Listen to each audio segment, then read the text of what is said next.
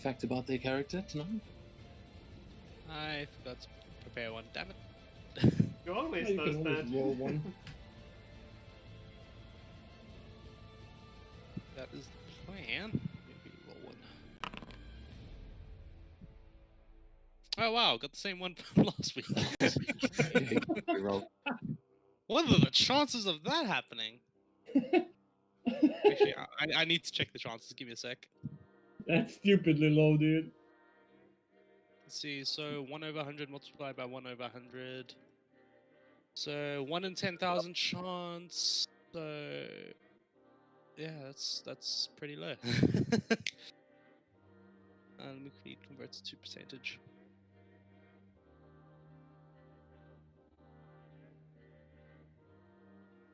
So a 0.01% chance of happening. Nice.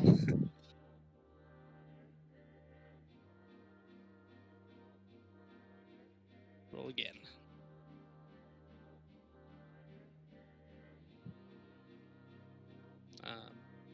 Hello? Yeah, we're here.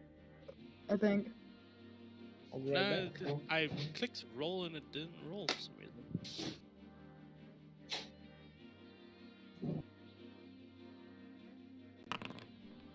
Oh, there we go. There we go. 69. Nice. Wow. Oh, that's an interesting question.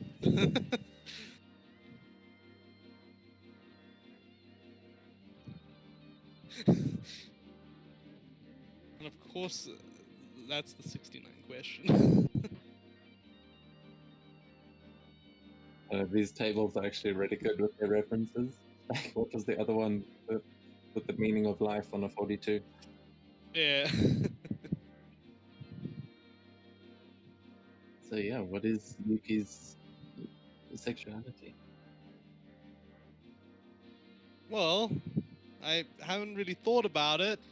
More than likely straight, straight. But like, God, this is a difficult question. Hey man, this is necessary information. I need to know what kind of geishas to throw at you when they're trying to steal your car. Yeah, I guess you know what Yuki is straight, just normal straight. Yeah, nothing really weird about it.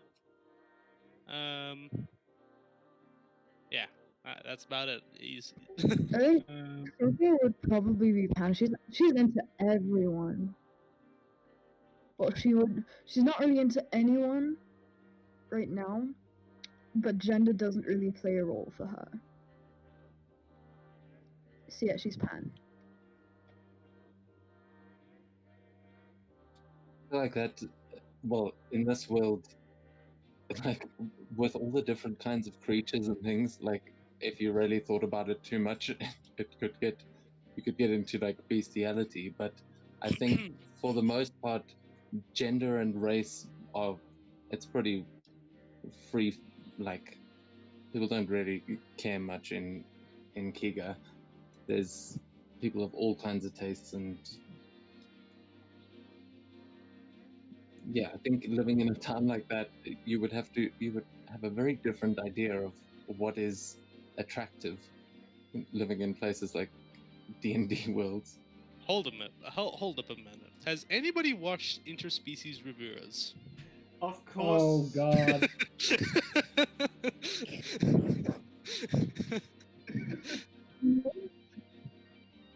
uh, Don't ask, Sakura, just don't ask. I already don't want to know. Who else has got a fact?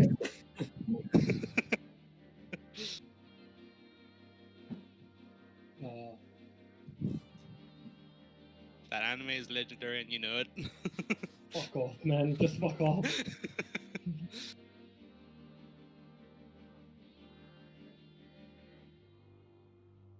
Well, the reason Seto is reacting weirdly when Sakura hugs him is because he's never met his mother, nor he knows what does it mean to have feminine touch in his life. So he's still, the entire concept is fairly new, weird for him. But he's trying to get used to it. That's pretty much it.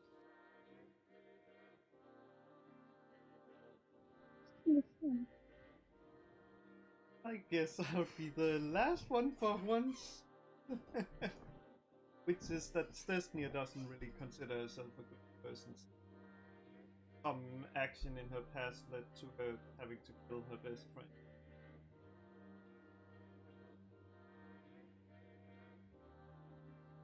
Hold up. What?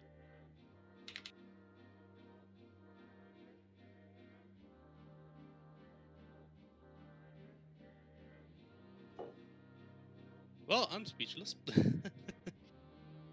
Nani?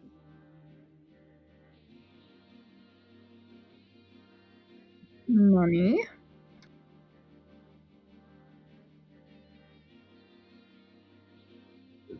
Do you want to elaborate on that, or do you want to leave it at that?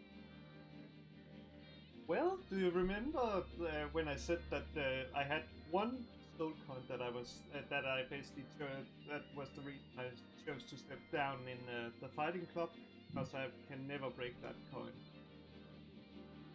Think about that. Okay, and so with that, who wants to give us a little recap of last time?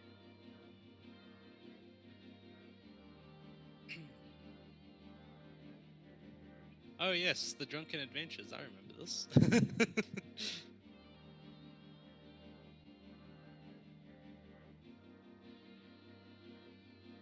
I'll give the summary this time. Why not? So, we finished off the second round from of the tournament, and went on to the fourth. And Freyan, Yuki, and Seto were going at each other for a long time, dodging attacks left, right, and center. But eventually, Yuki did fall before him, and Seto was actually down by the NPC that I can't remember the name of, which was quite interesting. Even though that happened, Seto did win the overall tournament, with Yuki coming second, and I think Jerry and Sakura coming third. I think so. No, it was. Yeah, I can't remember those specifics of that, but. After that, we went up to the tavern to celebrate. Everybody got kind of drunk, including Sakura for some reason. And Yuki went on a drunken adventure to try to get Jerry, and didn't really succeed, but came back. Eventually, everybody sobered up enough to go to bed. Everybody went to bed. The following morning, Jerry went off to the mountain forge. I think Seto was the one that spotted that, and then we decided, you know what, let's also go to the mountains and get stuff done that we need to get done there, including finding the white dragon, I think. No, it was not a white dragon, it was something else. I need to fact check that. But after that, we managed to get to Jerry, and he started the forge, and then everybody was doing their own thing for a bit until we all decided to go into the forge, into the tunnels behind the forge. After that, we went in and were ambushed by things with long tongues and no eyes. We managed to fend them off quite easily, and that is where we are at. You skipped Sakura's nerd songs. Oh yeah, I forgot about that. The nerd songs. Like, we were just like chilling today, See, and then I just randomly I started thought singing Sakura the doesn't. I thought elemental Sakura rejects the existence of that, so I left it out for her. Mm. And actually, just randomly started singing the Element song today with Josie. It was so random. It was hilarious, but it was so random. I was like, oh yeah, my character sang that.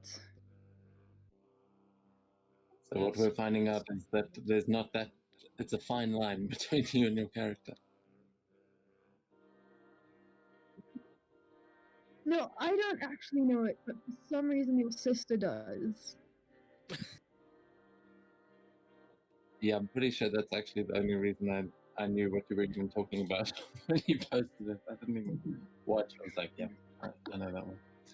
But yeah, that pretty much brings us up to speed. Is you guys managed to fend off the Canalots and you all find yourselves in these dark caverns inside the mountain. There are also these strange mechanical objects where you can see that none of you are quite sure what they're actually meant for, but they all seem to be dark and inactive at this point.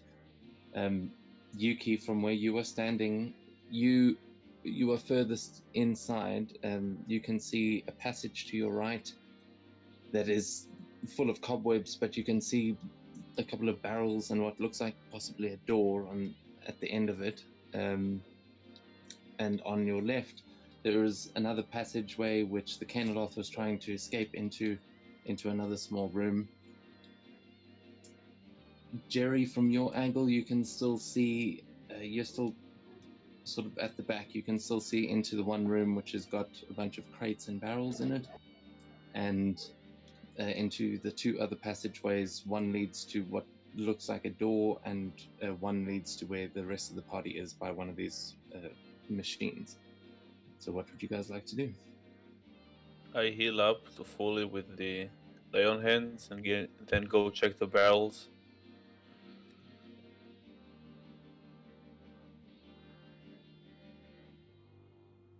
Okay, so you heal up how many points? 30.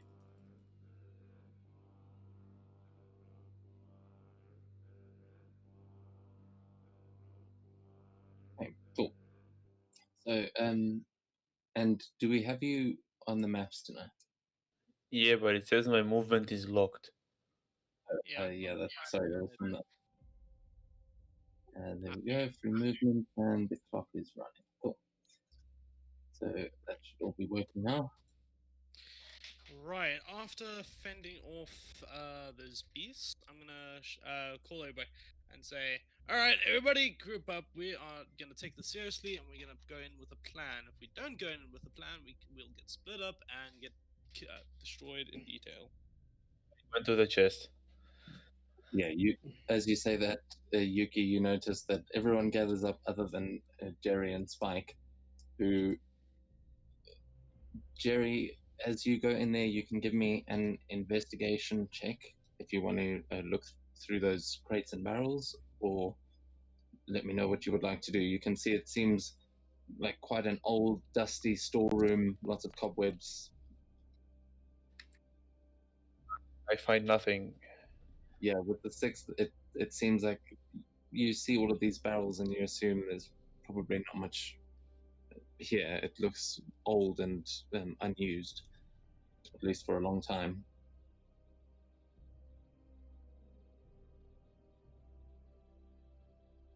Just out of curiosity, do you see the thing in the bottom left of that room?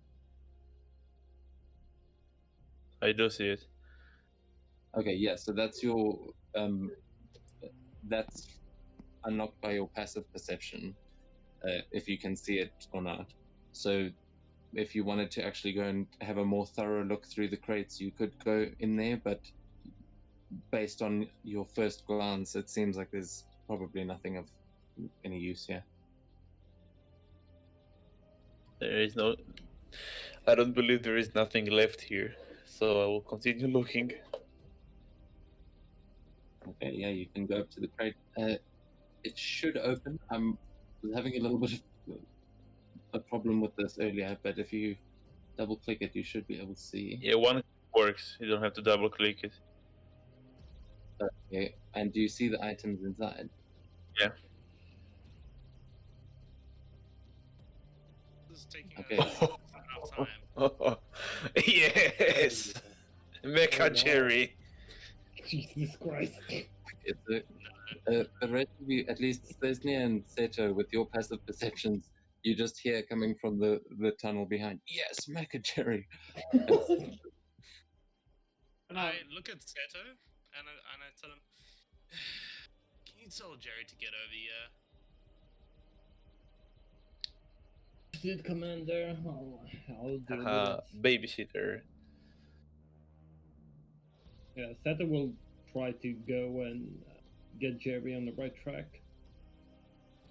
And Stesny will go up to Yuki and hold up the bow and ask, like, how does your people hunt wildlife? This thing doesn't seem very good at hunting wildlife.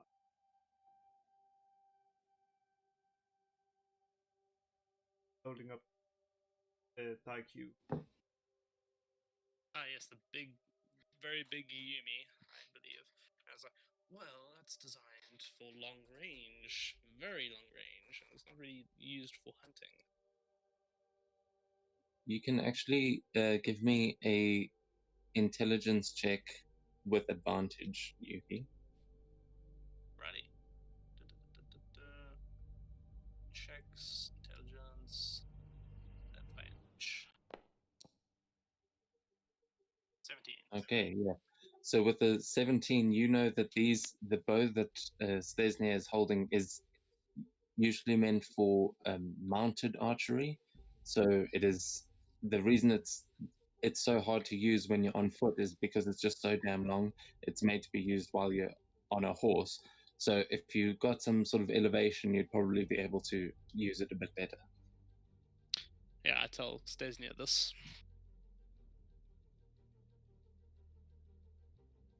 I do believe you're supposed to be on a horse when you use that. Oh, oh no. Well, Desnia does a little acrobatics and tries to land on Yuki's shoulders. See if she can fire the. See first if she is getting thrown off, and else she's gotta see if she can fire the bow. Yeah, Yuki, it's up to you if you want to either resist this, then you can make a contested acrobatics versus athletics, or if you want to accept this, you can take the help action and give her advantage on an Oh no, acrobatics. I am most definitely gonna stop her from doing this. Okay, yeah. So Oh, acrobatics. that was nearly a net So 20! Oh no. So you try and stop her, but she manages to swing on the pipe above you and just land on your shoulders. And yes, there's near at this height, it would work pretty well. You realize that the actually give me a perception check, Stesnia.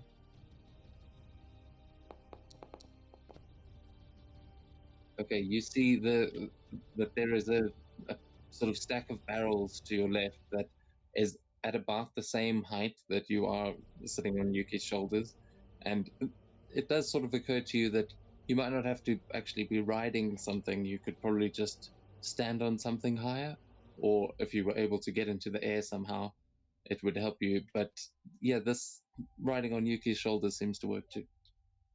So climbing a tree. What it called?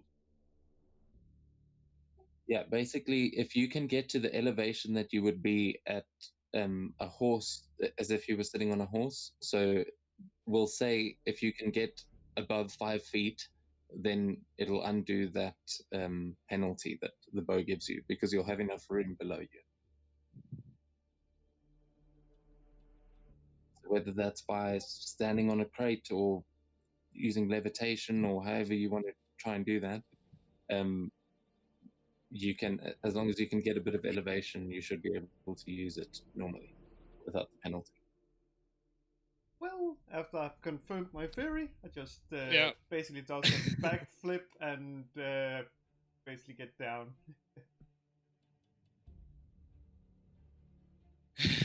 Yuki lets out a deep sigh, and I look at her. Don't do that again.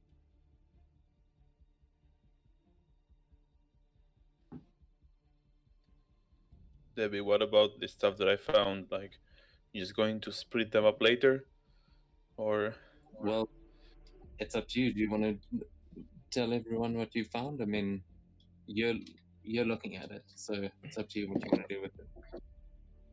yeah, well, I think I would never. I think Seto will see me grabbing things out of the chest.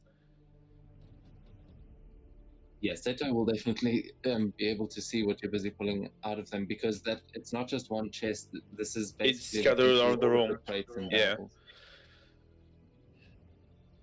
So yeah, Seto, I'm not sure if you can open it as well, but I would also have a look in there if you want to see what the items are.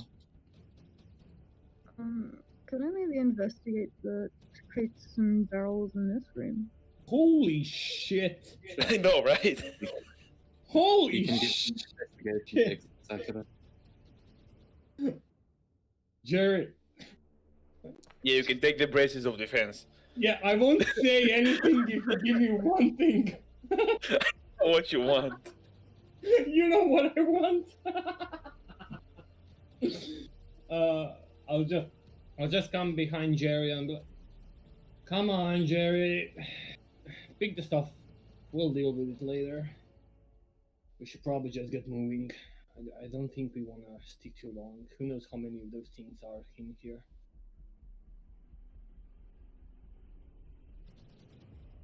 So if you do just want to take all the items, there is a way now to give them to other players from your character sheet. There is a like give to player button, so you will be able to transfer them Only later.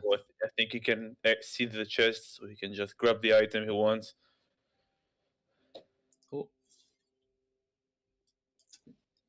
Just take a set of. That's an 18 on investigation. Sorry, my Discord Yeah. froze for what were you saying? It's an 18 on investigation. Yeah, so Sakura, you having a look through these barrels, they all seem to be empty, but you do find one that is filled with water. Just seems like normal water, and then you find a door that it has got an intricate carving. This seems dwarvish in nature, but it seems to be locked, and there is a fairly simple looking lock that looks like it could take a key, but yeah, it's a pretty strong looking door otherwise. Okay. I'll relay this to the party.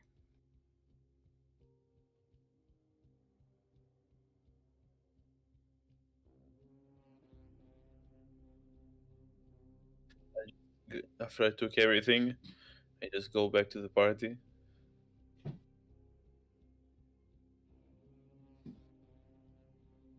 Okay, so yeah, Z is going to be making her way over and listening to what you're saying, Sakura, as she peers into that room and then looks down the other way as she says, "Well, Sergeant, which way do we go?" That's a good question. I think we should just head down this route over here, and I point to this one down here. Yeah, there are also some staircases from the room I came from, and there is another door above us. Like, not above us. Like, what side would it be? Like to the left of us. So there are a lot of options.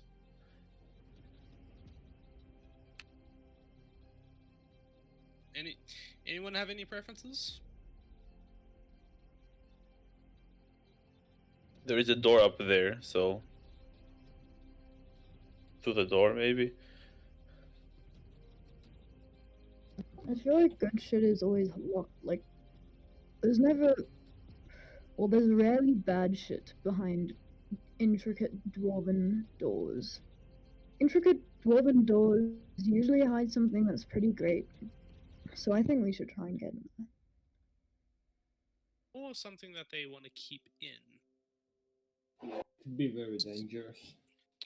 So, with that being said, the risks involved, I say we clear out the areas that don't have free access to us. Make sure there's no enemies in there, and then we have our rears covered.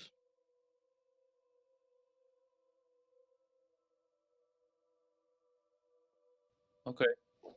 Holy shit, Sakura, you just stood a dangerous place.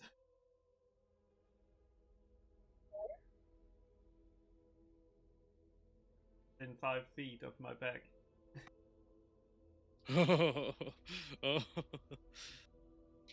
Z will pipe up. Hey, Stesnia, those snakes are looking pretty angry. Are you doing okay? As she goes, I just want to understand that your spatial awareness isn't going to be dangerous to your own party.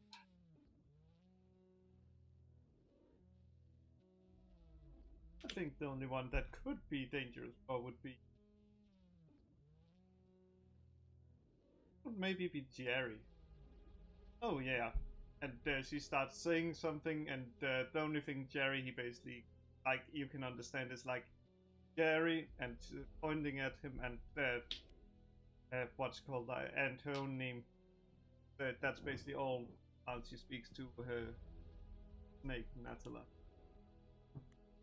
Okay, give me a perception check as you are doing this for. It is kind of your passive perception, but with all your sort of snake sense.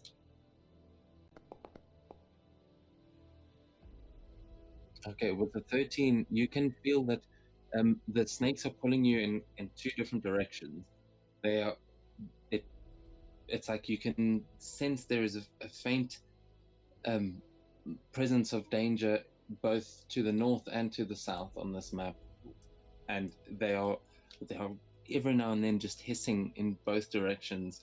So it doesn't really help you choose a direction, but feels like there may be danger in both ways. I relate that to the party, and the snakes indicates that north and south has dangers. So not sure if there's any other direction to go. Well, let's just head south for now. Soto, can you lead in front since you have keen eyes? I'll follow behind him, and everybody else behind them. Everybody happy with that? I think I should take the back since I Understood. think me and Seto has the best spatial awareness. Yeah, and I think that only Stesnia would notice, unless somebody's really looking at, instead of his regular green forearm wraps that he usually spans on his body, he now has a black one that are made of a much stronger material. Well, Stesnia could maybe consider it the ring you used to deflect the attack from those creatures.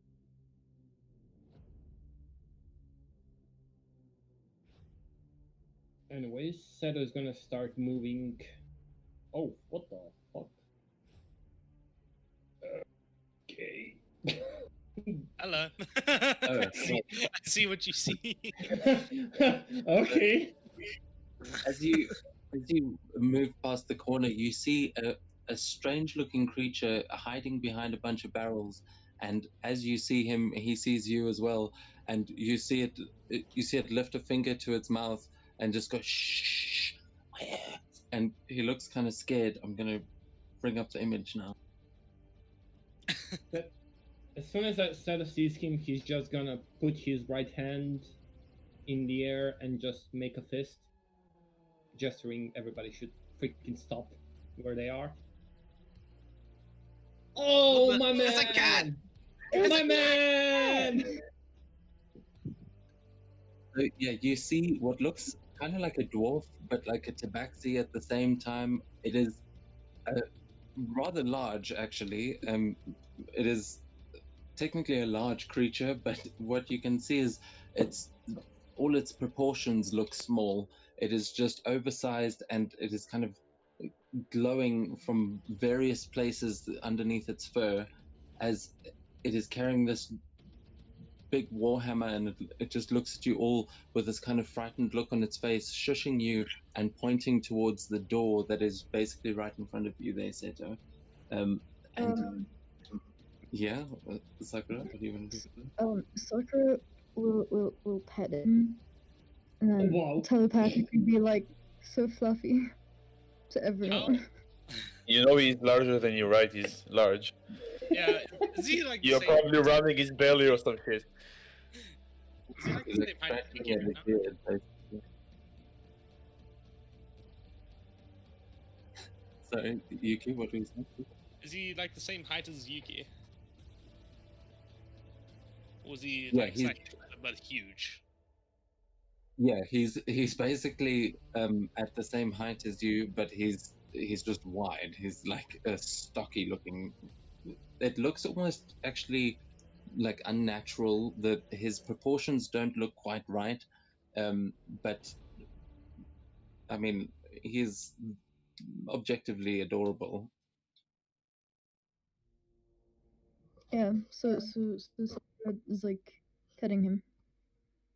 Big Okay, cat. Sakura, give me a persuasion check. Oh no. Actually, make an animal handling. Yeah, I'm better at this.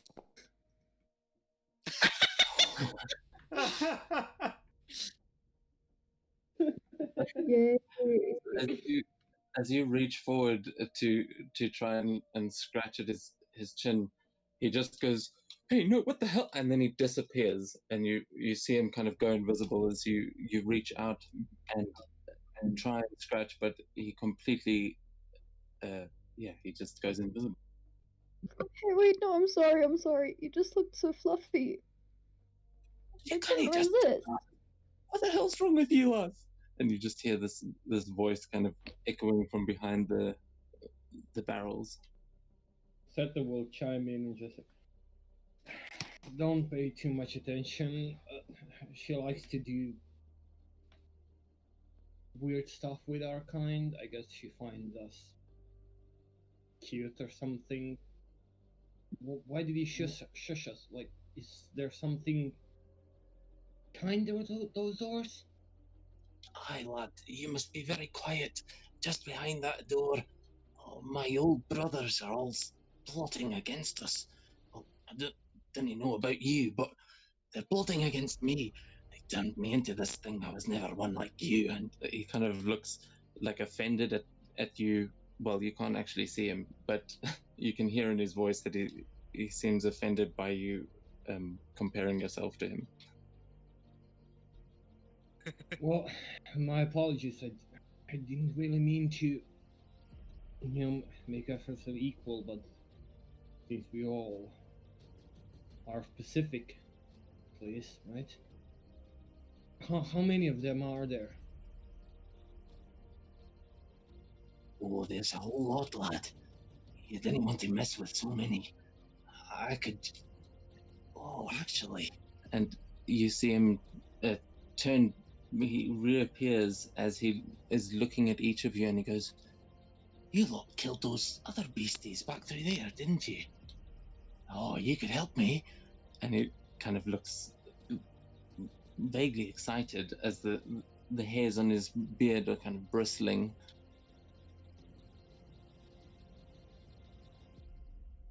Tell us more. What can we do? I mean, what's the problem here? You say they want to betray? But who? And why? Oh, my brothers put me into one of those damned vats, and I came out looking like this. I won't lie, I feel a wee bit stronger, but it's not worth it. And now they won't even accept me back with them. If you could help me, we could clear them out and I could take over for myself. I'm sure they've got lots of gold lying around, or something like that. That's what you surface dwellers like, isn't it?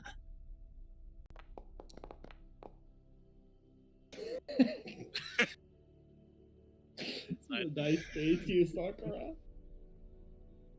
You know what? Today's going great for me with these rolls. Hey. I mean, yeah, I'm not sure I quite believe him either, so I'm also gonna make a check. I'm offended by being called the Greek. But Okay, so that's actually pretty accurate. Everyone else, other than wait, did Seto roll an insight? no. I have a pretty high, passive one. I can roll if you want. What's up to you? If you want to, No, can. I trust the guy. Actually, can Okay. are we allowed to use our passive insight? Yeah, that will come up in certain times. I've got your passive insights here, so Okay. I'll tell you if there's anything that really, like, really seems off. But also, if it's something that your passive perception, I mean your passive insight would pick up, I'll make it blatantly obvious usually. But what you guys can tell here, Jerry specifically, you know that, I mean, you have researched dwarves and various kind of mining activities and reading some of those blueprints. What you recognize is that this seems like some kind of a dark dwarf. What you have read about, and you've heard them known as Durgar. And these creatures, they don't look anything like Tabaxi usually. This is the first one you've seen that is furry, but it might make sense as to what he's saying, that these vats have changed him somehow. However, Stesnia, you have an interesting history with the dwarves as well, because there is actually the Huanti people are actually kind of allied with dwarves and with Durgar in particular. They have had very many dealings in the past, and you would probably know just offhand cultural stuff that this is quite often a thing, that if something really deforms one of these dwarves, they get kicked out of the party. Or they just get kicked out of their immediate circle. And revenge is a big thing amongst them as well. They like to, one person kills the other, and then that guy's got to get revenge, so he kills that one's son, and then it's back and forth. They oftentimes kill themselves out in doing this. Yeah, but other than that, with Sakura, can you actually make a history check for me?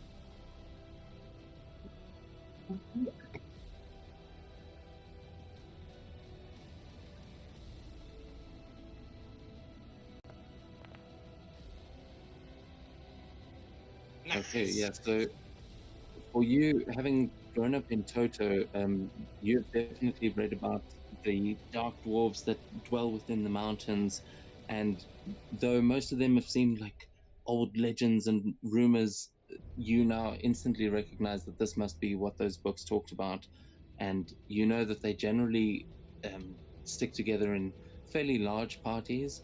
So when this guy says that there's a whole bunch of them behind that door, that could be quite a dangerous thing to deal with.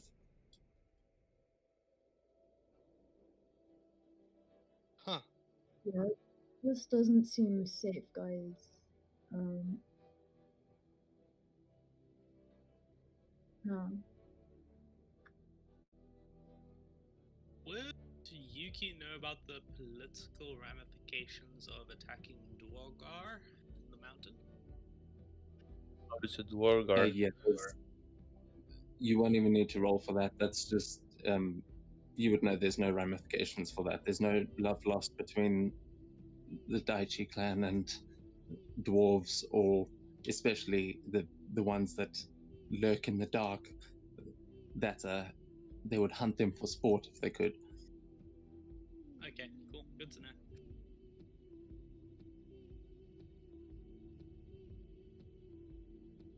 Well, are we about to attack some Dwargar for the fun of it? And I look at the body and ask that. You said that you weren't like me was before, meaning that you did something to turn into what you are. What exactly did you do? Well, I didn't do it to myself. My brothers put me into one of those vats, and then they tried to turn it on, but there wasn't enough power, and I don't know what went wrong, but when I woke up, I was this goddamned thing. Look, if you can help me get them back for what they've done to me, I swear I can show you where all the nice little hidey holes are in this place. We've been here for a good long while. But I will say, I'm going to need a wee bit of help if I'm going to get through them. And if you help me, I can help you. There are many secrets to behold, and I may even know how to switch the vats back on. Maybe it can help me turn back. And he Actually, you seems kind of lost in thought. I have an idea.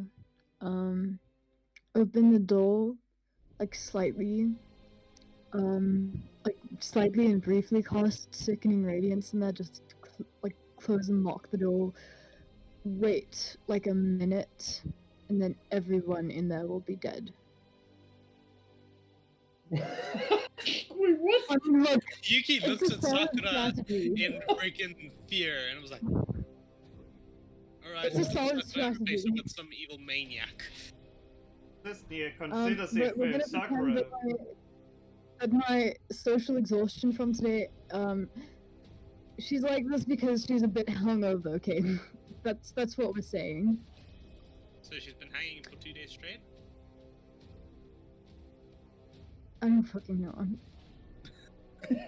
I'm Hey man, that's my full-time actual rough. brain Oh, is it's rough. dead. Okay. Seth will look at Yuki and just say, having a guide would be a smart idea. I mean, if we help him, we might not have to deal with monsters that might be lurking around. And we can avoid Actually, multiple is there a traps that will keyhole? kill us. Sorry. There a what?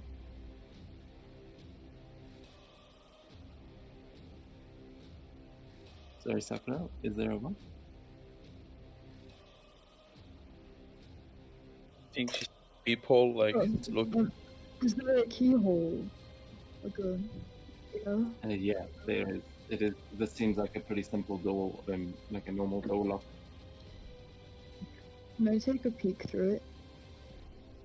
Okay, you can give me a perception check. Here comes another natural one. She can roll it. Ooh! Okay, yeah. So as you look through there, directly ahead of you. So let's maybe there. Directly ahead of you, you can see that there is one Duragar sitting. This one is not covered in fur. Is sitting at a table, busy, like biting out of what looks like some kind of a turkey leg, but that's definitely not turkey. And behind him, you can see another one. So just looking through the keyhole, you can see at least two sitting in there that look pretty mean, like pretty mean looking dwarves. She'll telepathically ask the dude who's still not given him his name how many there are. There's a whole bunch of them. I mean, there's about, I think in there, maybe about 5 or 6. But the big captain's in there. He's the problem. If you can deal with him, then we may be able to deal with all the other shit on the other side. I think there's a few more of my brothers, maybe 4 or 5 outside, but in that room, only 5 or 6. And then they've got all the bloody crossbow things on the towers on the other side. I tell you, it's a real mess. So, looking at the size of the room, could I just like pop a Sickening Radiance in there and just get everyone, like the entire room? She really wants to do I this. just also telepathically ask him, how do you feel about everyone dying? A painful, horrible death. That's the goal. That's what I'm hoping for. I'm hoping you lot can help me do it. I was going to do it myself, but I think I would have died horribly myself Alright, this guy anyway. doesn't care about his own kind. Awesome. Okay, so do I think I could, like, the Sickening Radiance can envelop the whole room? How big It's is Sickening Radiance? Radius. 20 foot. Yeah, radius. Radius. So 40 foot across. Yeah, you could get the whole room. Okay, yeah, I just cast it through the keyhole.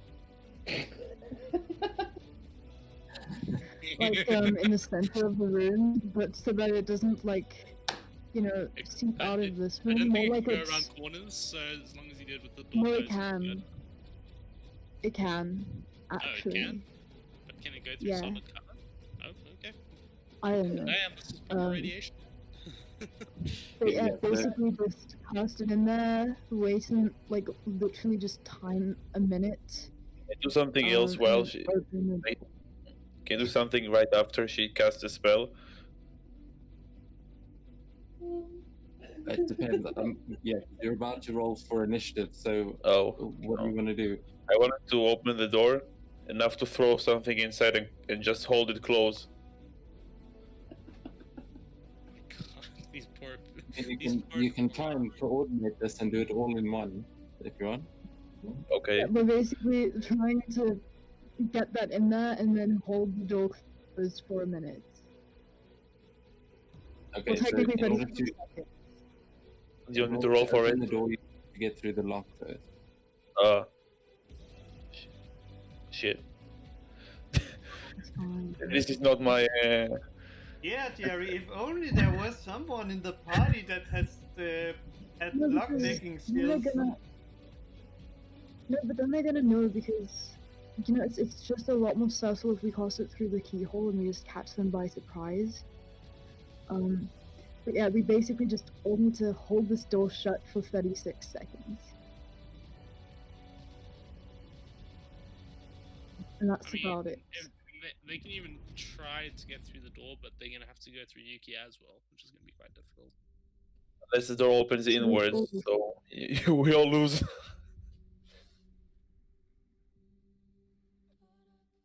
Does it We're seem like just the door trying to opens keep it inwards or down. outwards? Okay, I think we're overthinking it. Can we just cast a spell and kill them all? I'm pretty sure Yeah, it will kill. So, yeah, I cast it inside, and I'm just like, okay, as soon as I cast it, we just gotta keep this door closed. But I say this telepathically because I don't want these dwarves to catch on to us. So I'm like, okay, we gotta keep this door closed. Can I quickly discern whether it's a pull or a push door? Yeah, it seems like it opens inwards towards you. Fuck it. Okay, let me just look quickly. Okay, so basically we just need people to just, pull it closed on this side like that, you know. Okay, I Fuck highly happened to the doubt music? they'll know that the spell is coming from the keyhole because the door is closed. They'll probably panic and not know what to do. Yeah, but if this is the only way out, they will try to get out. Well, then they'll face, let's see, 1, 2, 3, 4, 5, 6, 7 party members plus our Dwargar ally. Yeah. So so are you yeah, just get through the locked door then, or what are you doing? Yeah. What are you doing? I'm casting it through the locked door's keyhole, the center of the room, but at a point where it can't actually affect us. Okay, so all right, you can cast your sickening radiance as you cast it through the keyhole. What do they have to do? What is the effect of sickening radiance? Well, they do con saves each turn. Will take 4d10 radiant damage and suffer 1 level of exhaustion, and at 6 levels is just insta death. We fail all of them. Okay, so I'm going to actually cast the spell. So hold on. Okay, I guess I'll do it for you.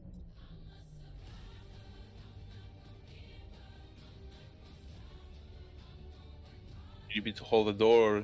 There is nothing to hold on with. Well, it's locked, so unless yeah. So let's just see. Okay, so they need to make con saves, right? Yeah. Each beginning of turn when they are inside the range. The fuck was that? I think it means failure.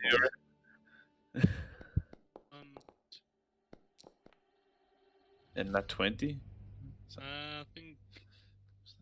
Jeez, What's the what- DC? 18. 1 passed. Yeah, my DC's 18. Yeah, the warlord. Warlord. Then, then Of course my map fails. Oh wait, don't do that. Naughty. Stop it. Okay. I roll my 40-10. wait, did that actually roll for all of them? What the fuck is that damage?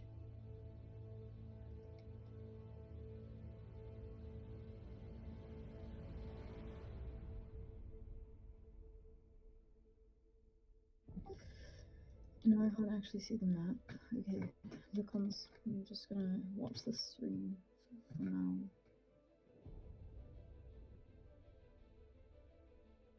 Just Okay, like, what or did you? you still stood next to the door.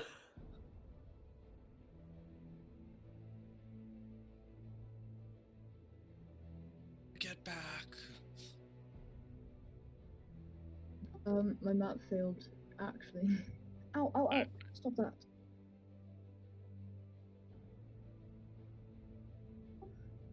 So yeah, if you could move me one back after I cast the spell, please. Okay, and then how much? Like so, sorry. If they passed, how much do they take? Is it half damage? No, they're taking none. So only one passed. They just have to re-roll again if they remain in the area at the beginning of the next turn. They just re-roll and re-roll until I dispel it. Okay, I can barely hear you. I'm gonna ask now, as you cast the spell, for everybody to roll for initiative.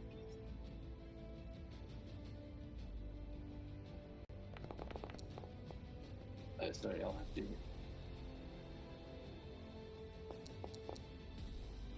It's above 10. Woo! Yo! You got an R. Holy shit, those dwarves are bad. You know what's perfect? If Sakura opens the door now, just fireballs. That would be amazing. And fires what? Oh, fireballs. Yeah, fair enough. That would be pretty cool. Let's just try and keep them in there for a while. Just cause. Wait a second, why didn't you actually cast the arcane lock on it? Then they couldn't open it. I don't have it. You can't have It's every already spell. locked. My normal me. This. Okay, has everyone rolled for initiative then? I think so. Yeah. Yuki, yours isn't showing up there. I'm I'm just all rolling right. again, but what was it? The first roll was 20. I got a 20. I don't know why it's just showing a dice there.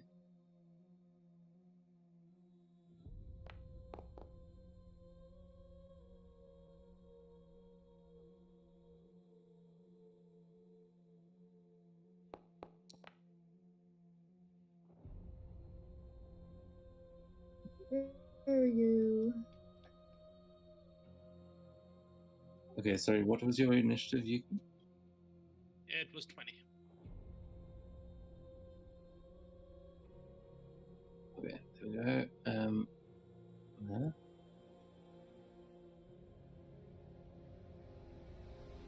Okay, wait, I'm just removing it. I'm gonna add. What the fuck is going on?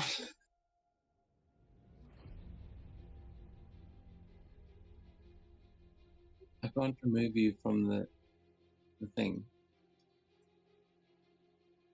Odd. Wait, did I do anything? No. What the hell's going on?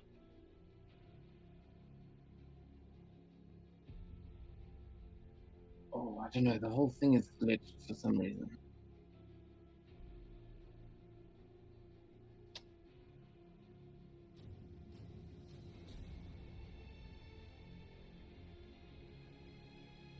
Very odd indeed.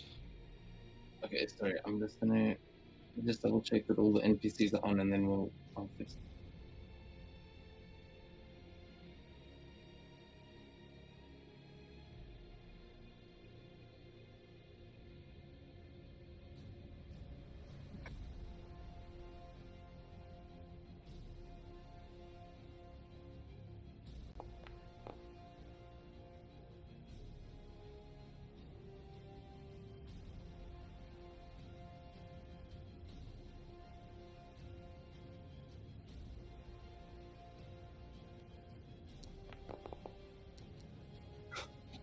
don't know why.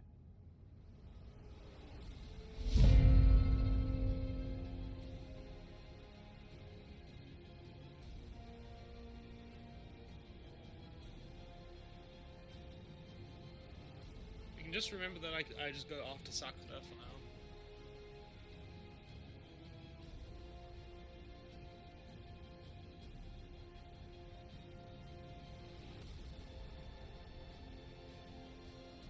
Yeah, what the? Okay, I can't even move you on the thing, so yeah, we'll just remember after Sakura, it is you.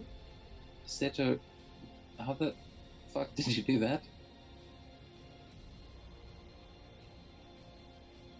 I did what? I You didn't see do that? anything. Sorry, just did think you it- see? I Can think you see it, the blue ring around you? it's his I guess turn. I Yeah, think yeah, yeah. this is why. I guess It's his- that's a new thing. I didn't know I installed.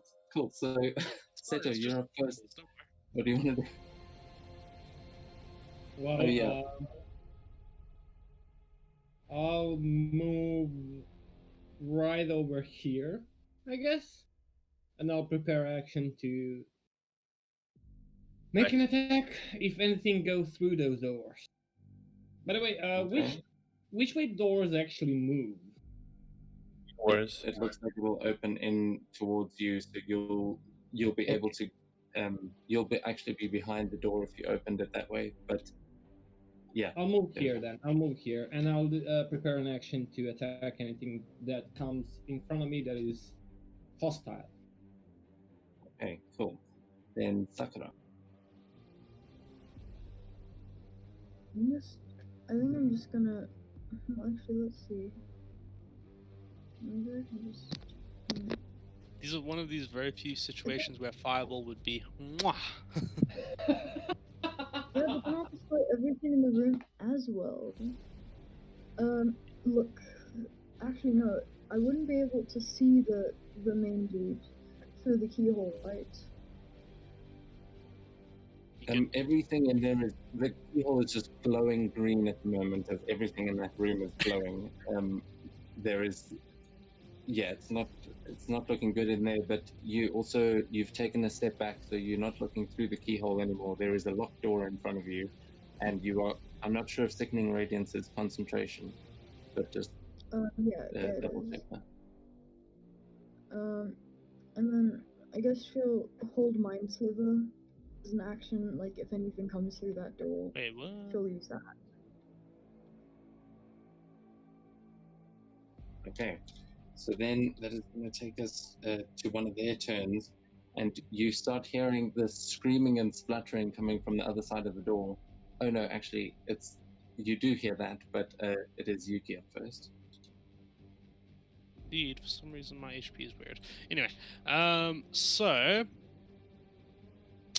yeah, I'm just gonna use my action to dodge, just in case any attacks do come my way. I can't really think of anything else to do at the moment.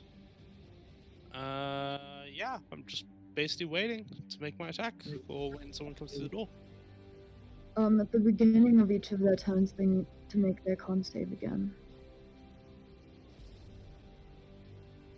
Okay, so then this one.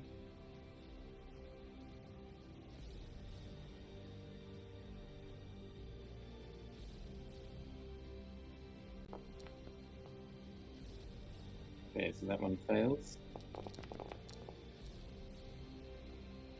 Nice.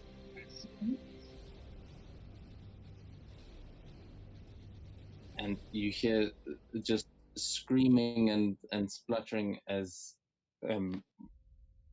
one of them you hear a thump as it hits the ground, and that is going to take us to Jerry.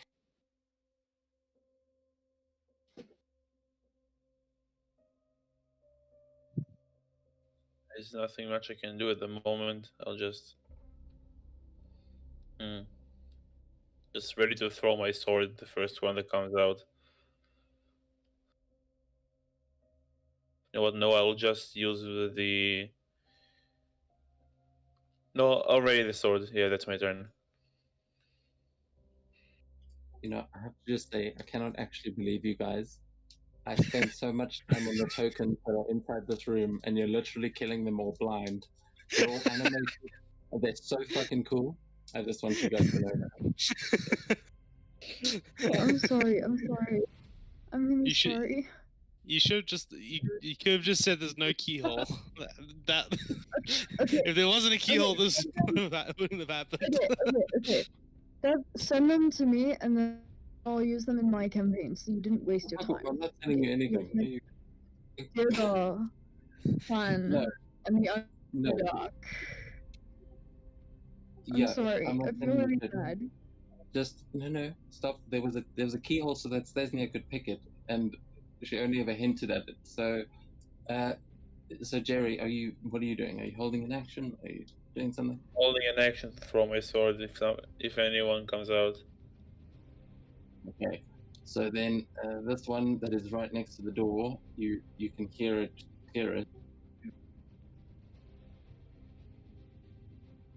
Makes its con save, and that is a 6, so it fails.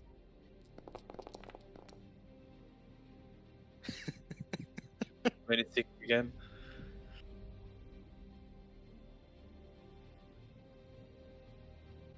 And that one is killed. Give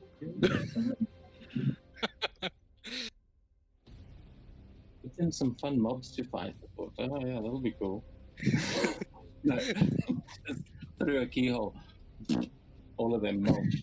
So yeah, that one is now looking much like iron. As Ah, well as the other one. wait a minute. Where did that come from, man? That's a roast, man. Hey man, That's the back exact same. on the road.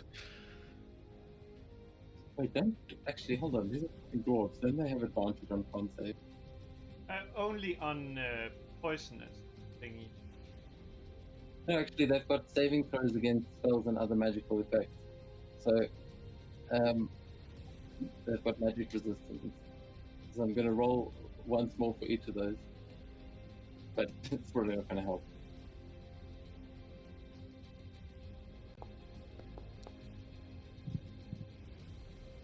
Yeah, I think it's Yeah. still a fate. Really.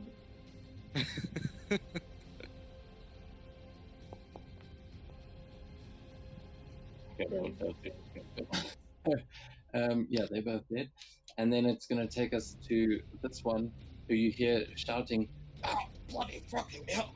And he is also going to make it.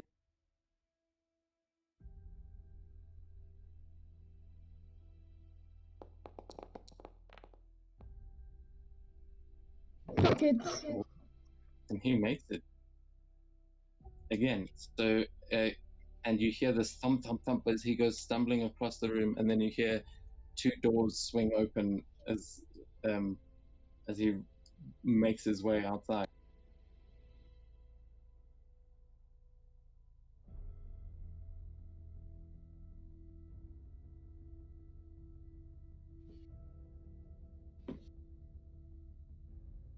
Give the party harder enemies to fight, they said. It would be fun, they said. And that one's actually You died goblin, that's so pretty good. He's doing all right. So now it is going to be the one that is next to you, and he goes. He says, "Oh, they can get out the other side. There's a big door. That's the back door that you've just done that through. We should get through." Shite. And he looks down the other passage, and then he looks back at you and he goes, "Oh, that way's not safe either." And he is going to waste his action doing that. One is to make a concept. He still needed to make his con save though. Not the one standing next to you. Oh, that one. Very- That's the good guy. Oh, okay, and this one makes his, so he's also going to bolt out of the room.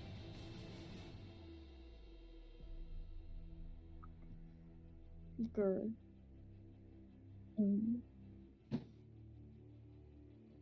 Ah, yes, that's basically what's happening to them.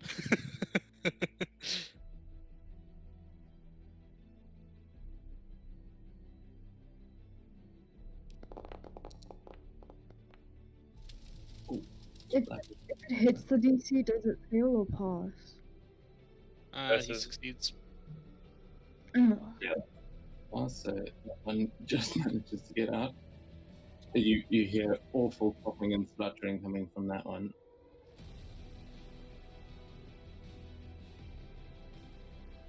He bolts his way out of the room, and then next one.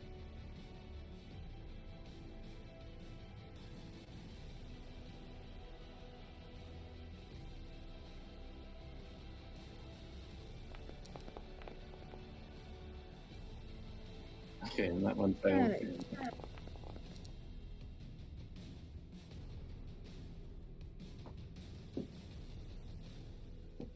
And he is mulched.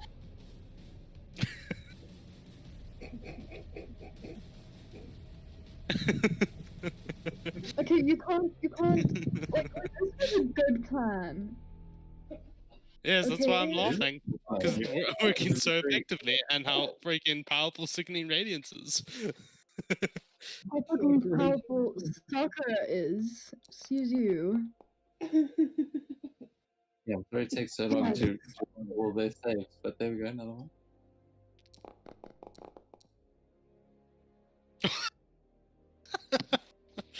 Oh god!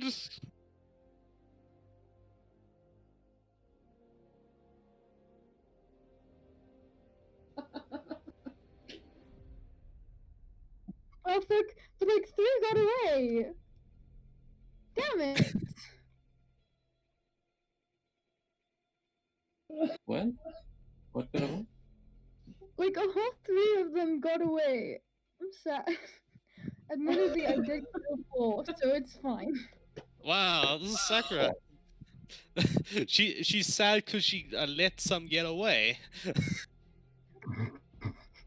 She's like that student, the one like the overachiever, the one that like has to succeed at everything. Okay, well, Yuki, it's your turn. What do you want to do? I go You up to can Sakura. hear popping and spluttering on the other side of the door, but quite far away now. Remember, I go after Sakura, but I can go now because I think we might be out of combat. Oh no, you're still in initiative order. So actually, yeah, you're right. It is Seto at the top of the round. There is only one that is not in combat. Tracker. I just realized it. God damn Oh, it, man. Stizner. You see again. Seto is Yeah, let's confused get as it. I know that. Oh yeah, that's. Ah, god damn it. Where's my initiative? Oh.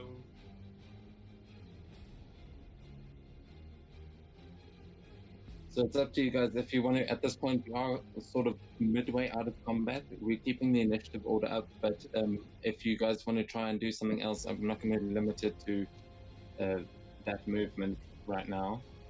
Except that the other guys are busy doing something on the other side. So it's up to you what you want to do now. Do you want to try get through this lock? Do you want to try find another way around? What are you guys doing? Yeah, she dispels the spell. Alright. Okay, Yeah, Yuki's sure. gonna. Yeah, after she dispels it, Yuki's gonna walk up to the door and basically do what this gift does. Locked. Still locked, I'm pretty sure. It's Yeah, still it's still locked. locked. So Oh, is it how are you locked? getting through the lock? Can I just use brute strength to try and open it with that dex check? I give Yeah, you away can our try and position. not with a dex check, with an athletics, you can try and break it down. Yeah. Yeah, that's what I was saying. Right, here comes the athletics check. Okay. 25.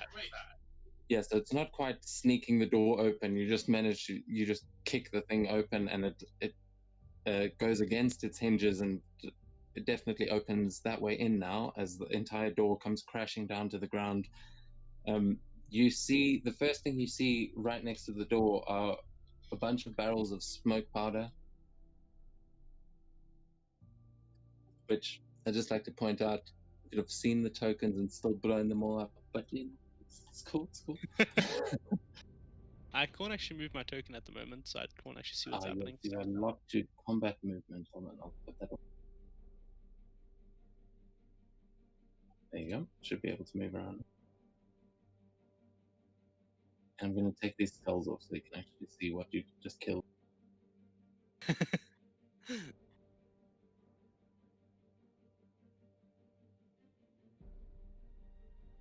Yosnia, can you move to like where Yuki is so I can see what's through the door, please? He's a gaming RV. Yeah. Yeah, if you're Oh, streaming, no. you're going to have to be a bit of a producer and keep the camera angles going, you know. Yeah, because my map's failed, but we're in initiative, so I can't really reload it right now. Also, I'm not going to be able to roll anything. So I'm kind of just relying on the stream right now. But yeah, Sakura will go into the room.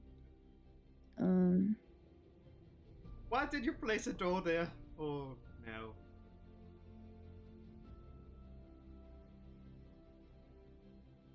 Yeah, when we walk in, I go and seeing the radiated bodies, I look at Sakura and go, Sakura, the fuck?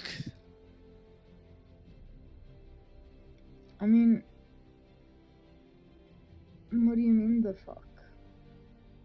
I mean, it worked, but still, the fuck? Look at them. You're It's stabbing just people, she's what it does, sticking right? with them. I mean, I don't really know how like I went to cast it, but it just came one day, and I was like, you know what? Let me try this, and I did, and this is how it turned out, and I kind of love it. It's really effective. Yuki walks up to you. The moment I While came up to it, mid explanation, he walks up to you and gives you a big hug and says, "You're finally using your spells. Good job." Rat me out for like just turning people into absolute mobs. I'm so proud of you. You killed these dwarves. That's what I'm And she bows, like, she just says that hurriedly and bows. She doesn't know what else to do. Is there a keyhole next to the door, Ahmed? No. Why does it? Oh, sorry. I thought it said that you were dead for a second. No, that one isn't. It doesn't have. Oh, it does have a keyhole actually, but it is not locked. And the one that Stesnia is looking at, that one doesn't have any keyhole. That is just basically a bunch of. That is like a really broken old wooden door. It would swing open fairly easily. No reason not to look inside carefully. Carefully see what's inside. Anything for the keyhole? You can both give me a perception check.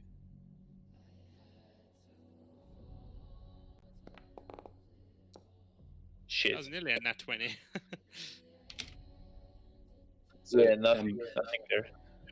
As you start looking through the keyhole, you can't see anything. It seems pretty dark in there, but the other creature, the other Duergar that was with you guys, squeezes his way through the door and goes, "Oh, careful, lad! Not safe through there, I promise." Go backwards. If I use the lenses, oh wait, with the lenses with the, well, not thermal side, but, well, technically, will I see anything through walls or just smoke?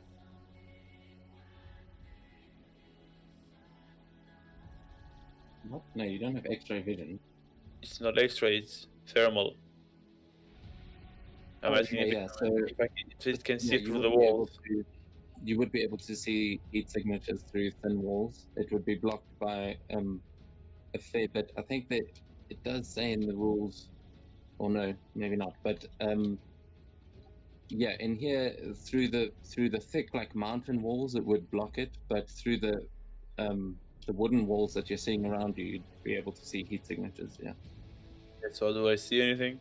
If I use them, it's 40 feet range. Yeah, so looking through the door, no, you don't see any heat signatures on that side. Actually, you do see one tiny little glow on the side. It looks like it might be some kind of a candle or something. Anything on the other two? Like if I go down here. Yeah, so there, I mean, the doors are open. You can see a Oh. couple of dwarves. As you look through there, you see the doors are standing wide open, and at the bottom of the stairs, there are the two dwarves busy coughing and spluttering. And as you look over the edge, you see one of them raise his sword in the air and say, "Prepare the bolters! We have intruders!" And then, with that, we're going to go back into initiative order. So, Centaur, you are up. What would you like to do? Seto is confused as what the fuck just happened.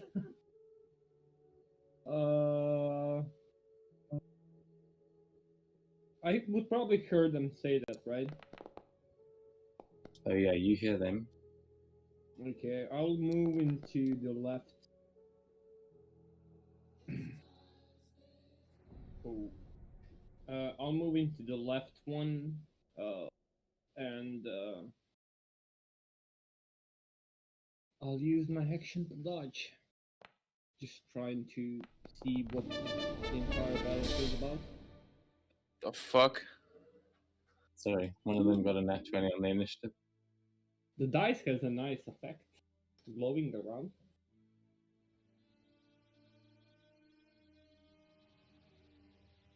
Bitchin'. I'm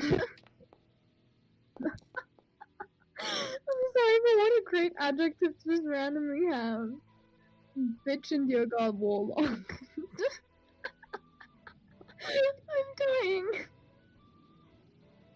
Oh, it was bitching to hear, but then I changed things around and I had to keep the bitching. A loving oaken bolter. Yeah, the names are something else.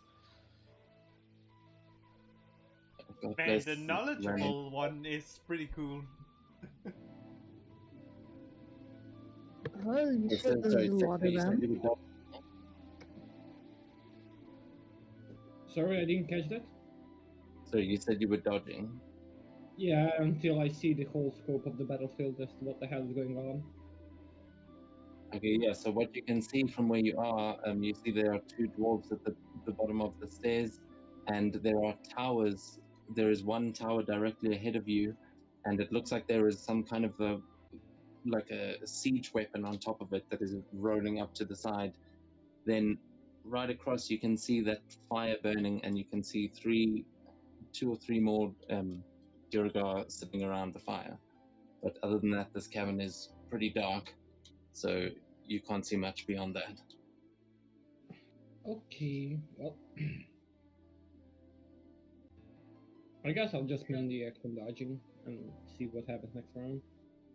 If Sakura has a plan to murder everything else. Yeah, so now, sorry, just Yuki, you're going to be after the third Oaken Bolter with the 20. Just All right. So after the loving oaken bolter. yes, after that one. And before Alright. Chirpy. Okay, Sakura wants to like try and see through the door. So Siasnia, could you maybe move your token so I can see through the door on the stream? I can't move it Hold on. because I'm in. Yeah. I'll add the party token. Thank you.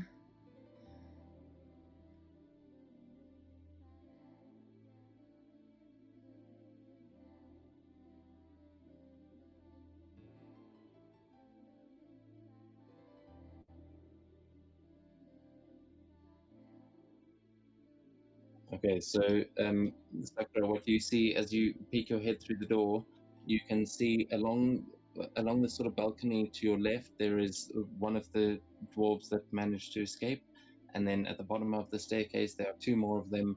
You can just see the towers. Or actually, Okay, she's gonna. you know, you can't even.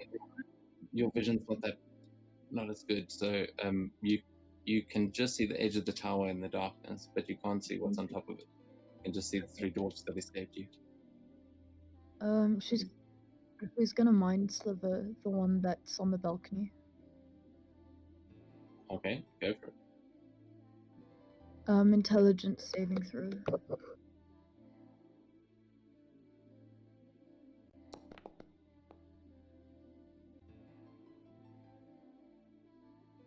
Hey, that's a 12.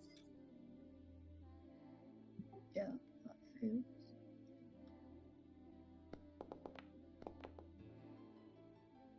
Hmm. Wait, no. It's 2d6. Because we're above 5th level. Sorry about that. Okay, so that's 7 points of psychic damage. Okay, so as you peek your head around the corner, you see him kind of look up and see you with this look of fear in his eyes as you cast Mind Sliver, and you see him kind of have a bit of a seizure as he falls over the edge of the balcony and goes splat onto the ground below. Nice.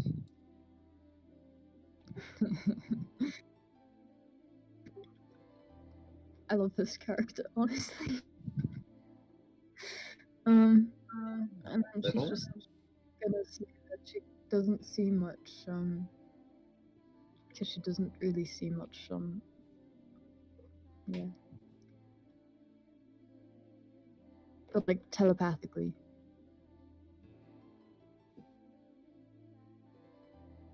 And Okay. that'll be her turn, I think. Cool. So then that is going to take us to the first Oaken Bolter, who is going to move up to the edge of the tower.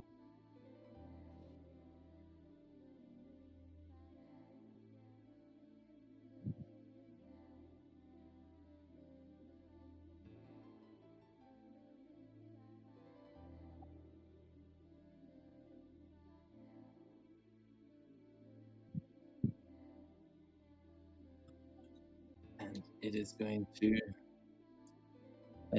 try and fire at Seto. Well, he can certainly try. Seto's gonna do Okay. something, and I know what it's gonna be.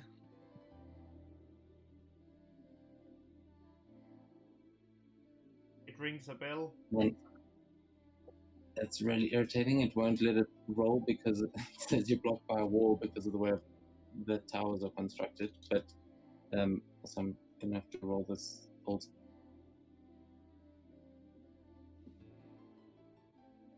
Not that old school. Okay, that's an 11 to hit on the first one. Yeah, that will miss. Even though it's Okay, 17 on the second one. Seto is pretty much hard to hit at this point. Yeah, they both definitely miss, as that is going to be the end of its turn. And next one.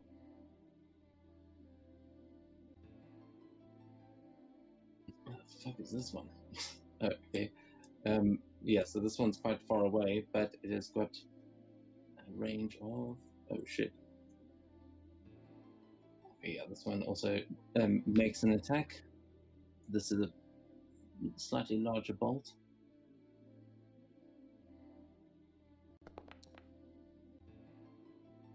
Okay, a 15 misses.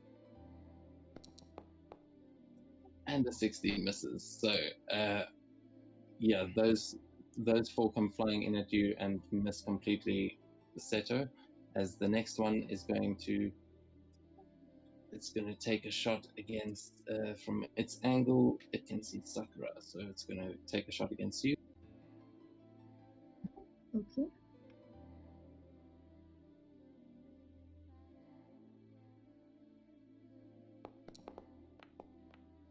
Okay, first one's a 9 and misses. You see it just hit the door frame next to you. This is a big crossbow bolt kind of thing.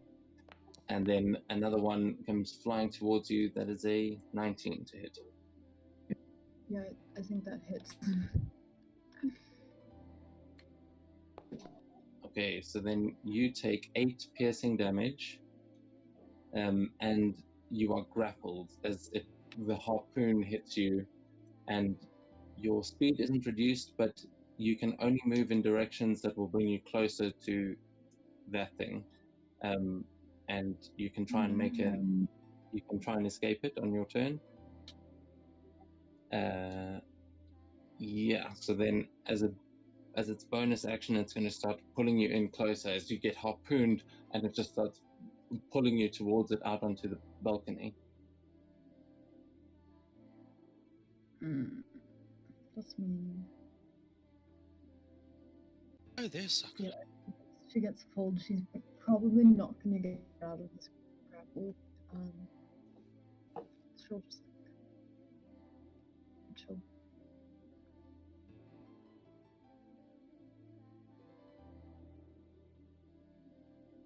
Okay, so that is going to take us to Yuki then. Sorry, could Right. That's a quick question. Yeah. Is that a giant hamster to the left? No, it's a giant weasel. Actually. Okay. Alright, so Yuki's gonna do something very simple. He's gonna run out here using 20 feet of movement. And I can't actually. Oh, wait. I cannot actually move him for some reason.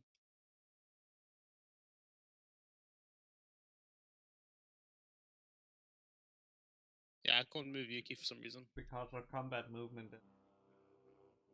Oh yeah. This thing is messed up, but there you go. Cool, thank you. So yeah, I'll move over here and use my action to use my armor of invulnerability. Okay, what does that do? I can use my actions to make myself immune to non-magical damage for 10 minutes. So unless it's, fire, lightning, or magical attack, something like that, I can't take damage. Okay, nice. Okay, so I use 20 feet of movement. I'll go down here and jump off here. Actually, yeah, I'm going to attempt to. So yeah, that was my action. So yeah, I'm gonna try stick with Sakura to try get her free. And that's my turn.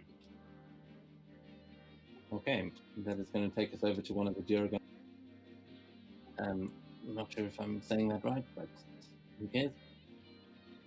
This one is going to, as he sees his comrades come running out from the door, he stands up by the fire, and you see him pick up a javelin as he starts running, and he's going to throw one at you, Yuki, as he comes running. Awesome.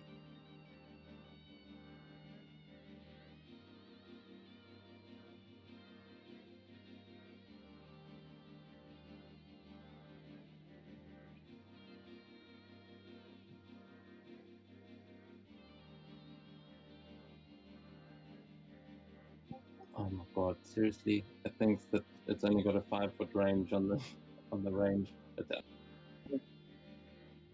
when clearly it doesn't.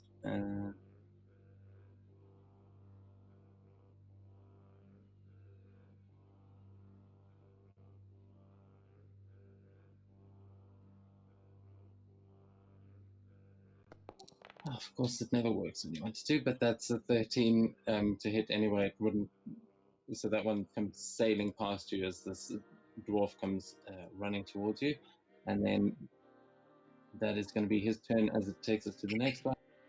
I think it actually does hit. It just doesn't do anything. It just bounces off.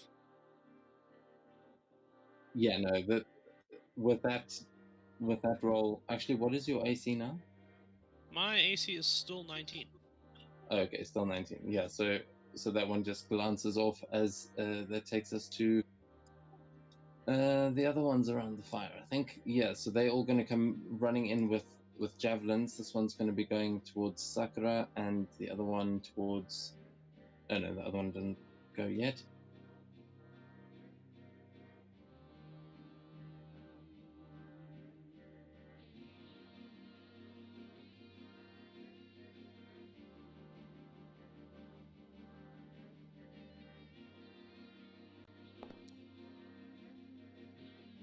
Oh, okay, that's another 19 to hit.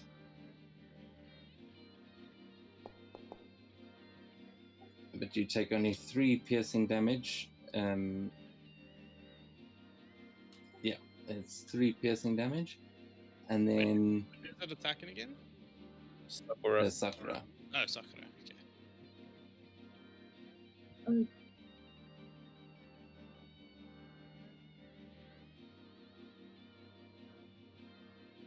So, okay, if you're not on the maps, just how many hit points are you on? 41. 41. Okay, yeah, cool. Yeah, so that one hits you, and then that is going to, I think, be the end of his turn.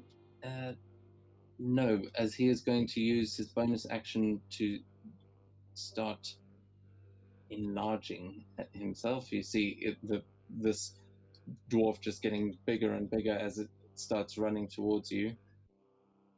But that is going to be its turn. Jerry, you're up.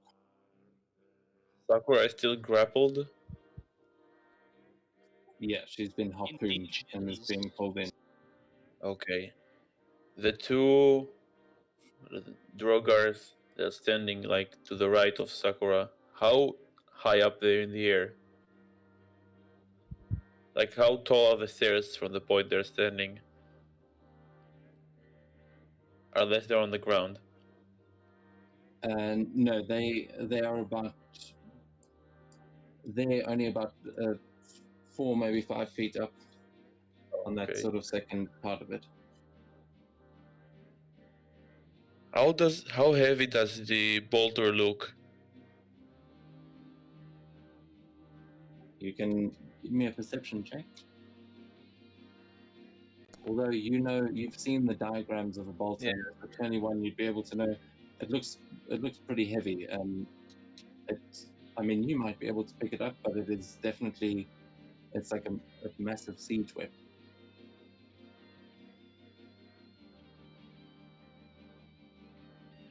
Wasn't planning on picking it up.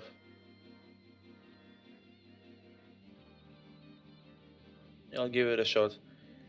Can I try to ungrapple Sakura and then pull the harpoon? Like try to pull the bolter to me? Okay, so it would be an action to try and pull Sakura off of the harpoon. You're pulling her backwards off the harpoon. And then pulling the harpoon itself is another action? Well, I'm not sure what you're trying to do. Yeah, it would be 2 different things. I want to pull because the harpoon is still connected to the bolter. I'll try to pull it hard enough so the bolter will drop down from the tower. Okay, are you trying to do that while it's still attached to Sakura? Still attached, then it's a problem.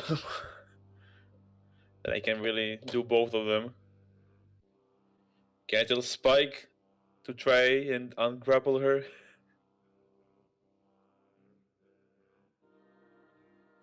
Okay. All right. I'll tell you what. Roll for me an athletics check with Spike and with Jerry. Okay, this one's for Jerry.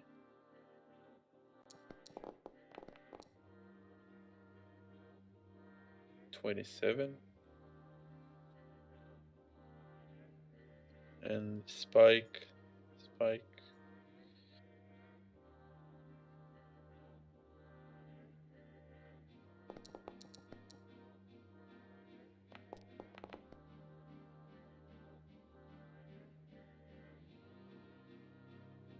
24 from Spike. Okay. Jesus. So, what you see as this happens is Jerry runs out and grabs onto the cable from one end. You see spikes soar through the air and fly towards you, Sakura, as it kind of lands, just kicking you straight in the chest with all four paws and pushing you backwards as he pushes you off of the harpoon. But this is a fucking harpoon, so you are going to take. Let me just double check here. Yeah, it's 1d10 slashing damage.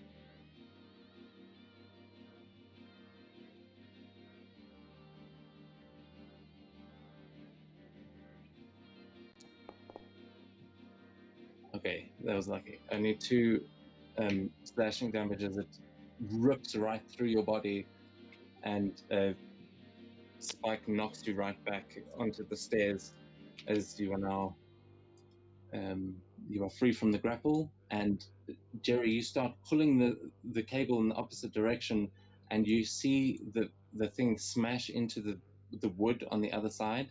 And as it does, it kind of, you see the wood start to break, and it slowly tips forward, and you give it one last tug, and it falls forward and lands directly on the head of that giant weasel, crushing its head into the floor, splattering brains everywhere as the oaken bolter lands nose first onto the ground and is knocked prone.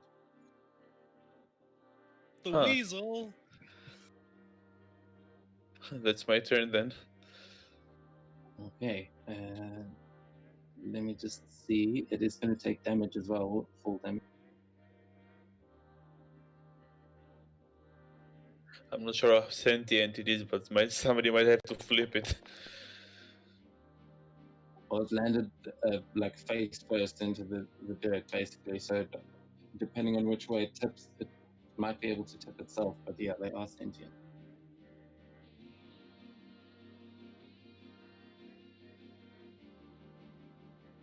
Okay, so he takes 10 bludgeoning damage as that takes us to Z.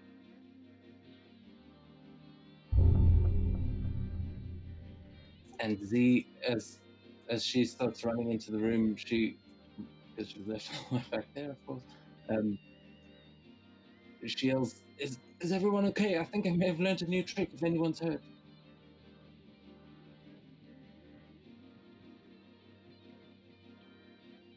Is anyone injured?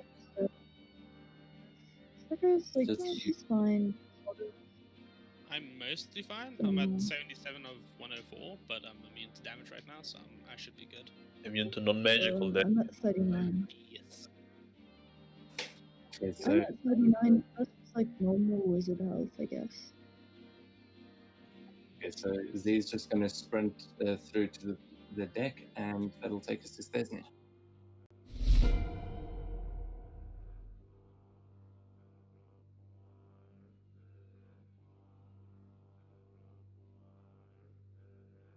Yep. Let's see. Yep. This is elevation, right? If I step on that. Yeah, you could do that. Stand on the table. Pretty sure you have elevation on all of them anyway. We're like, what, 10 feet above ground? Yeah, but you would have to be standing at the edge to get Right. undo the penalty. Yeah, exactly where I'm standing right now, right? Yeah, if you can see anyone through from there. Yep. And it's only the penalty. Doesn't trigger Yeah. the effect. But you will, because of the angle that you're shooting at, you're shooting off of a balcony, off of a table, down into the cavern. You'll have advantage because of the height. Yep, that's fine, since that is really good. Yep. Oh, let's shoot this guy.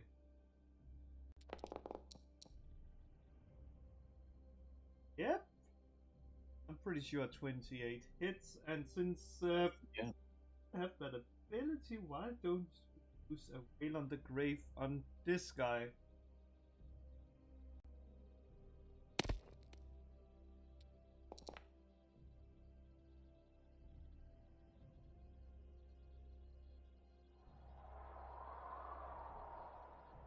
Okay, damn, those damage rolls. Did you just get max damage on every one of your damage rolls? No, One no, of the dice no, is max. no. It's only if I'm one of the dice that's bits. Here and yeah, I'm not sure if it actually is feasible to try to hide or something. Yeah, I mean, there's directly in front of you, there's a pillar between the two doors. There's like two doors on either side. If you stood behind there, you'd be basically hidden from You mean the here? range of any. Yeah, right there, you could easily hide up against the wall. Yeah, let's see how good. Yeah. Okay, yeah. Pretty sure nothing can see you, or at least they're focused on the things outside. So is that your turn? Cool. Yeah, yeah. All right, so then that takes us to this one, the last one by the fire, as he comes running towards you guys as well, and he's going to throw a javelin towards Jerry. Okay.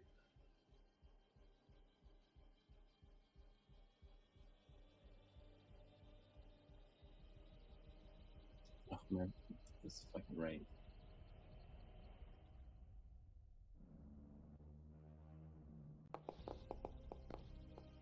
Yeah, he hits. 21 to hit. Okay, you Eight. take 8 piercing damage, and is this one? Oh no, okay, and then he's going to enlarge as well.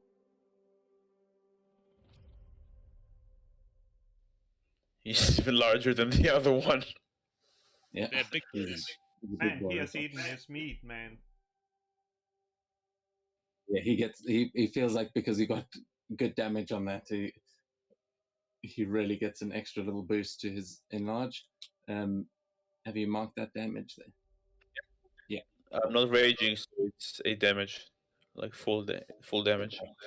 Okay, cool. And then that takes us to one of the Oaken Bolters, who is going to fire down towards you guys. Yeah, that's going to go down towards Yuki.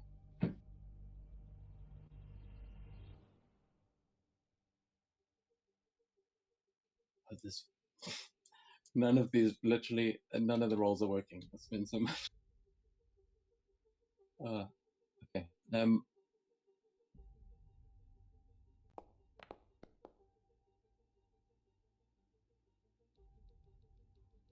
There's 13 is going to miss.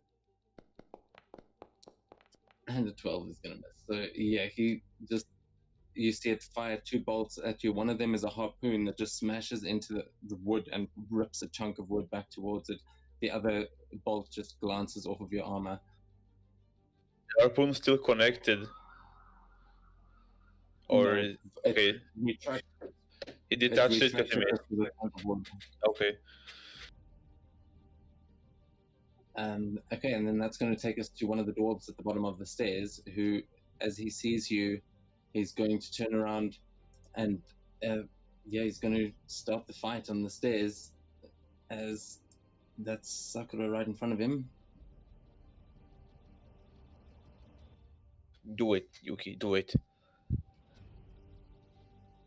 Do what? Hit him. Hit him? And Don't worry, I'm gonna hit him. Sentinel just hit him. Yee. I'm You- gonna sentinel God. back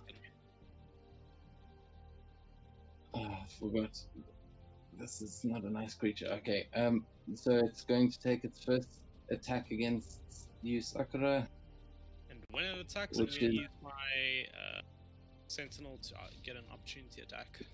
Oh shit, well that'll hit. Yeah. Okay. So you get an opportunity. Sorry, I can't actually see that part. Is he within 10 feet? Yes, he is. Oh, it's an ally within 5 as well. Yeah. So Yeah. that's cool. As a 21, just yeah, that's his armor class. Oh, good thing I didn't make a great weapon attack. That would have been a bad idea. Anyway, and I am going to. Let's see, what shall I do?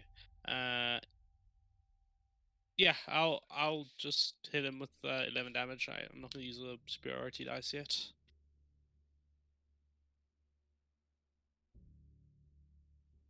Okay, so then Sakura, you are going to take 20 bludgeoning damage, Oof. and I need you to make a strength saving throw. Oh no. Oh no. It's a 12. I don't think it's enough. So you see this guy turn around, and with a gauntleted fist, he just punches you in the stomach and sends you flying off of the stairs. You get knocked actually off of the staircase, but luckily there's the angle he's hitting you, he hits you into a wall, where you kind of crash into the wall that the oaken bolts had just broke, and you kind of land in the splinters as you take that damage. And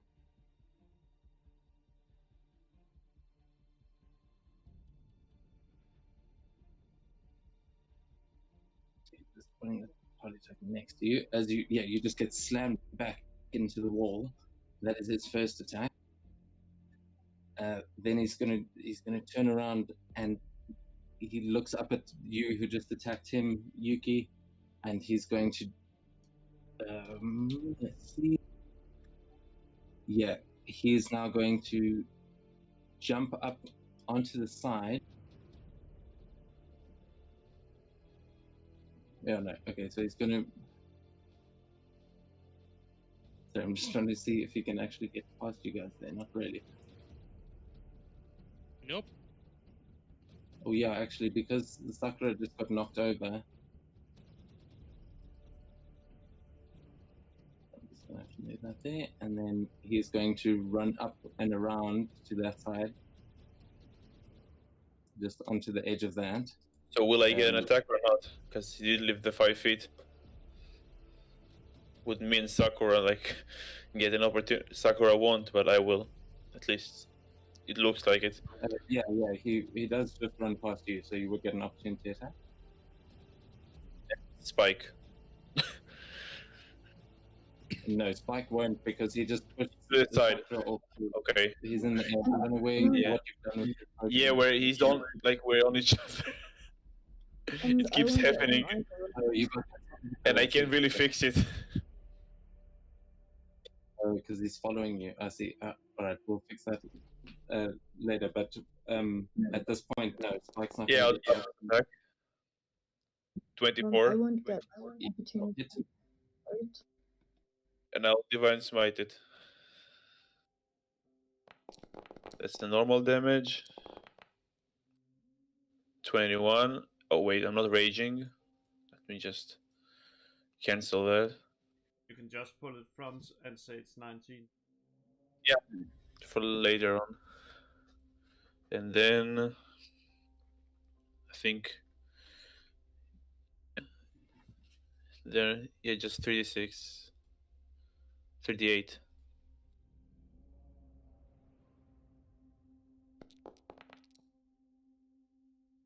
$13 more damage, so 32 damage.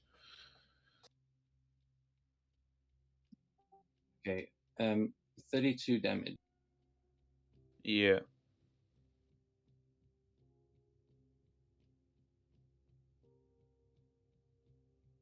And because I hit him, speed is 0 until the end of the turn, so he can't reach there. Yeah. So the that means second you go to he the gets to markets. the, I think he stops, yeah, around where Yeah. I Okay. think he pointed out.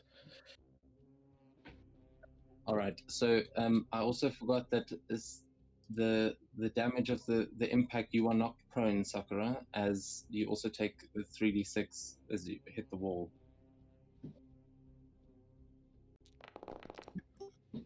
So it's another 6 damage. But then he is going to the bonus action Misty Step to there and kind of flip you off at the same time, and then he's going to take his other 3 attacks. Oh no. Poor Sakura. Poor Let's just Sakura. assume that Sakura's Man. unconscious. I'm starting to don't- feel don't that say I that, should Jeff. have taken the shot at those guys instead. So I need everyone standing in a 100-foot line in front of him to make a dex saving throw, please. Ah, I'm so good at that. Will I get a that include spike or not? Like no, it- with those spikes up in the air. Okay. It's 5 feet wide, so I get Fuck. a plus So actually, 2 from Jerry, this is don't I? just gonna go. This is just gonna go over your head, Sakura, as he blasts the first one because you're on the ground. So yeah, both you get +2. So Sakura 14 and Yuki 15. I got a 4. It's not my day. oh god, and Z, Z is in line. Where is she? she's on the up here. balcony on the other side. Yeah. Oh, here.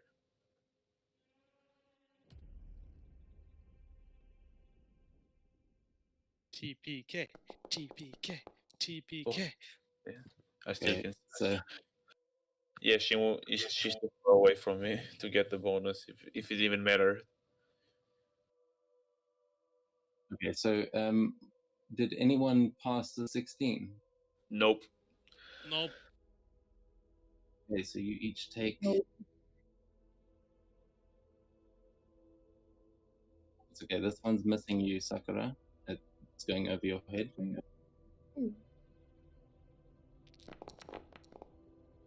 You each take 16 fire damage from that Okay, that flame wasn't- jet. That wasn't as bad as I thought it would be. That's good. It's not over yet. I That was know. his second attack. He's got 2 more, and the next one he follows up with a stomping foot attack. And I need. Oh no, that's against you, Sakura. That's a 23 to hit. That's gonna get you. And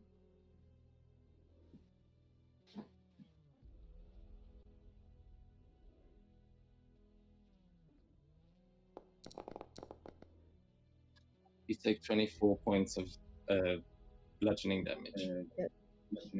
Sakura is He's not unconscious. Okay, so he. Her HP was 13. Okay, yeah. So that's right. It's not more than your max hit points. It's just. But yeah, you are definitely knocked out, and with such a slam, you see him just look up and fire another flaming fist towards all of you, and I need everyone to make another dex save. That's in that line. So Oh, come on. Yes! Hell yeah, yeah. nice. You take half damage. 1 for Oh, and Z. Z, yeah, I'll roll for her. But she's probably gonna. full damage. 26 points. Yeah, okay. 12 damage to everyone. Did you roll for Z? Because it didn't show us. Yeah, I'm doing it now. Sorry.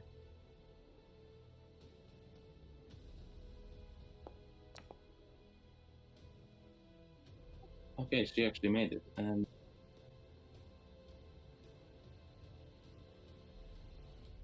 But still, I don't think I've added the damage last time. So cool. That's going to take us. That's the end of his turn. Finally, as that takes us to the one inside, who can't see a way through the door, and he is going to go out the other side and try and start flanking around. You may think that he's just leaving you.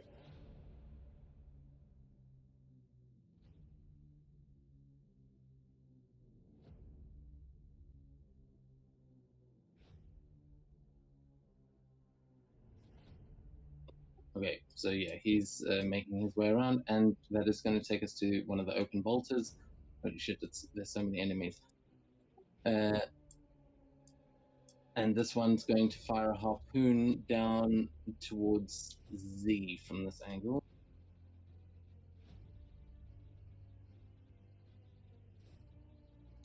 Oh no.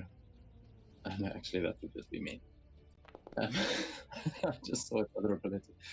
Oh, but that one hits Z, and she takes 11 piercing damage and is starting to get pulled towards that one.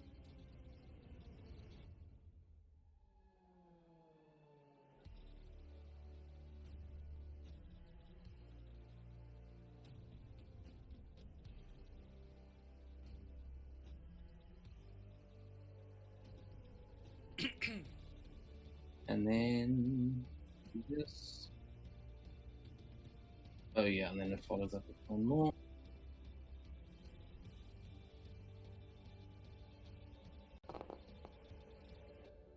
Oh god. Oh god. Okay, Z takes another 23 points of piercing damage as it fires into her again with its secondary fire.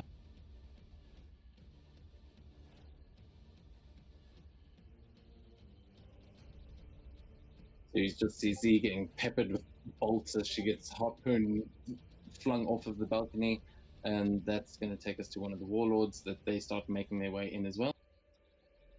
Yeah. Oh, jeez. I feel like this is taking a long time, but I. Yeah. I'm not sure what I can do about that, really. So this one, he is going to also throw his javelins.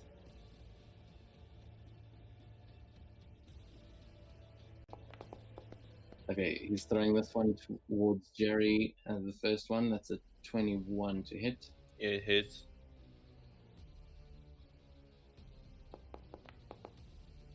Okay, 7 piercing damage to you, and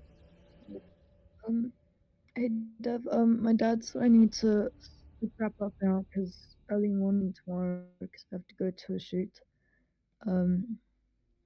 So could you please control my character, for the combat? And guys, please don't let her die. Like, I'm really attached to this character. Like, I've never put so much effort into the character. If she dies, I'm gonna hate you all forever. And it's just don't let her die, please. We'll do But our best. Don't unfortunately, worry. I will have to head off now. I'm really sorry. I alright, no worries. I wish I could We'll, stay we'll with yeah, we'll see you next time. No worries. You are unconscious, but we'll just leave it at that for now. I'm sure someone will be able to stabilize you. So, yeah, for the rest of this, you'll be unconscious. I'm not going to take control of your character while she's not there. Okay, cool. Good luck, guys. Please don't die yourselves. Especially Seto. I like Seto. Alright, have a good night, Sakura. Night, guys. When you eventually go to sleep, which I'm gonna assume is gonna be late, sleep well and stuff, and have a nice weekend and whatnot. Bye. Bye. Night. Cheers. Bye. Good luck for tomorrow. Thanks. Okay. So what has happened there? That one attacked Jerry with the thingy, and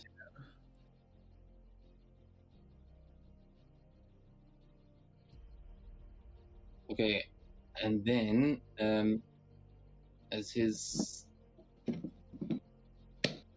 as his special action, he will use call to attack, and he is going to call all Durgar within 120 feet of him to make an attack. It'll only be melee attacks, so it'll just be this one against. Is Spike down there on the stairs now, or is he up in the air? Okay. I'm asking. It's up to you. Is he I, on the I, stairs? did, or I, is he- didn't, I didn't move him there. I didn't touch him. Okay, well, But I don't know how you, he you moved him into there. Okay, well, he's flying He's- in the air, will say. Yeah. So he is out of range of that one. And this. Oh yeah, okay. So actually, there's no one within range within 5 feet of anyone. Even Z is out of range, so that's cool. He just commands everyone to start attacking, and the other warlord is going to start moving in. This one is the one on the stairs who he's going to start running up the stairs, and he's going to attack you with his psychic attuned hammer. Oh wait, he's not on the stairs there. Yeah, there we go. So Yuki, oh, you don't have your reaction back yet. No. I do not. Oh wait, did we take your turn at the right time? Yeah. Okay, just checking. Sorry, it's been a long round. So yeah, he's going to take an attack against you.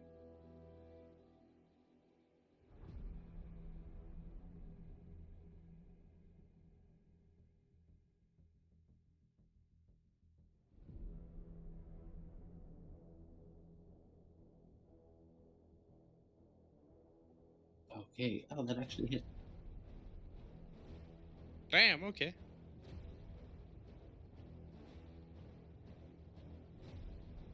What damage type is it? So it is bludgeoning damage, and psychic damage. So it's. Oh yeah, sorry. This new thing. I'm not exactly sure. It should work it out, but this which are you resistant to? This is a magical weapon. I'm currently immune to bludgeoning, piercing, and slashing. From non-magical weapons. Yes, so I think that might overrule it. Fuck. Shit. Okay. Yeah, you've basically got magic resistance at the moment. So, but this guy has got his psychic attuned hammer, which is a magic item. The others, not all of them, do have magic weapons, but this one, the warlords do. So it was basically 10 damage. Cool. Yeah. Just double check. So you should be on 45 now, right? Yep. Okay, let me just double check. He's got multi-attack. 3 hammer attacks.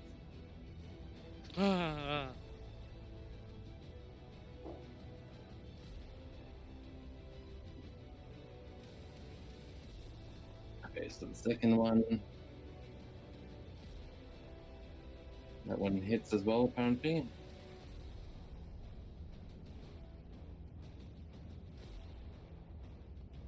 Yeah, it's 12 plus 7. So it's annoying that it doesn't show you the actual number that it rolled. And then that is another 13 damage.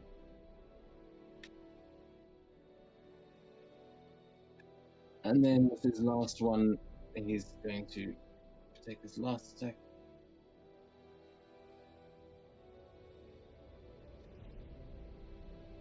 Actually, yeah.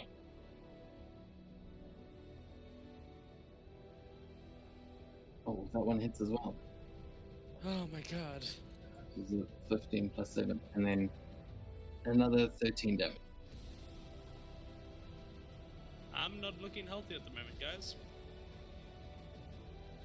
Okay, but that is the end of his turn. Then, oh god, there's more.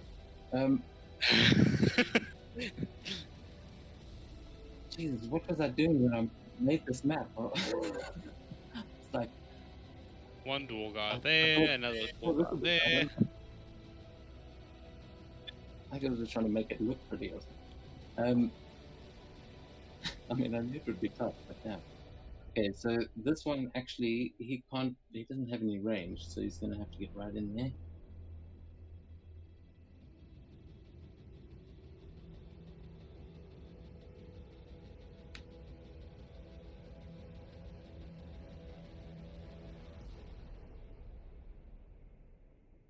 Okay, so he can't quite get up the stairs yet, so that brings us to the end of his.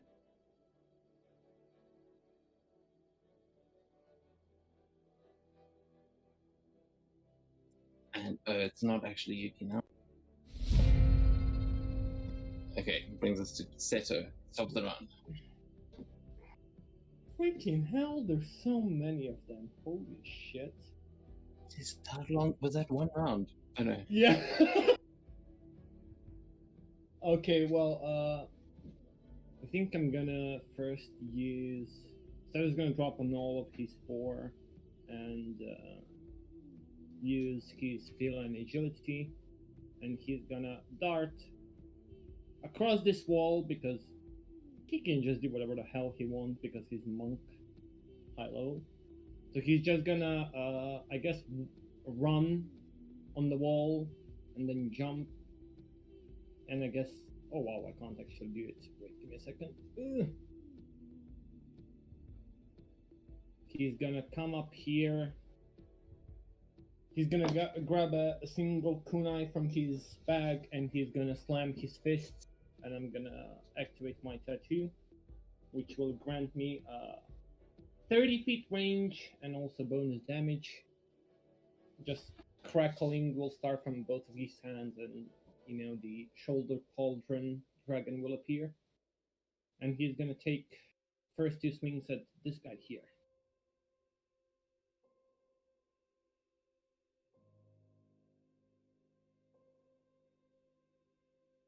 Okay, go for it. Oh wow, it says that. Okay, I'm just gonna do it from the D&D Beyond since it says that I'm out of range, even though I'm not. Does it not register the 30? Yeah, but I don't think they've fixed the tattoos with Foundry yet. I might need a module for that. Does 21 hit? 21 does hit, yes. Actually, it's 22. Okay, and also roll 1d6. Oh, he's dead. Oh, Yeah, that first one, just you see it completely. This is basically a punch that you're sending, right? it's pretty much like a small dragon just coming from my feet and my hands. I mean, like that's how I envision it. Even though in the game term, yeah, it's just my punches have like 30 feet range. Yeah, but what is the? I mean, is this full-on Liu Kang kind of firing? Does it look like fire when it hits them? Wait, I'm gonna give you a gif what it looks like. The scene, Or like scene Avatar. right? Wait, say it again. I think it's this one, yeah. Yeah, that's yeah, I fucking love Jin Mori. It's pretty much Okay, yeah, something along those lines.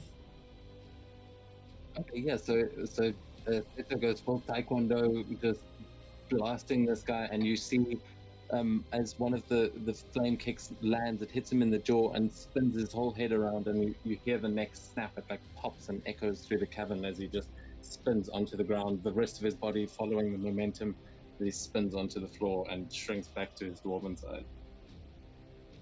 And as soon as I'm done with that, I'm gonna follow it up with another kick to the big guy.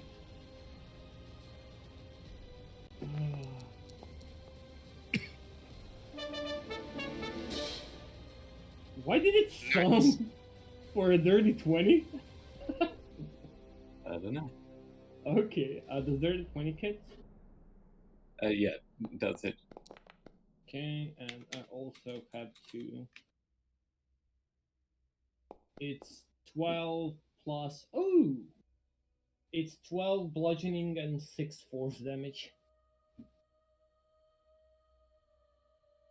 And I'm gonna spend one of my key points to use patient defense while simultaneously just creating a stance in which I just move with my hand and sort of like gesture, get over here. Just taunting them, at least a little bit. Get over here! You know the stance with hand. You just might regret it soon. Ah, I don't believe so, mate.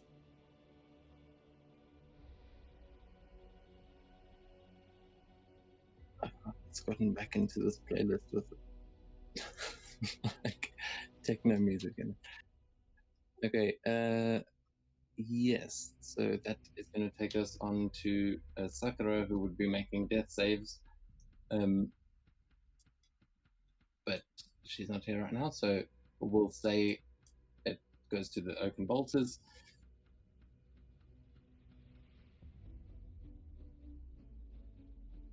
I'm just gonna say this Insomnia remix is fucking insane. I know it is. This is why I got it. I think there's Destiny's Child later on, which I'm not so pleased about, but the Insomnia is sick.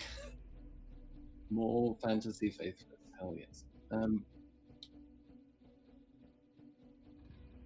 Okay, so this one is going to roll up to the side and is going to. Did you take the dodge? Or are you dodging there, Seto? Yeah, I've taken the patient offense, which is pretty much a dodge. Yeah, I've just gotten used to seeing the animation to know. But this one is going to now fire down towards you, and because it's elevated, that's going to make it a normal attack.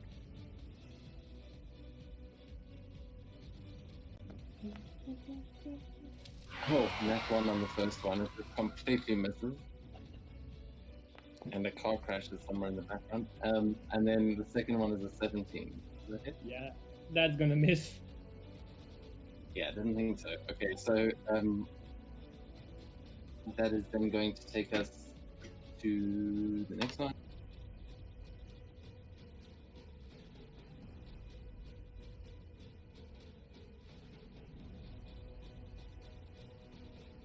That this turn highlight thing is actually super handy.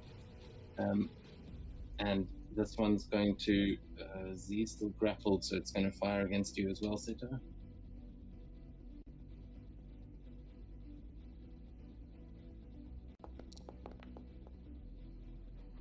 That one misses. And then with its second one, it's going to fire an explosive bolt behind you. Oh, actually, wait, it needs 120 feet. So let's see how far I can get it.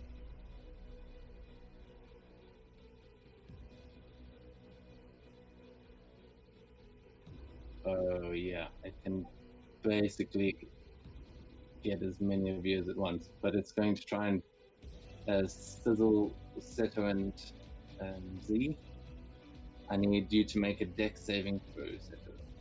As soon as I see that, I'm gonna, as soon as I sense the key coming from it, I'm gonna use my ring in order to redirect it right here, if it's AoE. Hell yeah. I mean, you gave me the item. I did. Yeah, I'm just checking what size it is. Okay, yeah, nice. So If it's a Dex ranged saves spell all. attack, yeah, no, I'll definitely say you can do this as you managed to catch it. It's basically you're using an extended with all your extra range. This is like an extended deflect missiles with your new toys. So I'll definitely allow it. Where are you putting it? right about here. That's It's basically 3 dwarves. it's basically what Seto is doing right now.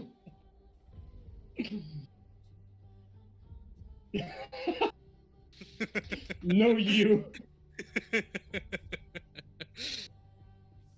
Unfortunately, Oh wow!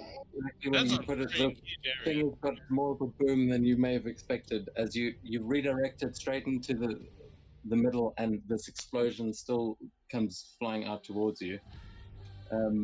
But yeah, definitely it is going to hurt them all as well. So I need you to make a dex save. By the way, I can't use it till next dawn because they got demagnetized. So, one less worry for you.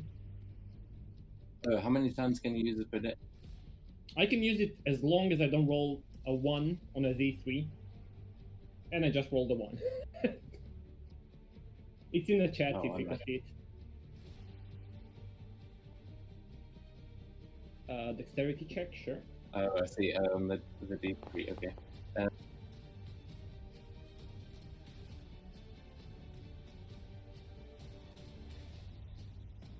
That was almost 21 a for 2. me.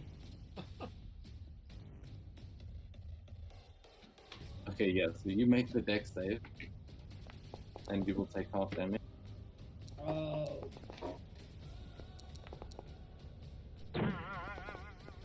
So don't you have evasion? So you Yeah, I'm looking for it. pretty sure Oh you yeah, have if you've got evasion, then it's no damage for you. And He that didn't takes work half by this damage, time. and all the others take full damage.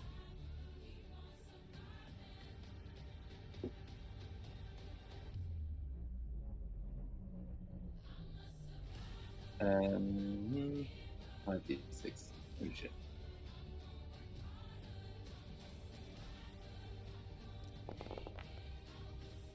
Will you survive? Alright, so only 19 fire damage. Z makes it, so she takes half, and the rest, and Seto makes it. Okay, so it did kind of work, but the rest fail.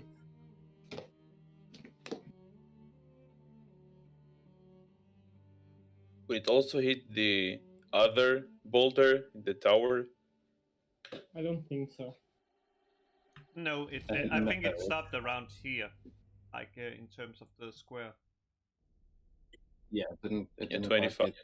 quite Oh, he dies, which means that I will outstretch my just take his soul. The guy also died. Yeah, but I can only take once, and I don't have He's unlimited big. reaction. Yeah, he's also out of my range, so not within 30 feet. Okay, yeah. So this explosion destroys two of them, and Stesnir sucks up one of their souls. As that takes us to the other Oaken Bolter, who Flip. sorry, say By the again? way, He's upside down, like he's flipped. Yes. Debbie, can I just ask you a question? hmm The Bracer says on the Foundry they don't require attunement, but on the D&D Beyond they do. Which one should I rule as a correct one? So I just know how to deal with my AC at this point. I mean, yeah, I'm happy for it to not require attunement. That's fine. Alright, thank you. If is that really what it says on Foundry? I want to No, find Yeah. the it next one. does on D&D Beyond. I'm gonna toss you a screenshot. No, that's cool. I believe you. I don't know. Maybe I might have. Maybe I actually changed it at some point because of that. Yeah, that's cool. Leave it as no attunement required. This one is going to get back up onto its wheels with half its movement, and then it is going to use its attacks again.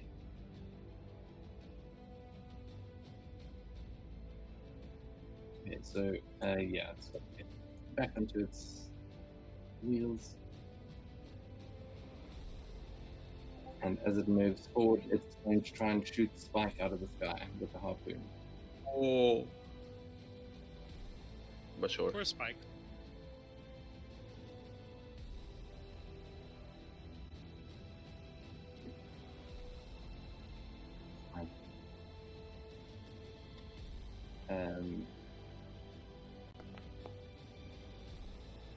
You hit. It's a 19 hit.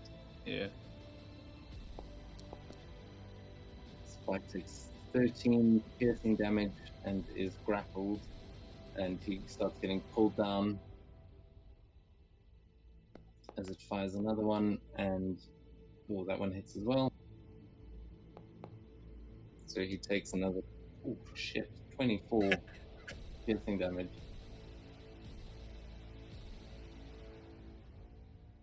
Would his attacks count as magical? Because Yeah, he's this one magical. does.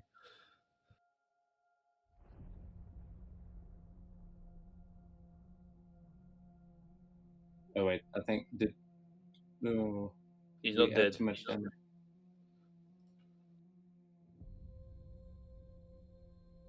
Did you roll too much? Or No. You wish. you said too much damage? No, I thought you applied it to the token as well. No, but I don't think it probably doesn't well, work. that's cool. I applied it. And then, yeah, so that's going to be the end of its turn, and Spike gets pulled in 20 feet. Okay, so that will take us to Jerry. Your turn. It will actually be me. Yeah, Oh, he's yeah. before me. Yeah. Right. How high up is this ledge over here? That it goes up to 15 feet. 15 feet. Alright, that'll be enough. I'm going to use my first attack and try and make a hit on that guy. I'm sorry, which guy? Next to Sakura, I think. Yeah, this guy. Yeah. Right, yeah, that would make sense. And Yeah, I will 26 make, hit. I'll make a pushing attack. Find it quick. So he needs to succeed on a DC 17 strength saving throw. Will get pushed 15 feet back. And he takes an extra D10 damage. Okay. So you push him off the ledge. Yep, 15 feet. He gets pushed yeah. back all the way over to here. So, is that... He's back. What is this over here that gets hit? Yeah, basically blast him into that wall over there. Okay, yeah. I mean, you knock him all the way backwards, and he kind of slams into the pillar there. And so, all right, how much? So there was 11 off of the actual hit itself, and then And another 10 from the actual strike, and yeah, that's Iron attacking from the grave again. Sorry about that. and then 10 from the strike, and then from falling. It's just at 15, so how much is it? Yeah, that should be, well, I did 1d6 per 10 feet, but I'll make it 2d6. He did get smacked into the tower. Yeah, it's smashed into the thing. And yeah, that's 7 more. Nice. And he is not prone. Hell yes. Next up, I'm gonna make my second attack against this dude.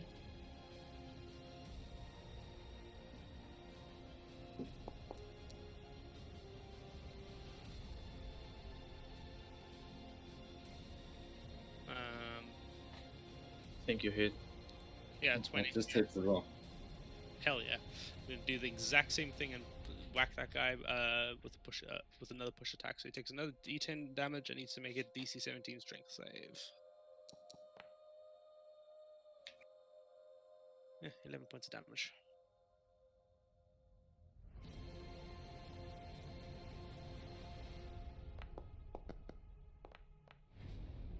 Okay, he got an 18. That saves, unfortunately. And I accidentally closed my D&D Beyond. Yay, I'm amazing at this. That's Control Shift T. It should open.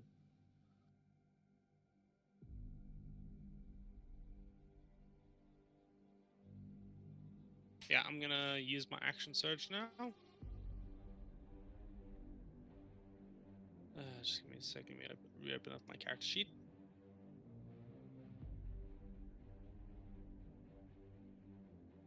Yeah, I'm gonna do the same thing and make another attack against that dude and try to get him away from us.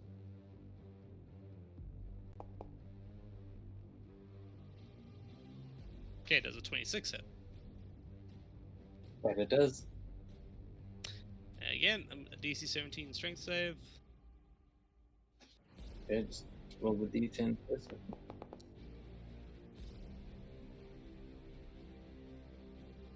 you go.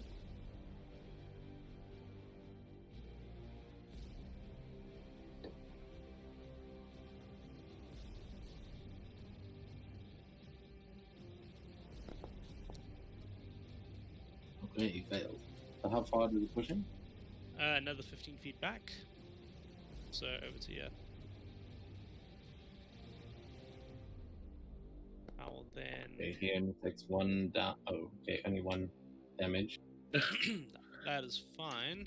And I'll move down over here by this ledge. And make it my last attack against Actually, you know what? Yeah, I'll make my last attack against him. I'm making. Okay, try- he is prone. Is he? So I get advantage. Hell yeah.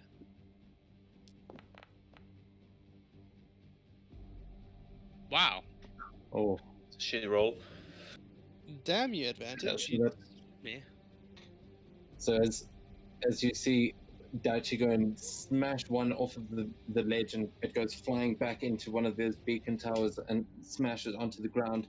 He spins around, smacks the other one off the ledge, like slicing through it in this double strike, knocking it back. And then as you jump down and try and slam onto the ground, it just rolls out of the way, and you connect with the floor. But he is looking terrified, lying on his back. In fact, I've got a bonus action attack, and I'm gonna hit him with the blunt side of my staff against that guy over there again. Yeah. Because screw this guy. I'm just gonna use the Naginata to make the roll. Oh yeah, Nice. that'll hit. Okay, it's gonna be a d4 plus 5. So it takes an extra 7 points of damage. Is he dead from that?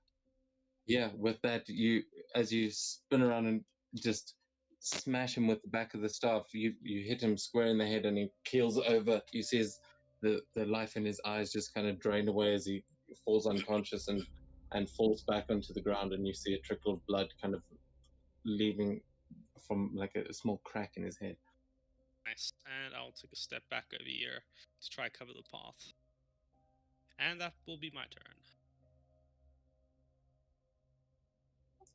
Okay, so that will take us. That'll To take us me. to Jerry. Then. Jesus Christ, his sight is loud. If I move here, is that guy within 20 feet? Yeah, I think so. Then I'll rage and start throwing my katana at him. Yeah, you can do that. He is prone. Oh, so there's disadvantage. Yep.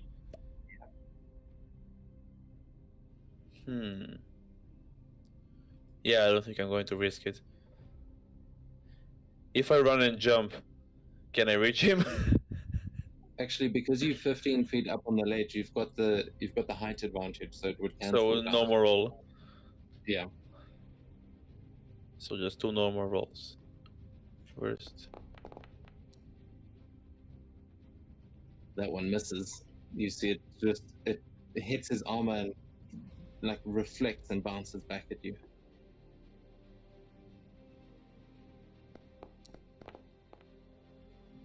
That one as well. This sword just, it's like you can't get the balance right at this angle to get him at, or maybe it's something about his armor.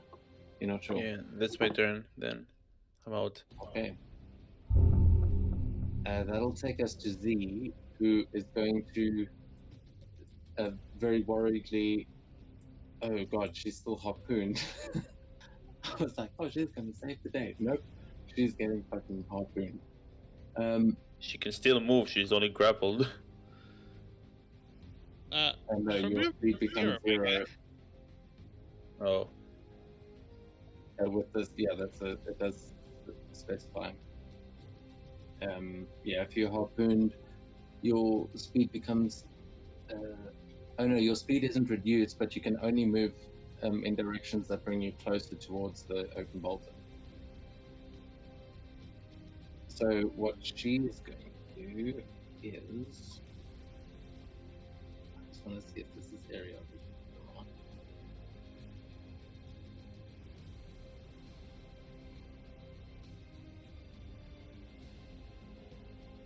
Yes. Okay. So she's just like holding onto the harpoon and just screaming out in pain. Sort of. You see her closing her eyes, and she starts to utter a prayer. And up to 6 creatures of her choice can regain hit points equal to 2d8 plus her spellcasting modifier. So Hell yes. Z learns healing. Oh no, man. What? She's not targeting anything. For once, she isn't Aqua. Oh, wow. Hey, who knows? Maybe if she had purified the dwarf, they would be on our side. Prayer of healing. Ooh, what the hell? Okay, so she gets 11 hit points back. Let's see who else actually needs it around. Seto, you still looking fine? Sakura is Yeah, unconscious. fine. Yeah. Sakura is obviously one of them, but that's just going to stabilize her. Basically, she's going to still be unconscious and out of it for the rest of this round. Yeah. But Yuki, you get 11, Yeah, and 30 HP. Jerry and Spike. Yeah. 5. Yeah. Okay. So there's no one else actually needs healing, so doesn't matter.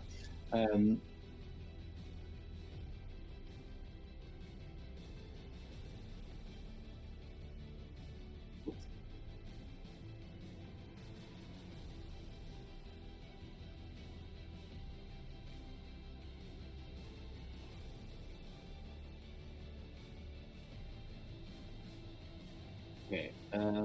So just I double check that the hit points are right now. Jerry, you're on 55. Yeah. Spike's on 34. 38. For some reason, the hit points on the D&D Beyond are not the same as in the Forge. But it is most likely because I don't have the. Or maybe Yeah, it's you're. because those are updated very differently. The stuff in the forge needs to be customized. So you need to tell me if something changes on Spike's He has 4 more HP. He has 64 maximum HP. Okay. So he should Well, have 38. that needs to go up at random. So you need to tell me when that happens. Okay. Otherwise, it's not going to change. I thought he just did the same thing like with Jerry himself, but I'll remember for next time. No, because it doesn't connect because of the sidekick thing. It never Yeah. does. All right. So, okay, that brings us to Stesnia then. Oh yes. That's. Yes.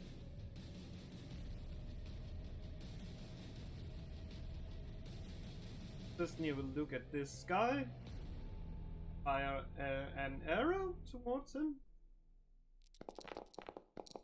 Hitting.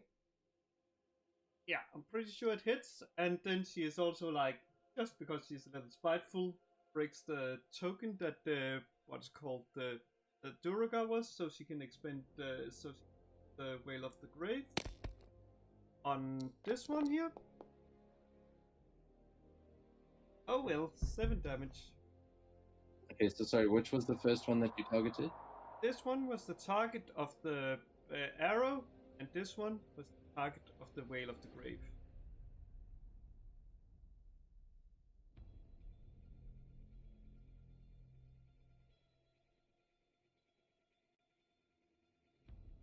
The open bolter, okay. What is the distance that you can send that second one? The 30, Whale of the Grave. 30 feet. Okay, cool. And then that's going to take us. Is that the end of your turn? Gotta step down there and do my usual thing. Okay, you can roll for stealth.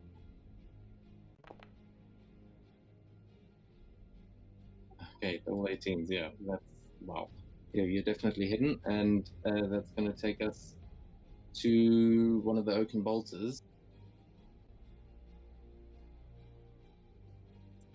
Okay, let's see, which one is that? Oh, it's this one.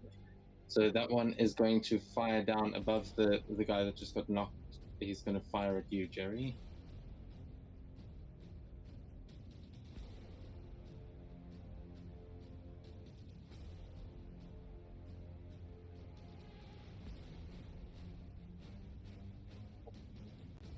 Okay, so the first one, that is Yes. a dirty 20.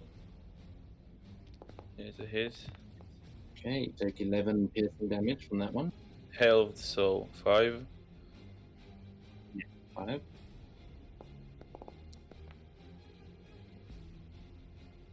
And again, Okay, 20 hits. and then yeah, this one is the harpoon.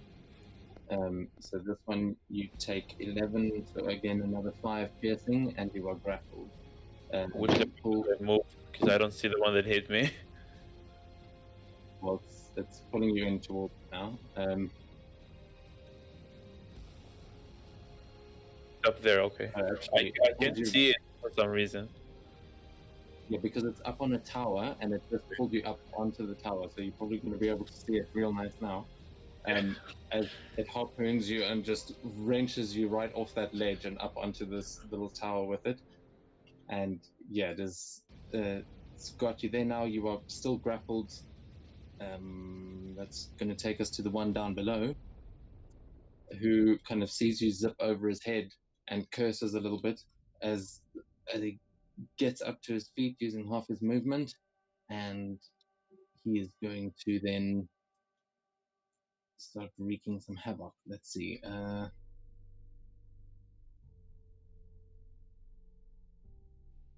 let me just remember what this guy's got.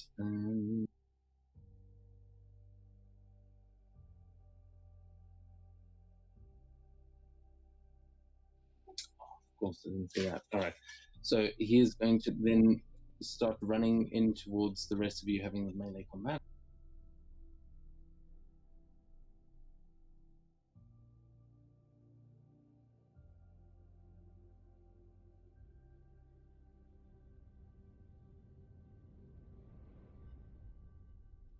Okay, so yeah, he's going to manage to get up to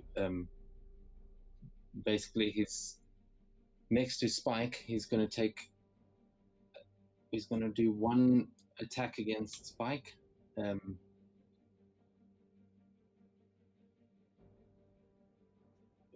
An Iron Fist attack, which it's a Yes, 13 of misses, and then he'll follow up with a Stomping Foot to try and stomp Spike out.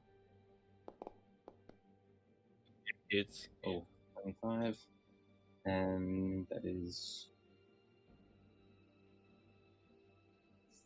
I can't roll that one.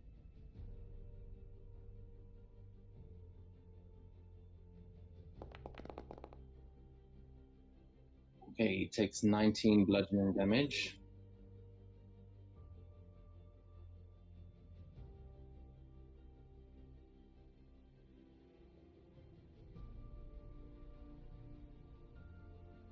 Okay, he's going to try and stomp on him again.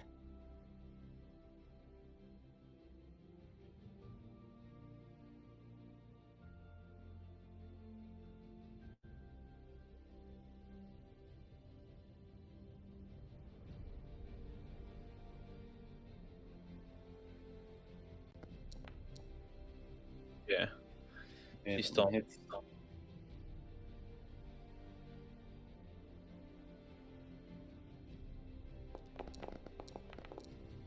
Oh, and only 17 on that one. So he just starts smashing this Spike into the ground.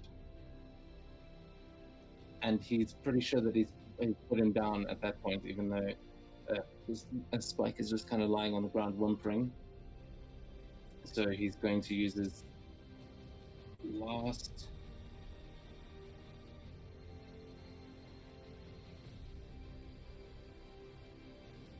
Oh,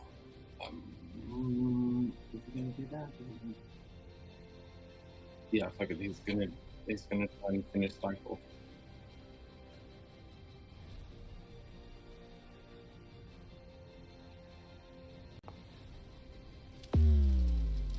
Oh, and he misses completely with that one, as that takes us to the end of his turn.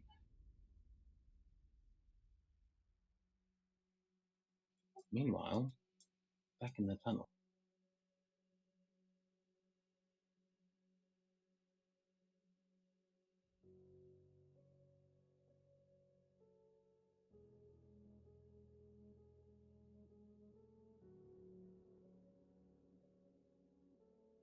You see the other dwarf come running around and then see that his flanking maneuver failed horribly, as he's just panting and slightly out of breath.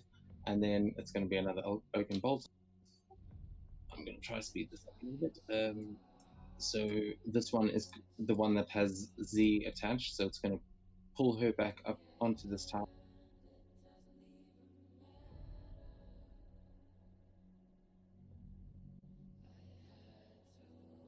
And then it takes an attack.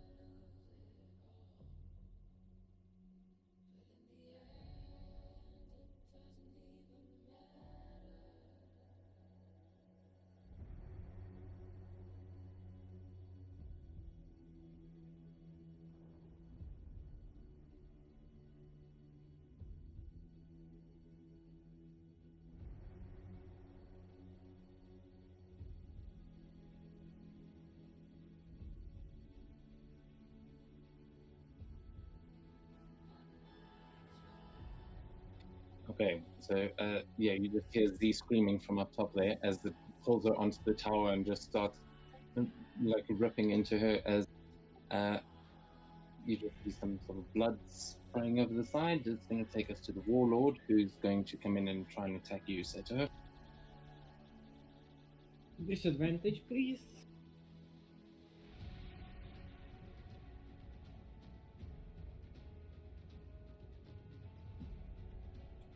Okay, even with decent rolls, he still misses.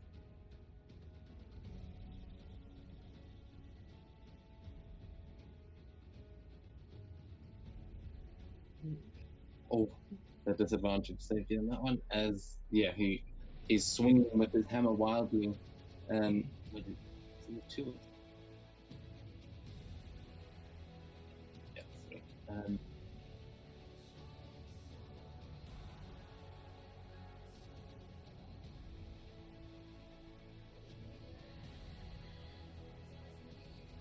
Down. All right.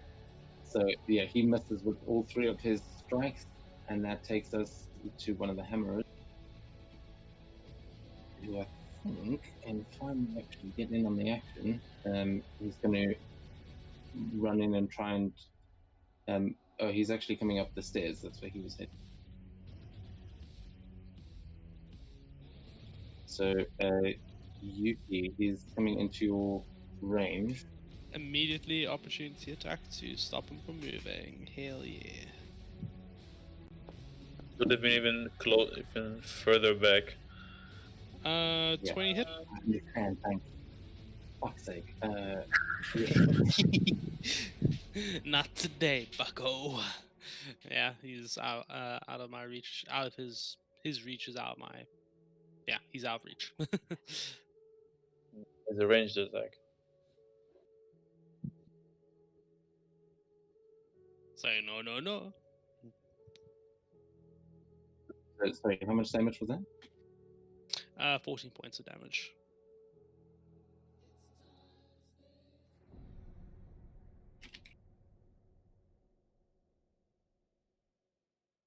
Okay, and then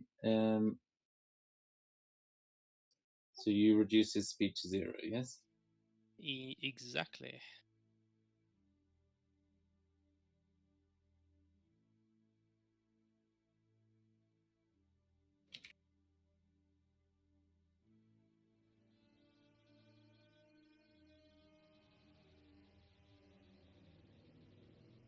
Oh, I didn't realize this. So he's basically this character is wearing like a suit of armor that it's basically got a hammer on one hand and a claw on the other. So you can, if you want, you can take an attack against the actual Duergar inside the suit, and you'll have disadvantage on it, but you deal extra damage to it. And yeah, so that's for the next one. It can also then use a reaction if you do that. So Okay. I don't know why that's a bit of a weird ability, but okay. Yeah, so you hold it in place as it's just kind of, it just gets really, you see like steam coming out of the armor, and that is going to take us to Seto again.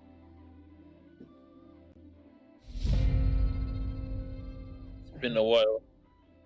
The round lasts so damn long. Don't worry, we're thinning out the enemies, so the turn Yeah. went way quicker than last time. Seto is still way too pissed as to what happened to Sakura, so he's gonna make sure this motherfucker in front of him just goes down at this point. So Seto's gonna do what he did in his Fight Club, basically something that's becoming his, I guess, signature move.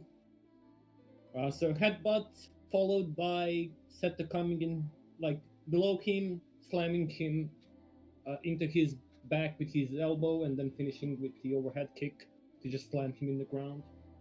All on the Warlord.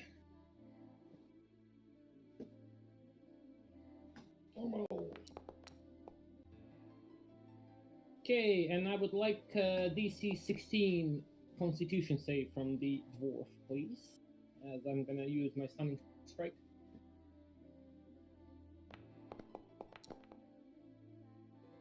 Oh, he just makes it. Okay, I'm gonna also, I have to roll. Oh, what? Sorry? So was the first attack the headbutt? Because you'll notice this dwarf has got a fucking hard head. Yeah, it was. It's also 5 points of force damage from the tattoo. I have to roll that every time since it doesn't actually roll for me. Okay. Okay, yeah, so what was the total damage on that first strike? I think 6 from the first one and 5 force from the second one, as far as I can see. Because tattoo makes my attack deal additional 1d6 force damage. Yeah, that's cool. Okay, so 11 total is you. So that's smashing Oh, yeah. him. Nice.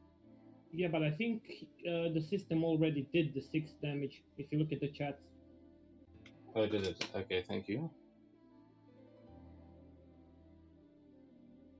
Okay, I'm gonna go for more. Back to 6. Second attack.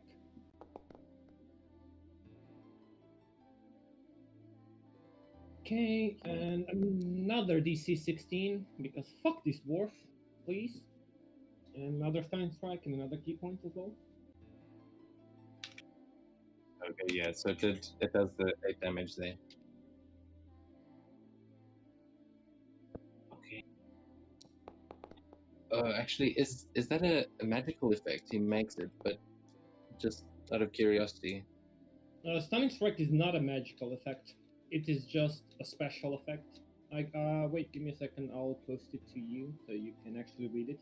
As far as I know, it's not magical. I would say it's like I would see it as him basically pushing like pressure points and causing the muscles to fuck up. If you watch Naruto, it's pretty much what Neji does to his opponents. Is just fucking with their keys, pretty much. Yeah, no. That's why I was just double checking if it specifies whether or not ki is considered magic, because it's like ki is the energy that flows through all things. You being able to manipulate it is kind of the monk's whole bag. I was just double checking to make sure if they have advantage or not. But yeah, he does make the save. And I'm gonna spend another key point using Flurry of Blows to just finish it completely, because fuck that guy. Flurry of Blows, so the first one. Oh, yikes. And the second one. Okay, the second one will hit.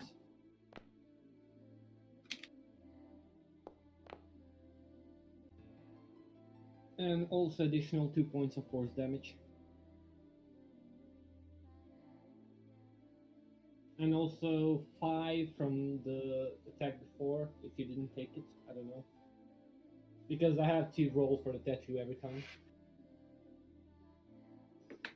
Yeah, but the... Oh no, I did that 5, yeah. Okay. Well, that's it, and I Seto think didn't I'm use... Did I? Just... Because There were another 5. Did you do the second 5 as well? Looking You here... said No, I 5. don't think... I think I did... I was trying to heal at that point. So yeah, you finish it off with that one. How do you want to finish it? Well, Give me a second. I'm gonna. It's it's what I want Seta signature move to be. Falcon punch. No, it's literally a copycat shit. I'm not gonna lie, but I just can't remember what it's called. I'm gonna post a link. You can just move on. It's pretty much what Seta does is just headbutts it, move, and since like the person recalls back from the headbutt, Seta moves behind them and sort of just elbows them, pushes them off the ground, and then just moves to be parallel with them and just slams their whole like the oh my god, the abdomen with his foot down to the ground. I can't. So you like uppercutting him into the air and then axe kicking him back into the ground. Pretty much, yes. Yes, okay, that is so sick. Yeah, so you definitely do that as you just completely decimate this dwarf. And sick, And- and Slesnir gets another trinket. Yay. Yeah, as you said, hit the ground, its soul just explodes out of its body and flies over your shoulder. That, I think, is going to take us to the Oaken Bolters. How's everyone feeling? I just realized how long we've been doing this. I think we should probably. Finish the combat and then end it for today. Yeah, I would agree with that. Yeah, that sounds like a solid plan. Okay, well, yeah, so I'm just asking you guys, don't want to take a quick break now? Because there's still all the Oaken Bolters. I'm happy to continue. And one of the dwarves here is still alive next to Spike.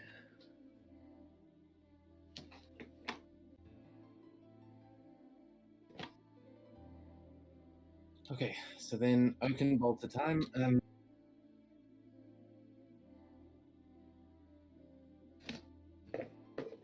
Alright, so this one, okay, so you're not dodging anymore there. I'm not dodging, yeah.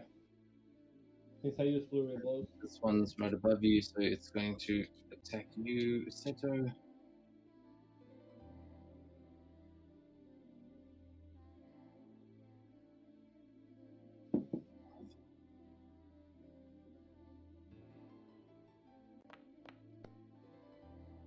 Oh, Okay, that whoa! hits. Okay. Should have What actually a- had advantage, but yeah, okay, so this the first one. Give me a second. I'm gonna post something. Okay, so I can Hell actually, yeah. I can reduce it by 1d10 plus 15. Damage from so- weapon. So you, unless you roll really badly on your d10, you should be able to catch it.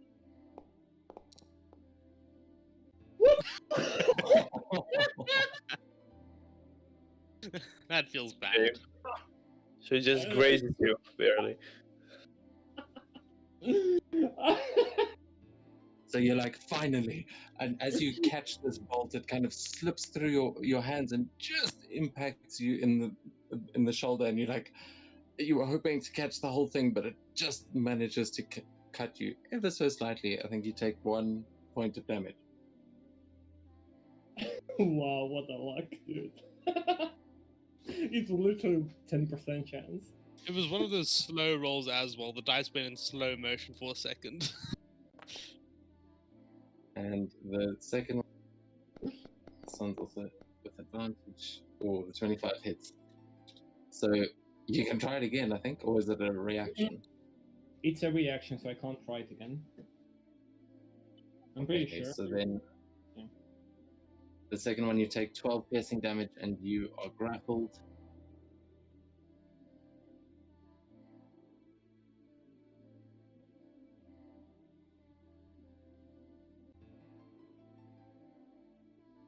And it pulls you onto the tower with it. That is going to take us to the other one. Who? Let's see. I can't really see much from where he is. Oh, actually, you can still see Yuki. He's going to fire at you. Fred.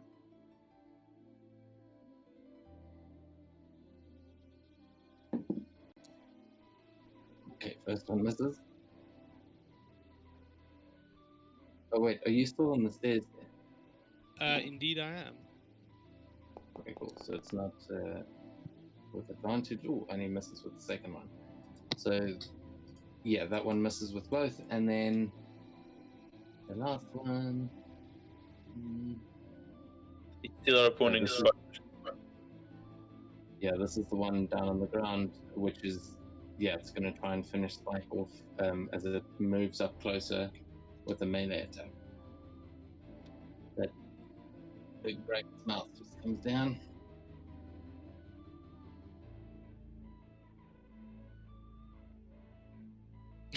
The loving Oakenbolter checks the sighting. Oh, wow. He's out. Oh yeah, he's definitely out. Took 22.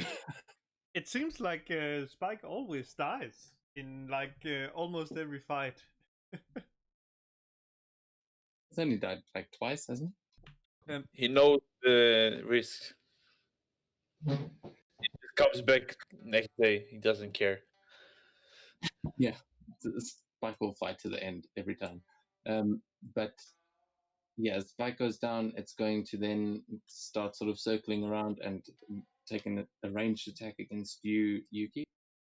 Cool. It's not prone anymore, is it? No, it can move. It because it landed on its nose, it managed to tip itself back. It did use half its movement, but that was like the previous turn.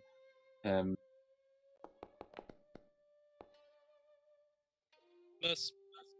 And that one misses. All right, so that is going to take us Okay. to Yuki.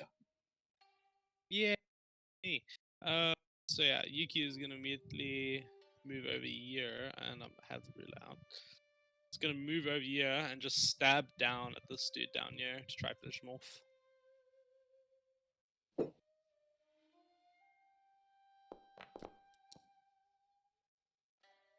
That's a nat one. Figures. Wow. You swing right over his head, and it's like, God damn it, fucking short ass dwarf. I'll try again. Again, probably. Well, Yeah, that second one also misses. that is unfortunate. I will make a bonus action attack now.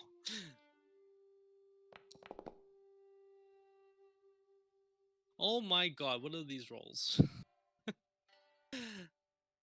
Hey, I Oh. missed the other guy as well 2 times. So Well, that's disappointing. And I guess I will take a step up here. So yeah, I'll take a step up there and just protect Sakura. And that's all I'll do. I can't really do much else. but now it's my turn. Yeah, so that'll take us to Jerry. Yeah, so all of those missed. Cool. Jerry. Yeah, start smacking the bolter. Okay, yeah, you are. I'm grapple doesn't give yeah. you disadvantage or anything, so yeah, you can do that. 23. And I'll throw in a first level Divine Smite. Okay.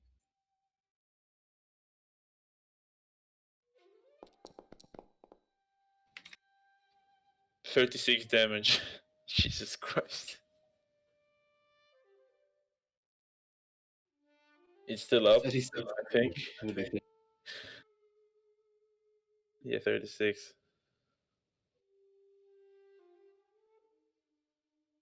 Okay, yeah. So as you get up there, it's just reeling you in, and you slice down and you cut off one of the like arms of this machine that just clanks onto the floor. It is still alive. I'll hit it again.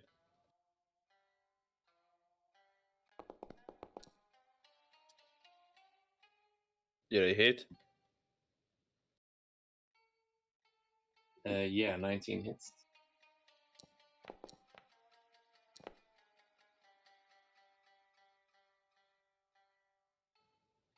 Yeah,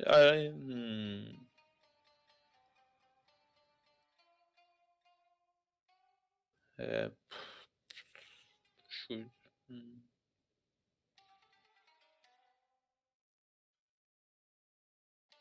Okay, yeah, so what was that? 21. Yeah. And with that, you smash it to pieces as the hook is still piercing through you, but the machine is destroyed in front of you. Yeah, that's my turn. I don't think I can take it out as a bonus action. So No. I'm done. Okay, so yeah, that's actually I will say at this point because it's dead, I will allow it as a bonus action to try and remove it. You can give me an athletics check to try and pull it out.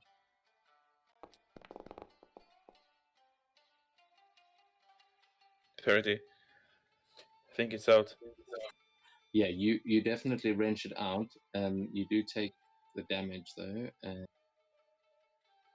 This is 1d10. Oh, okay. So 7 slashing damage as you rip this barbed harpoon right through you, but it is out. And that will take us to Z, who is not in a good spot. Yeah, she is also kind of in the same situation that you just were. She can kill it in the same turn as I did. Yeah, can she? Let's see. All right, she's gonna definitely try and take her 2 attacks. First one. Oh wait, I can actually do it properly.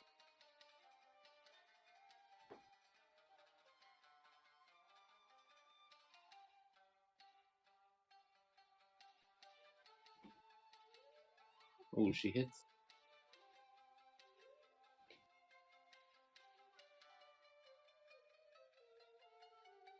Okay, so that first one, she does 15 damage with that first strike, and then with the second one,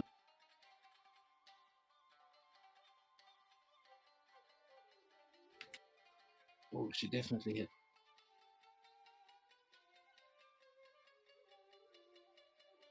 And it takes another 12, so she is doing pretty good damage to this thing. She's got it like, yeah, no, it's looking pretty hurt, but Z is looking much worse off. Does she have any? No bonus action stuff. So that is going to take us to Stays game. Oh, yes. I'm gonna move here. Little one.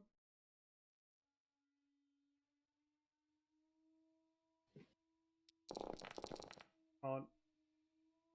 And let's just destroy a token also to use the 2 little Whale of a Grave on this dude here. Wait, which one were you aiming at? Because that one here is dead already. Wait, it says badly injured here. This is badly injured. Oh, okay, no, sorry, I was looking at a different one. Yeah, that one's still up. So, what did you roll for that? 25. Yeah, that hits.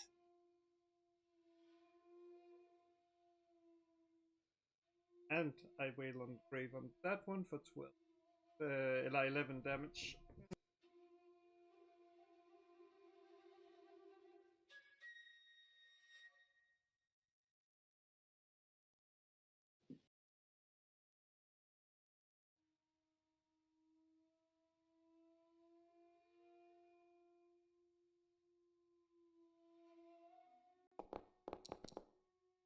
Right.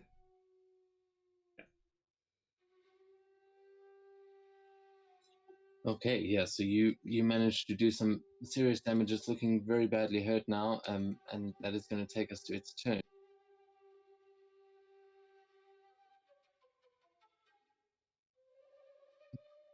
Let's see.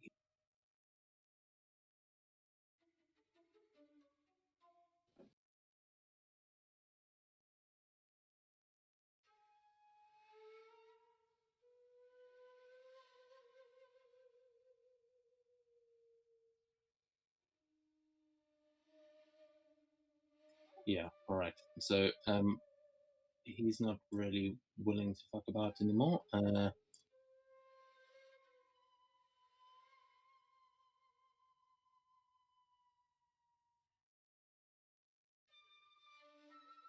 Okay, so he's moving away and he's going to fire a flaming fist at you, Yuki. I need you to make a dex saving throw. Sure thing. Dexterity, normal. Alright, I'm gonna use my reaction. I think it's my reaction. Let me just double check if I use my reaction. Did Indomitable win with pistol? Yeah. Yeah, just as I can re-roll saving throw, I fail. So yeah, I'm just gonna do that. Wait, that's a legendary reaction. What is the thing? Indomitable. It's my. I think I get fighter level 9 or level 10. Ooh, Okay, cool. yeah, and I'll do that, and I'll re-roll. 17. Oh yeah, that makes it. Okay, so you take half damage on the first one.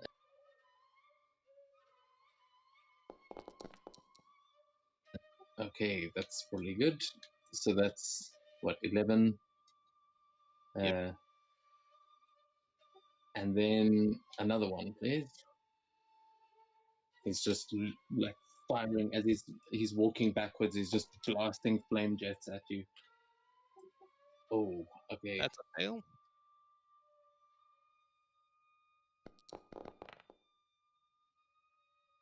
That's another 17 fire damage.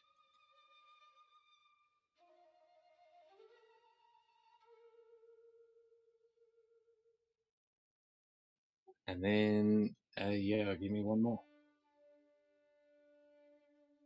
Might be two more, actually. I think I'm dead now. Oh, 21. Ah, you made it. So half damage on this one. And I'm dying. Okay. So, as Yuki goes down, that means he's still got one left.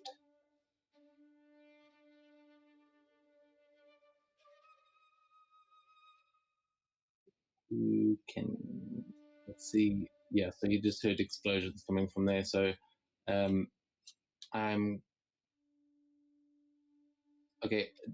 Jerry, I need you to make a dex save with advantage, please.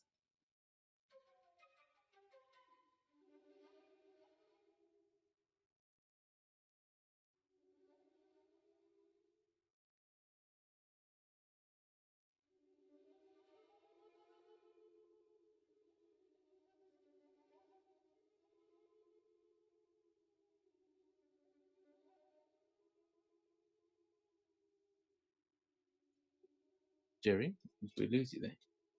Here, sorry. My Dex turn. save with, Oh, that's it. With what? with advantage. Maybe it will help me this time. Oh, not It quite. didn't. The fuck was that sound? I don't know what that was for. But I get hit with fire damage. So 8 fire damage. Yeah, 8 fire damage, and the tower you are on is now aflame.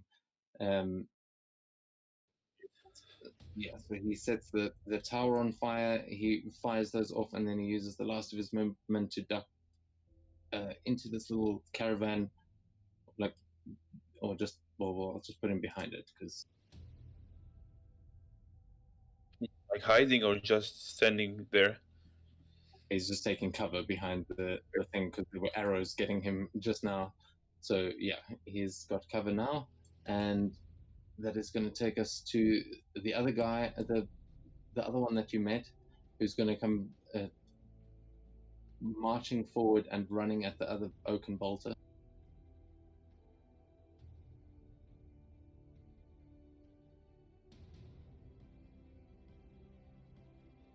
Reach it, does he? Yeah, he can't quite reach it, but he will.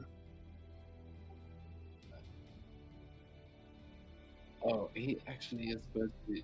Okay, yeah. So anyway, he's just going to start running in, and then just flailing his hammer around in the air as he's just swinging it wildly, and that'll take us to one of the oaken bolters, and that one is going to take an attack again. Z with melee. Yikes.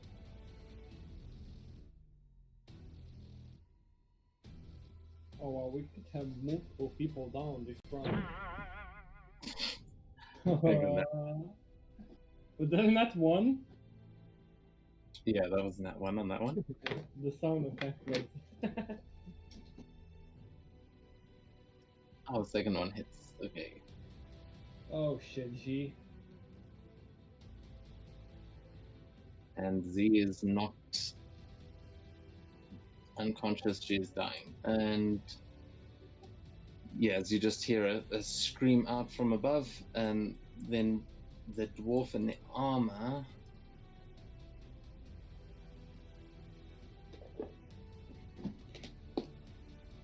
Yeah, he's gonna. Oh, is there anything he can actually do? Well, he's gonna try.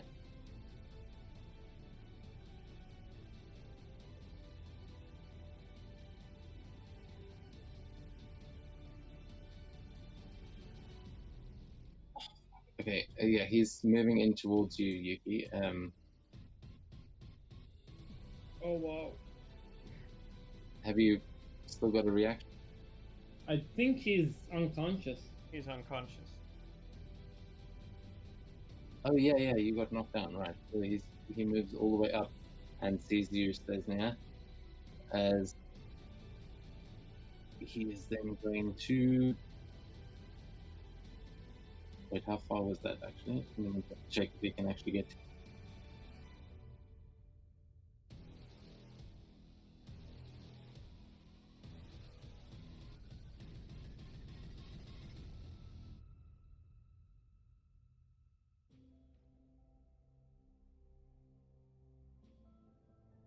Yeah, so he can just get into the doorway and get within range, as he's going to take his 2 attacks against you, Stesnia.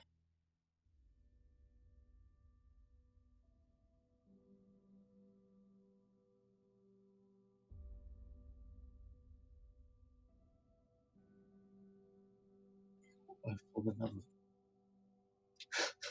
this doesn't want to cooperate tonight. Okay, that's a dirty 20 to hit. Hits. I'm gonna uncanny that for half the damage. Can you do that on a melee attack?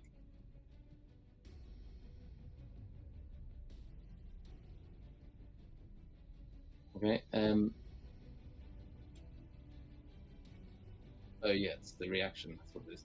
So 8 damage halved to 4. And then with the hammer, Miss. that's a 15. Okay, so yeah, he manages to get you once, and then not with the other. As yes, that's going to take us to Seto again. Okay. So I can't move until I fuck this guy up, right? Because he's harpooning me, if I could recall. Yeah, you are grappled, so you can try and break free of the grapple, but it's an action while it's alive. If you manage to kill it, then it'll be a bonus action. Wait. Let me just check something. Can I actually attack it while I'm grappled by it? Yeah, you can. Okay. Is it a disadvantage or anything? No. I don't think we were ruling it a disadvantage. Maybe it should have been, but it's not. It's fine. It doesn't say disadvantage missions. Let's try to freaking murder this shit. Oh. At one a single point of force damage as well. For the first one, okay, that hits.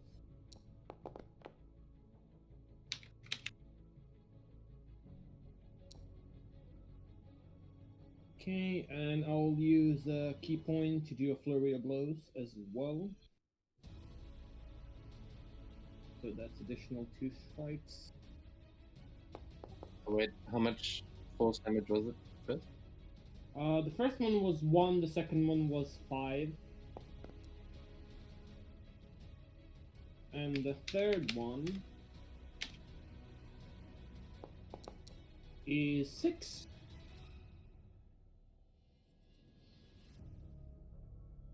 And the last attack.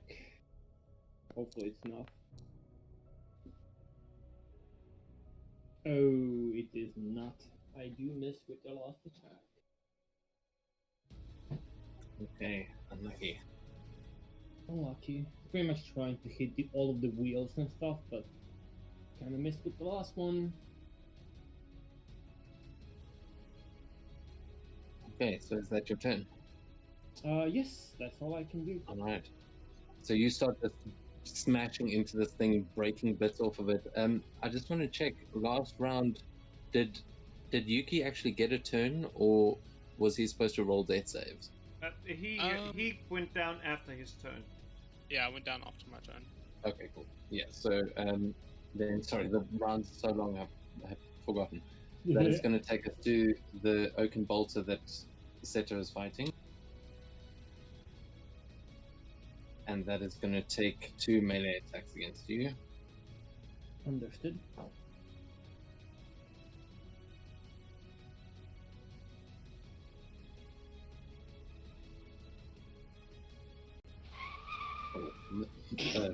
That one on the first. We heard a car just squealing. The The sound hell? effects are sick, dude. The sound effects are amazing. Yeah, nat 20 on the second. Man, Woo! yeah, that's pretty much his. That is pretty much like the Oaken Bolter's first attack. The gift. Take 30 damage. It has already auto updated it, I think. Yeah, it is on a foundry. I don't know if it will. I'm gonna try to do it on D&D Beyond. I don't know if that will kill me. Okay, yeah. I'm not sure if they don't either. So yeah, you take 30 damage from that second one. What the hell? Crit. It was a crit, yeah.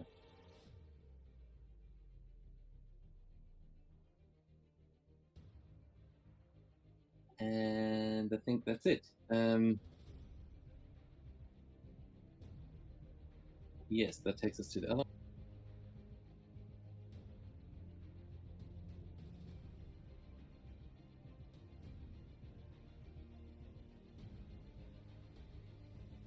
This one all the way over here. I can't really see shit other than other than Seto on the other. Yeah. So that one's going to take a ranged attack against you, Seto. Sure, bring it on. That's a 26. Sure, bring it on. Oh, only 9. You might be Oh. able to catch this one. I don't think I have to roll because it's a plus 15. 1d10 plus Oh 15. yeah, that's true. You can catch it by Yeah. default. I will catch it and I will stick it in the front of in the one in front of me. Okay, nice. Yeah, you just catch the bolt and redirect it right into this one in front of you. Which I think it takes. Do you roll extra damage or do you? Yeah, you roll an extra attack. It's essentially. Oh wait, I'm gonna read it. I think I On have the- to use the one that you use as well. No, if you look on your sheet, there should be under reactions. You should be able to make a deflect missiles attack. Oh really? Oh yeah, there actually is. Sorry about that. I'll roll it right now. Okay, yeah, so it hits. Exactly the same damage. So Wait, yeah, you perfectly redirected.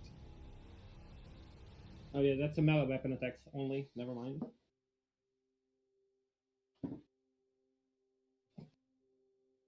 Yes, so you managed to deflect that one, but then it's going to follow up with another.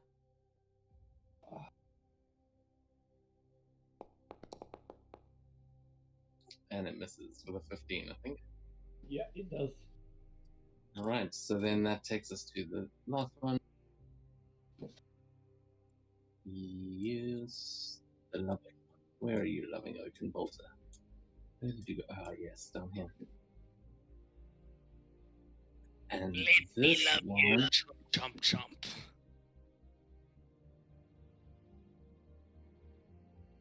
yeah, okay, this one is going to chomp chomp on this dwarf.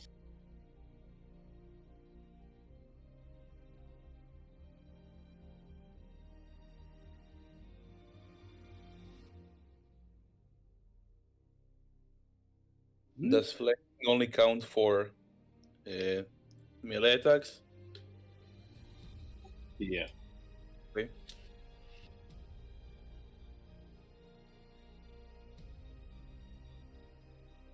Okay. So yeah, it takes a chunk out of this dwarf who's not looking too happy, but it does use up its whole turn. And that My is going to take us to Yuki. I need you to make a death saving throw, please. Sure thing. Give us those nat 20s. 10 on the dot. Oh. Nice. That's It's one 10 just save. passes, right? Okay, yeah. Cool. So then that takes us to Jerry. Good. I kept 1 second level spell slot. So I can Misty Step right behind that fucking, I don't know what it is, the fire shooting laser thing, dwarf. He's 30 feet. Enough? Yeah. Because Yeah, from because you're high up, you can kind of see that. But yeah, you can do that. Shall I move you? Does it not let you go through the wall? you did let me. And I'll swing at him with advantage. Let's see, 1 second. Mm. The slot. Wait, why with advantage? Flanking. Oh, right, it's not flanking, just he's behind him. Oh, just random normal attack, my bad. It's something. It's a different plan. Just normal attack. Behind the bolter would have been flanking, not behind this guy. My bad. Um, But I think 26 will still hit. Yeah, 26 hits.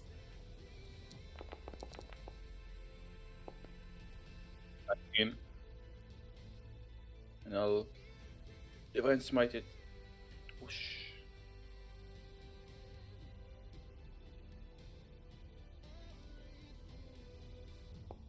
Oh, he already dead? Yeah, he is dead. Shit. But as you divine smited, you see it release this burst of psychic energy as it is destroyed. Yep. Because it is a psychic engine, apparently. So you take Do I roll anything? no. It's So just 5 damage. anything within 5 feet of it takes 4d6.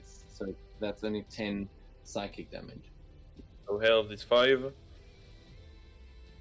Oh yeah, because you got psychic resistance now. Yep. So yeah, you managed to just slice through it. How do you want to kill it? Up against the wheel of this carriage?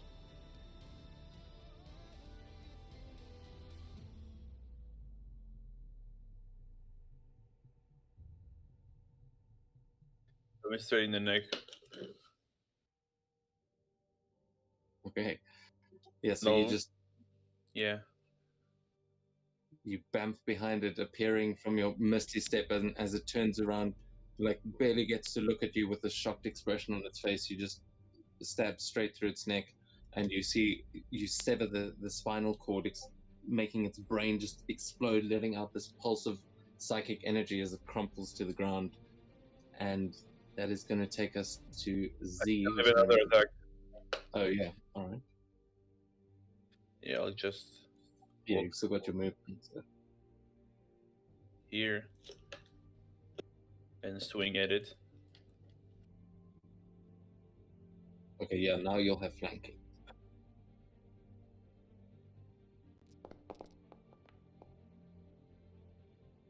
it didn't really matter. 216? What the hell? 18 damage, and I'll throw in the last second spell slot. So a 3d8.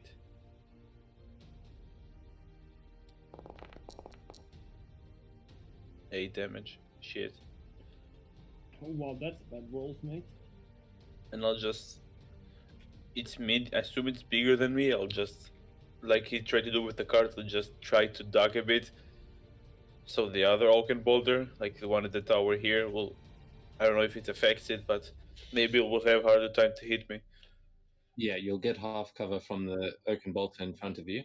Okay, and yeah, that's it. The spell is the bonus action. Yeah, that's it. Okay, so then that'll take us to Z, and she's going to have to make a death save, which NPCs don't usually do, but because she's basically with you guys all the time. Not 20! Oh, except of course, I don't have a button anyway for death save. Is it just, do you add anything, or is it just a straight? Oh, straight roll. It's a straight roll unless you are. Some have advantage on it, but Yeah. usually straight. Yeah, she's probably not. Okay, she passes. So she's got one success, and Stesnia, you're up. Oh yeah, this guy. Seeing as he's there, I'm like, nope, liking that. So I'm basically deciding like, okay, let's get a little melee fight. Find my weapons. At first, I'm like slicing at him with the like.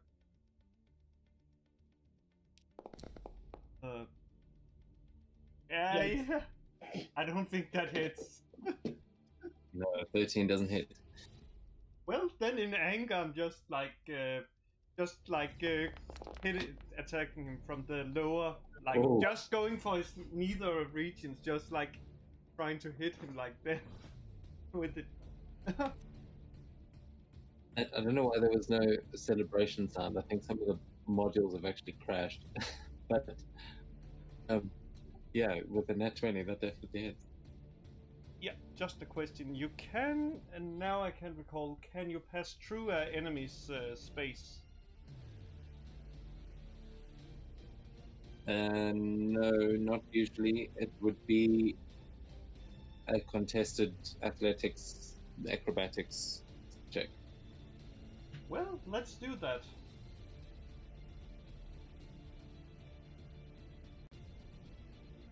Okay, let me just double check what he's best at, although I doubt he can get past you anyway.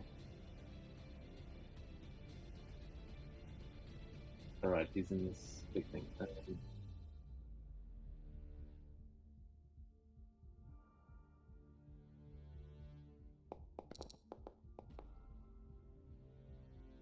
Okay, yeah, you managed to push past him fairly easily, as you just slither past him.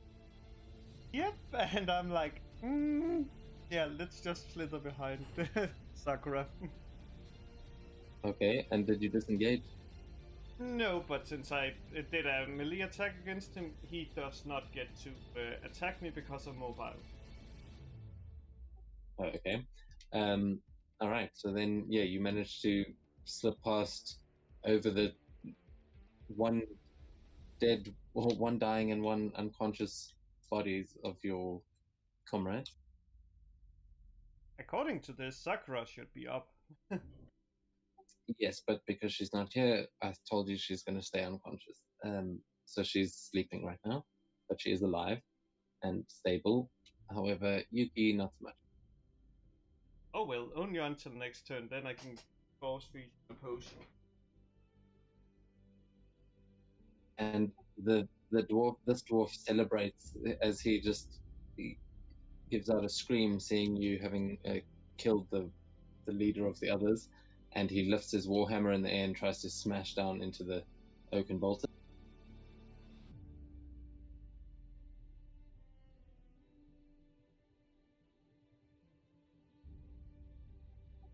Yes, and he smashes. Loving.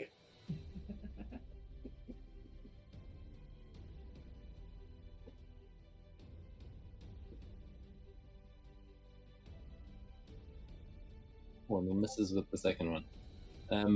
Yeah, so he manages to break off a chunk of it, and then it's going to take us to an open bolt. Ooh, which one? It's that one back there. Yeah, okay, this one's going to now change its attention I don't even see that. to. Yeah, it's up on the tower where Z got killed. That's that one. Oh. Move it there. But it is going to change its attention to Stesnia now as she runs out the door.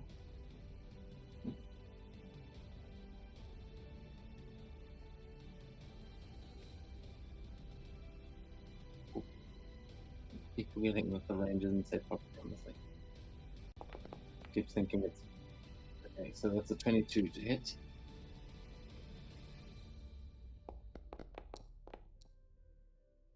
And you take 15 piercing damage on the first one, Stesnia. Yeah, let's just use the uncanny dodge to reduce that. Okay, cool. So yeah, that's 7 then.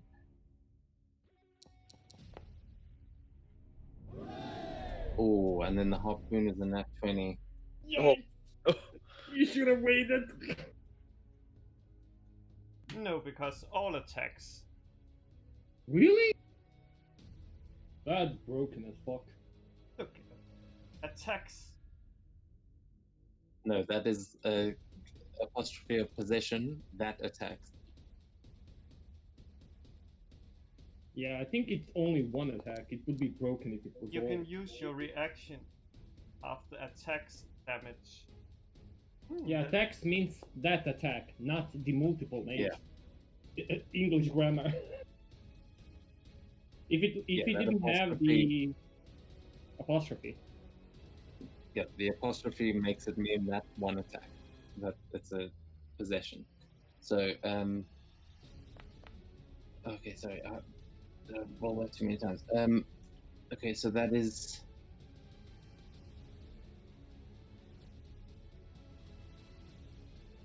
Okay, it's 17 total damage from that.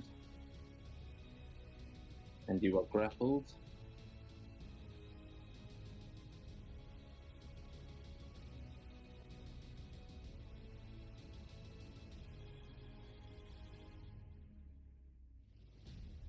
And dragged down the stairs. Oh, it's this one. That's perfect.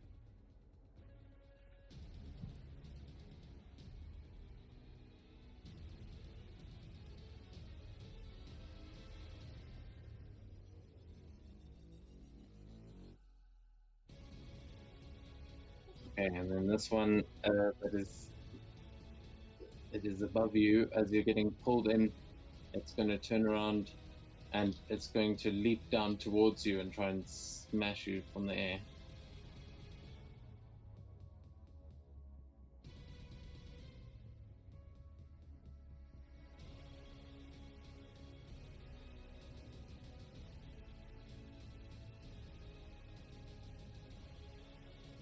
Okay, that was a 14 plus 5, so that one hits.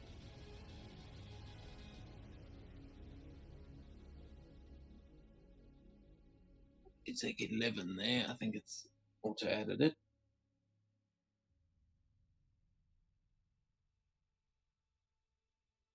Then it follows up with a claw attack, and that one hits as well. It's a 16 plus 5.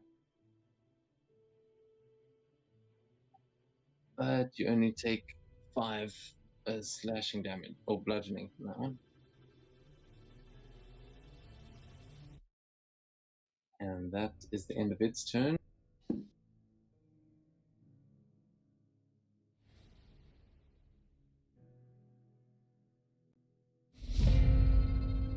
That takes us back to Seto. Does Yuki need to do a dex save though? No, we've already done that one. Okay, sorry about He's that. actually after those 3 open bolters. Okay. Wait for that one. Well, let's just get rid of the freaking thing in front of me. For once. It's funny. I knew exactly that it was so dangerous to get out.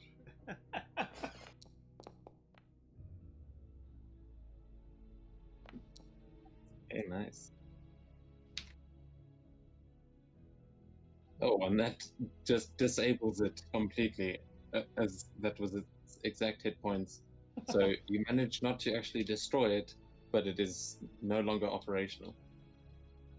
Do I have to spend a bonus action to move out of the grapple, or how does it work? Yeah, it would be a bonus action to pull the harpoon that's sticking through you out. It is like a barbed harpoon. Okay, I'll do that. I'll just, I guess, pull it out of me, and then I'll jump off and move, I guess, here, and I'll attack the other one with the other attack that I have. Okay, you also take 9 slashing damage as you pull the barb out. Okay, let me do that. Yeah, I can't really use anything else, so might as well just attack. I have to do it. D&D Beyond. You 25 will hit.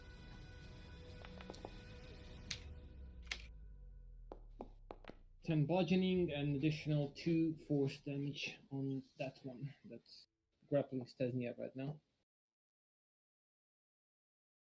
Okay, nice. That's all I can do. Okay, so that is going to take us to their turns again.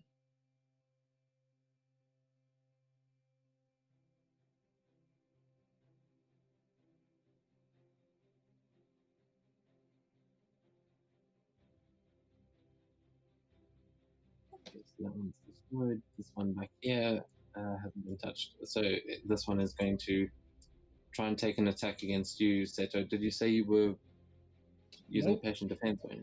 I had to use bonus action, so I couldn't. To pull the spear out.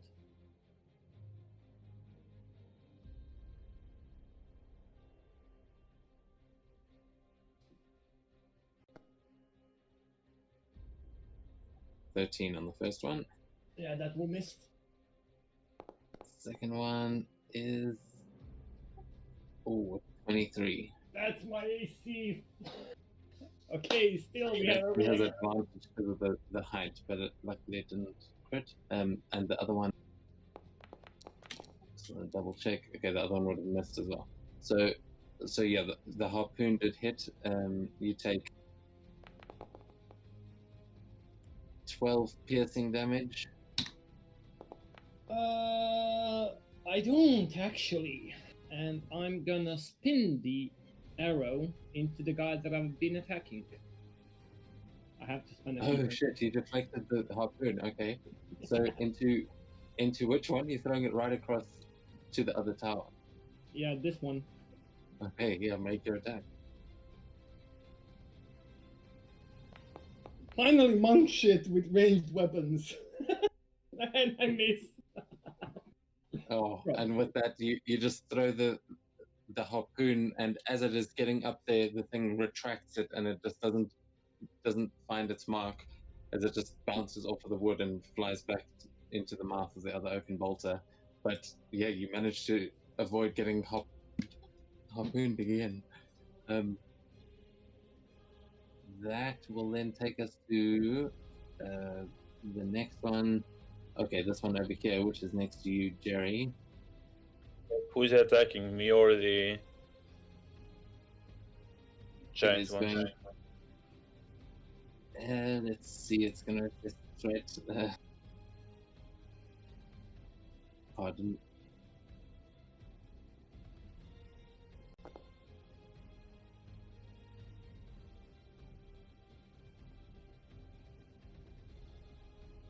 Okay, so yeah, it's going after you, Jerry. Shit.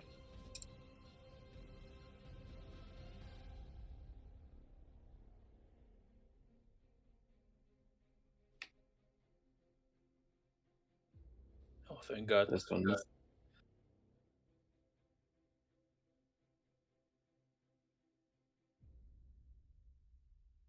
The second one hits. Yeah, that was an 11 plus 7. Yeah. What about the damage? 23 damage there on that one, as that 11 damage. It's halved. okay.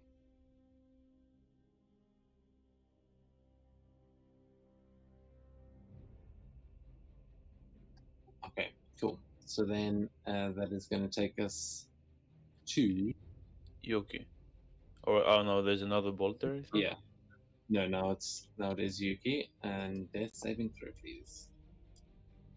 No. Oh, that's a fail. That's a fail. One fail, one success. Oh god. And Jerry, you're up next. Yeah, I'm smacking it.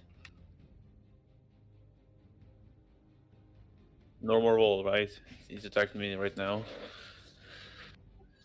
No, you'll have. Oh yeah, actually, from where you are, if you moved over to the side, you could get flanked. I'll move. Here.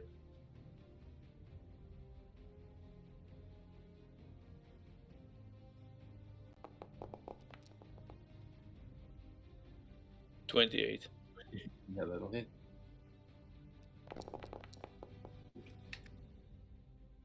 $22 Oh, damage. Yeah, you destroy it with that one. But let's see.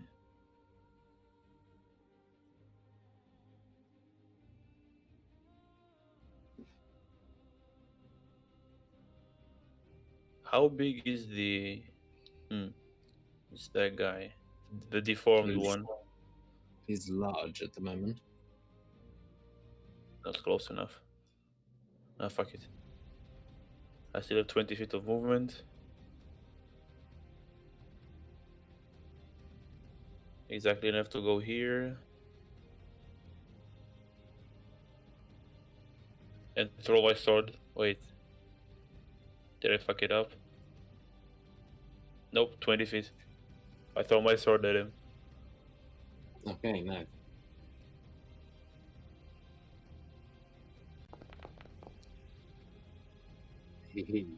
Oh!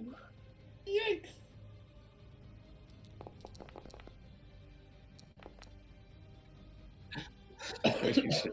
Yeah, Oh, 4 hit wow. points left. Yeah, you basically, as you throw this katana, cleaves his head clean off, as this massive piece of armor just sort of falls back into the gap between the stairs and goes clanking onto the floor. Yeah, he is very dead. Yeah, I'm done. Jeez. Okay, nice. And that'll take us to Z. She's gonna make a death save.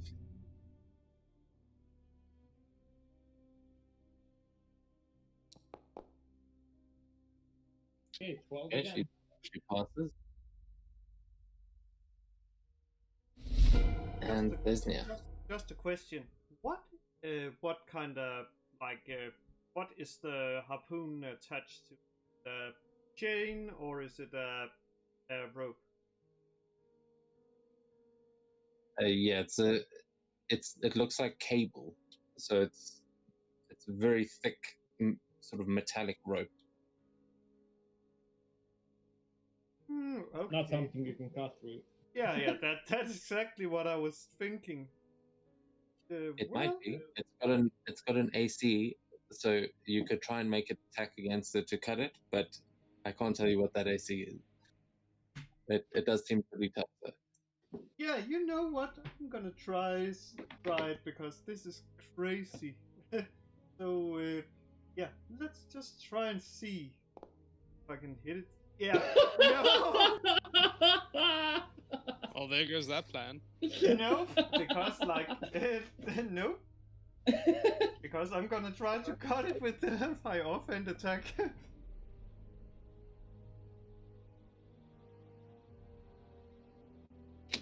Hopefully it has hopefully it doesn't have a 25 AC. Yeah, but who knows? Yeah, so you with the first one you just see like some sparks rub off it, and then with the second one you slice into it and you see a couple of these little cables snap, but there is still quite a bit of rope left. You haven't cut all the way through it with only 3 damage. There is, I mean, yeah, what you've done there, you've basically weakened it, but you haven't managed to cut all the way through it. Oh well, that's fine. Let's just get to the next.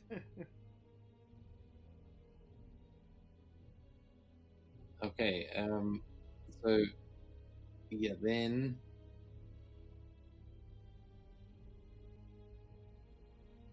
sorry, everything's frozen. Is it in? Oh, there we go. Then that takes us to the other dude that's.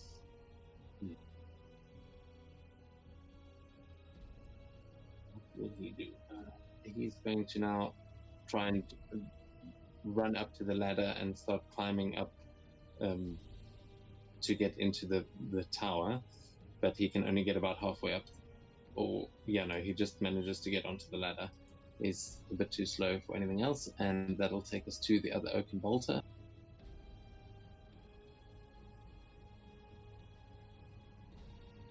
This is the one that's pulling stairs in, so it's going to use its bonus action to keep doing that.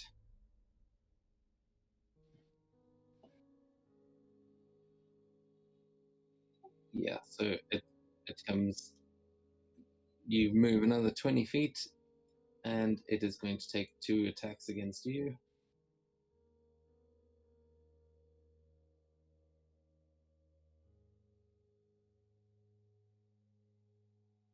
This is coming down to a wire, Jesus.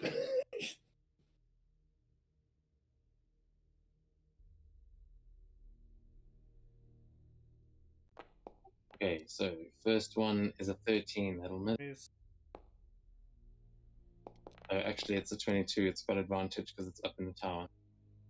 So, second one is a 19, and the first one was a 22. Yeah, I'll deflect the second one using the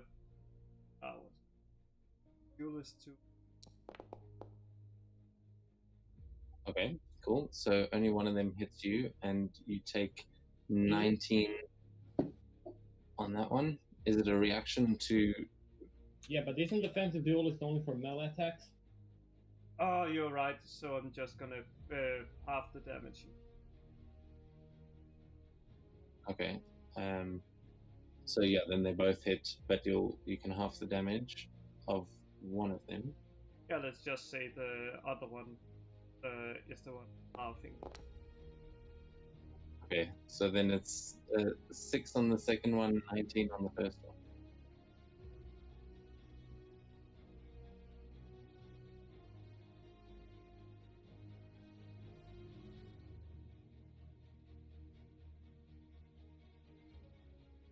Okay, have you added all of that? Yeah, I have done it. Oh yeah, okay, cool. So that takes us to the end of its turn, and on to Seto again. Okay, Seto's gonna just take a quick glance, and he's gonna see Jerry coming right behind him, so he's gonna let Jerry deal with that stuff. And Seto's gonna move here, and he's gonna take 2 punches, or essentially 2 long-range punches against the uninjured one. Oh wow, what the hell for cover? Okay. Yeah, that one is still up in the tower technically, so it would have half cover from where you are, Okay. unless you get up into one of the towers. Well, let's just do that. Screw it. I have a feline agility because I can't actually move to a tower, but I have a feline agility because I haven't moved for a single turn. Okay, So it I is a have- 20 foot. It is 20 feet up. So how? I'm I have I'm pretty sure you've 100. got to move. I have 100 feet movement at this point. Yeah, then you manage to make your way up into the tower, and it is I'll stay. it's actually 10. Okay. Sure, that's fine. And let's take 2 attacks against it.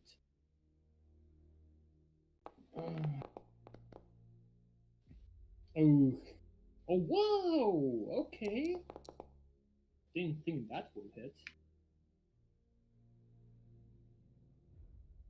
Okay, and I'll take another one, and I'll roll the d6s later if I hit this one, so it's combined. So you don't have to, Okay. 2d6 is gonna be Okay, Seto. 6 points of force damage. And I'll use freaking key points for a patient defense because fuck that bolter. Where are you, Seto? I'm fighting the only guy that wasn't injured. Oh, the one further away, okay. yeah. Okay. I know your range, so I just let this guy for you, to be honest. Okay, so Seto is taking his patient defense and up close and personal with the Oaken Bolter. Is that the end of your turn? Yes, it is.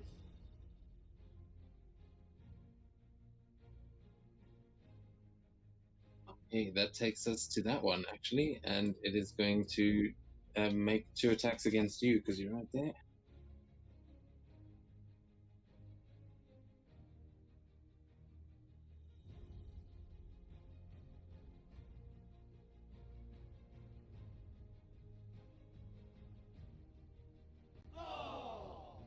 Oh, that was in that one. Oh,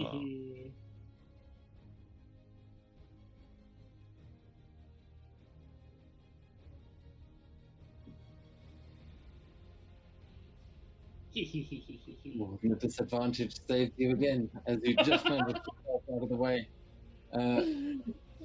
Oh, the other one was a nat 20 and a nat 1. Did you see that? We didn't. don't see that.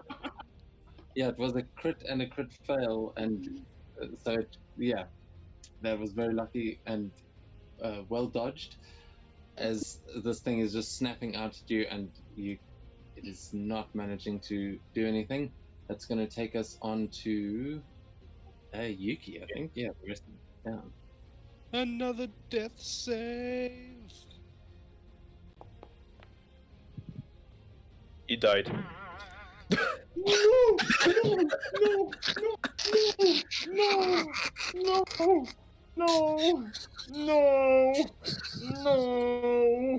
No.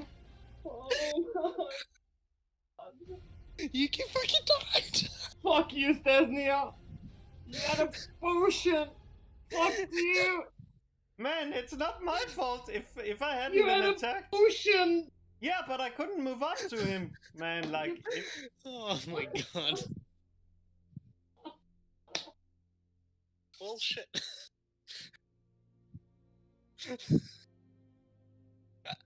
now Then that I think before about that, it, you you could had have grabbed another it and ran up to him, actually. I don't know you have a potion, man. I don't know your inventory, for fuck's sake.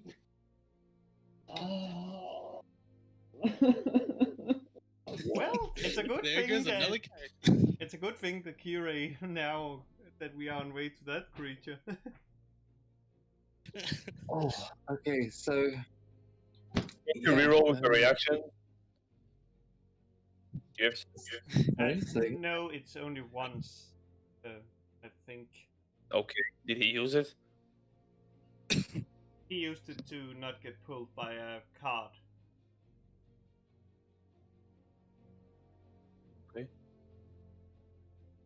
and you There- use the the inspiration only to thing not I use can it. say is, if you would allow it, of course it's a little bit player invasive. It's to basically have Sakura rewind time and give him another chance to rolling. But that's Yeah, unfortunately, if Sakura was here, it probably would have gone a bit differently. But unfortunately, she's unconscious. That is how we've ruled it. Then. Yeah, well, I guess that. Yeah, I guess that's it for. Yuki is fucking dead. Yuki. Jesus Christ. He's a bitch. He already died. wait a second, Jerry. You He has fucking revivified, dickhead. doesn't he? You had a potion, Fucking when? Do I have Revivify? dickhead. Yeah, I have to say there were some potions in that crate, weren't there? Those Yeah, but potions- I was never next to him when he died, when he got knocked down. But nobody just- ever gives out potions to everybody else. I didn't You even know, see it's the just- book, to be honest. I just wanted to double check that I had given you the potion, so it's not. Yeah. It's not on me. Well, Nobody yeah, that says, is. "Hey, I've got some potions here. Who wants potions, guys?" And yeah, Z had finally learned healing magic, but she's friggin' dying as well. So No, she's actually Uh, just one save away from getting up and being able to attack. yeah, well, for now, we'll we'll see what happens as Yuki seems to have faded away, and Jerry, what would you like to do? Juvetti Boga, Timmer Pogeben Boga. Sure.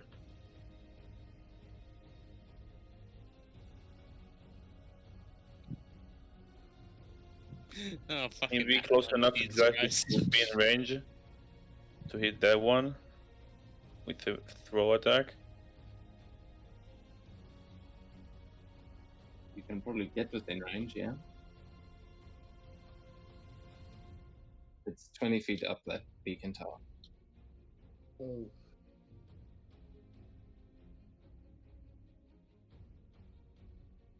Okay.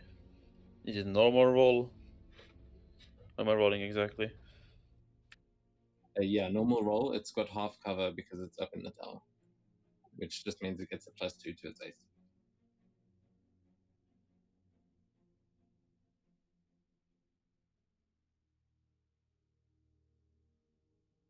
Did it roll anything? Okay, now it rolled 30. That'll hit. 20 damage. Is it still with us? Yeah, it's still up. Then throw it again.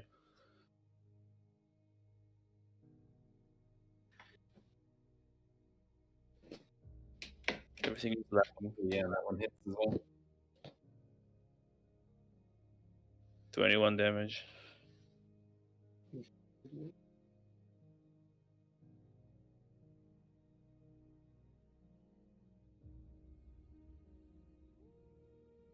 That's my yeah, turn. all right. With the second one, you managed to destroy it.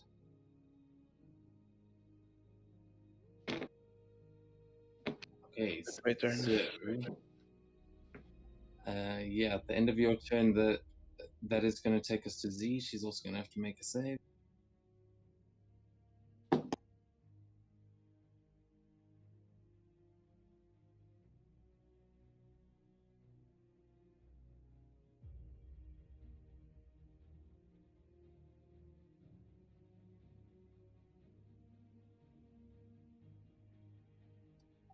It's lagging like mad. Oh, and she fails. Great. So she's got 2 successes, 1 failure, and stays near the line. Goes slack as the harpoon is still through you. But what would you like to do?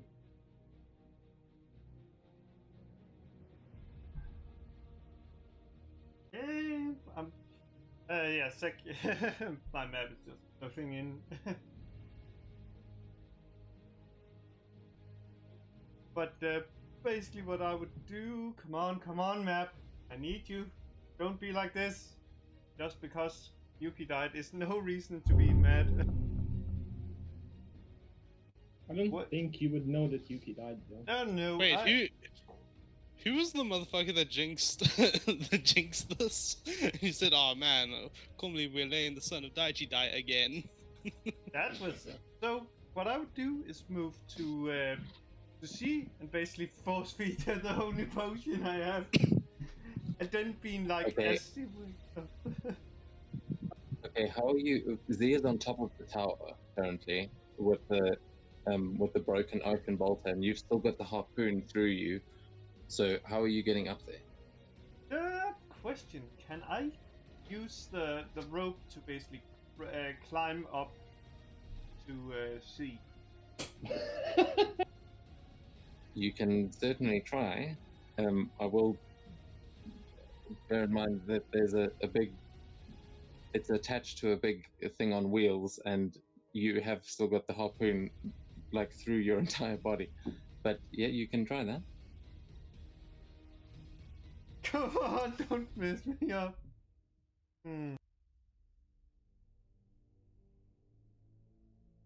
So is that what you're trying? You're climbing up the side via this rope. I'm trying yet. I have no idea that it died. At least I don't think so. Okay, well, as you do this, I'm gonna roll and see. This is just to see how. Okay, so I instead of the thing ripping right through the wood and falling on top of you and crushing you on the ground, you just, as you're getting to the top, it does move forward, but it gets caught in the wood, and it is like dangling over the side. You kind of fall back a little bit, but you manage to catch yourself, and you eventually manage to pull your way up onto the top of the tower. But it is doing some serious damage to your innards, climbing with a harpoon inside, and you are going to take a 1d4 of damage. there's a 25% chance you're fucked. God, why?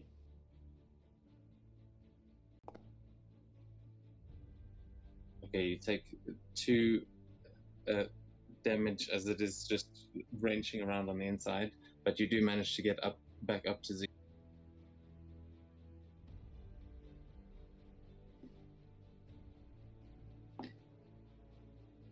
And I force feed her the potion, and it's like, start healing now. Okay, so it's just a regular healing potion. Yeah, let me just find it. Sorry. It's 2d4 plus 2, isn't it? Yes, that's correct.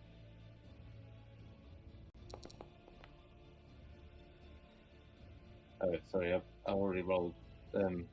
Yeah, that's fine. That's better than what I most likely would have rolled. Okay, so Z sits up and she looks around, looking quite shocked, and she goes, "Oh, thank you, Sisney. Oh my god!" And she looks at you and notices the harpoon right through you and the blood just pouring out everywhere, and noticing that you're about to kill over yourself. But yeah, is that the end of your turn? Oh, for some reason it reset. So yes, it is the end of my turn. Okay, then that is going to take us to that other guy who's now. He's. Oh, where did he go actually? Oh yeah, he climbed up into the tower, but that one is dead. So he's just now yelling and celebrating from the top that they've won. He doesn't realize that there's still an Oaken Bolter left. And that'll take us to Seto again. Well, Seto can. Going through the whole millions of people.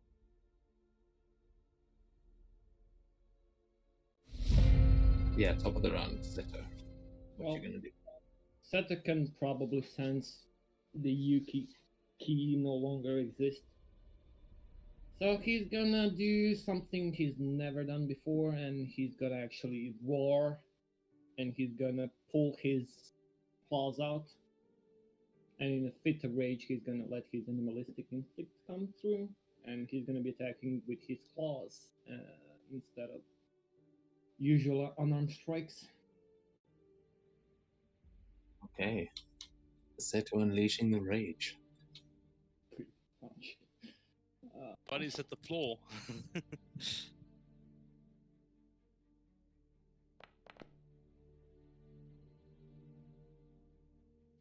Well, the first one deals 10 damage. I'll do all of the force damage at the end when I see how much I hit, Yeah. to be honest.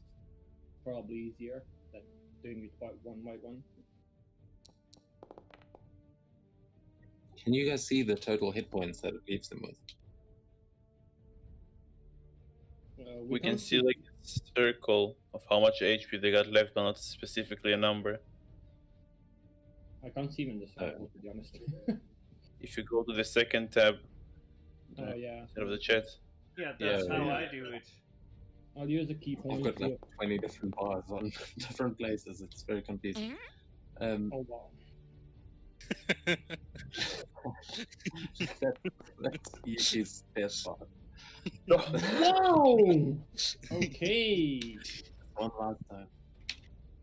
2d6. He's gonna take additional 10 points of force damage.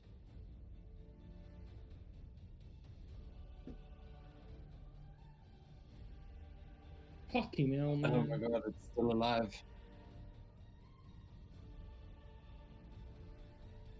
Can't even see its HP. Oh, wait, is it this one? No. Yeah, barely anything.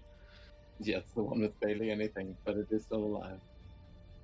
Well, that's all I can do. Can't do anything else.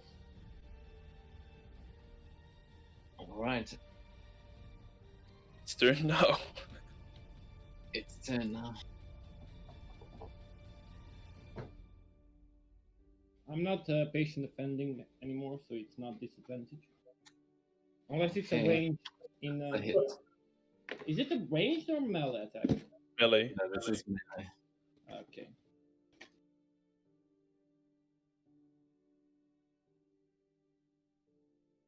Ooh, 18 on that one. Okay, I'm still alive. Okay, and its second attack.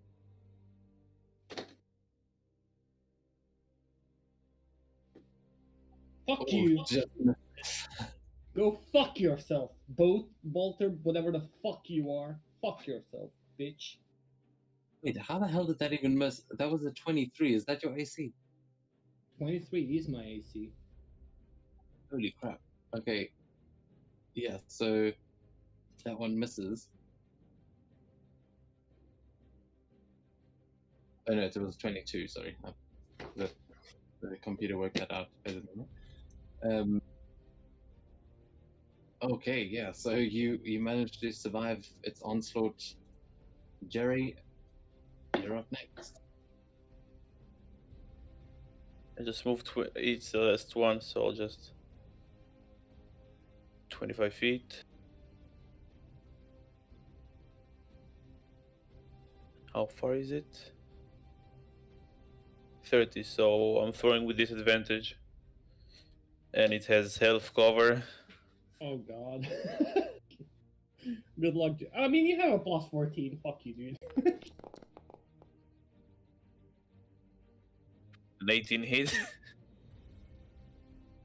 18 is its armor class with half cover. So yeah. Yeah. Good job, Jerry. Fuck him up. The fuck. Oh wow. Good. 19. So Seto, as you see this thing snapping at you and just it looks like it's about to kill you, it rises up and you just see this katana come flying over the edge and just slice through its sort of bowstrings and through all of the mechanisms as it just kind of crumbles onto the ground in front of you, and the katana goes flying back into Jerry's hand. It is dead. Combat.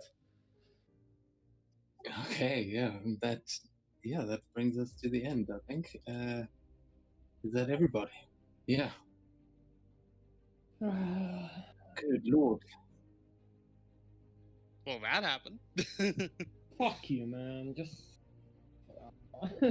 Fuck your dice rolls. Oh no! It didn't tell me how much XP you were supposed to get.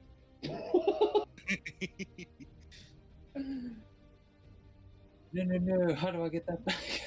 Yeah, and now the question is, do we also get XP for Yuki dying? Fuck off, dude. Just fuck off. I guess, you know what? You didn't kill. Neither of the party killed him, He so. died in a huge barrage of fire.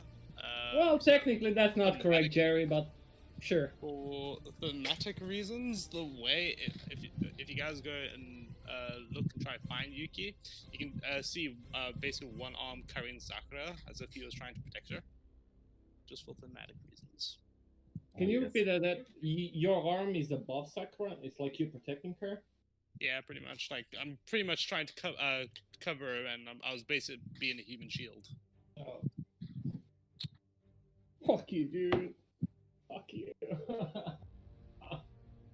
Like talking to Debbie like about retiring Jerry sometimes, or just a different character, different classes. You just keep dying twice already.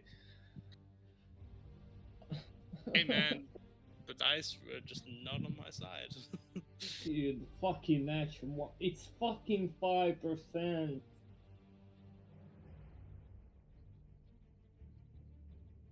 Well, look, I will say they. I mean, this did go pretty badly. I can't believe it's your character again. That's just.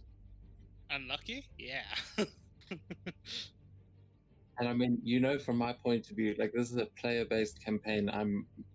The story revolves around you guys.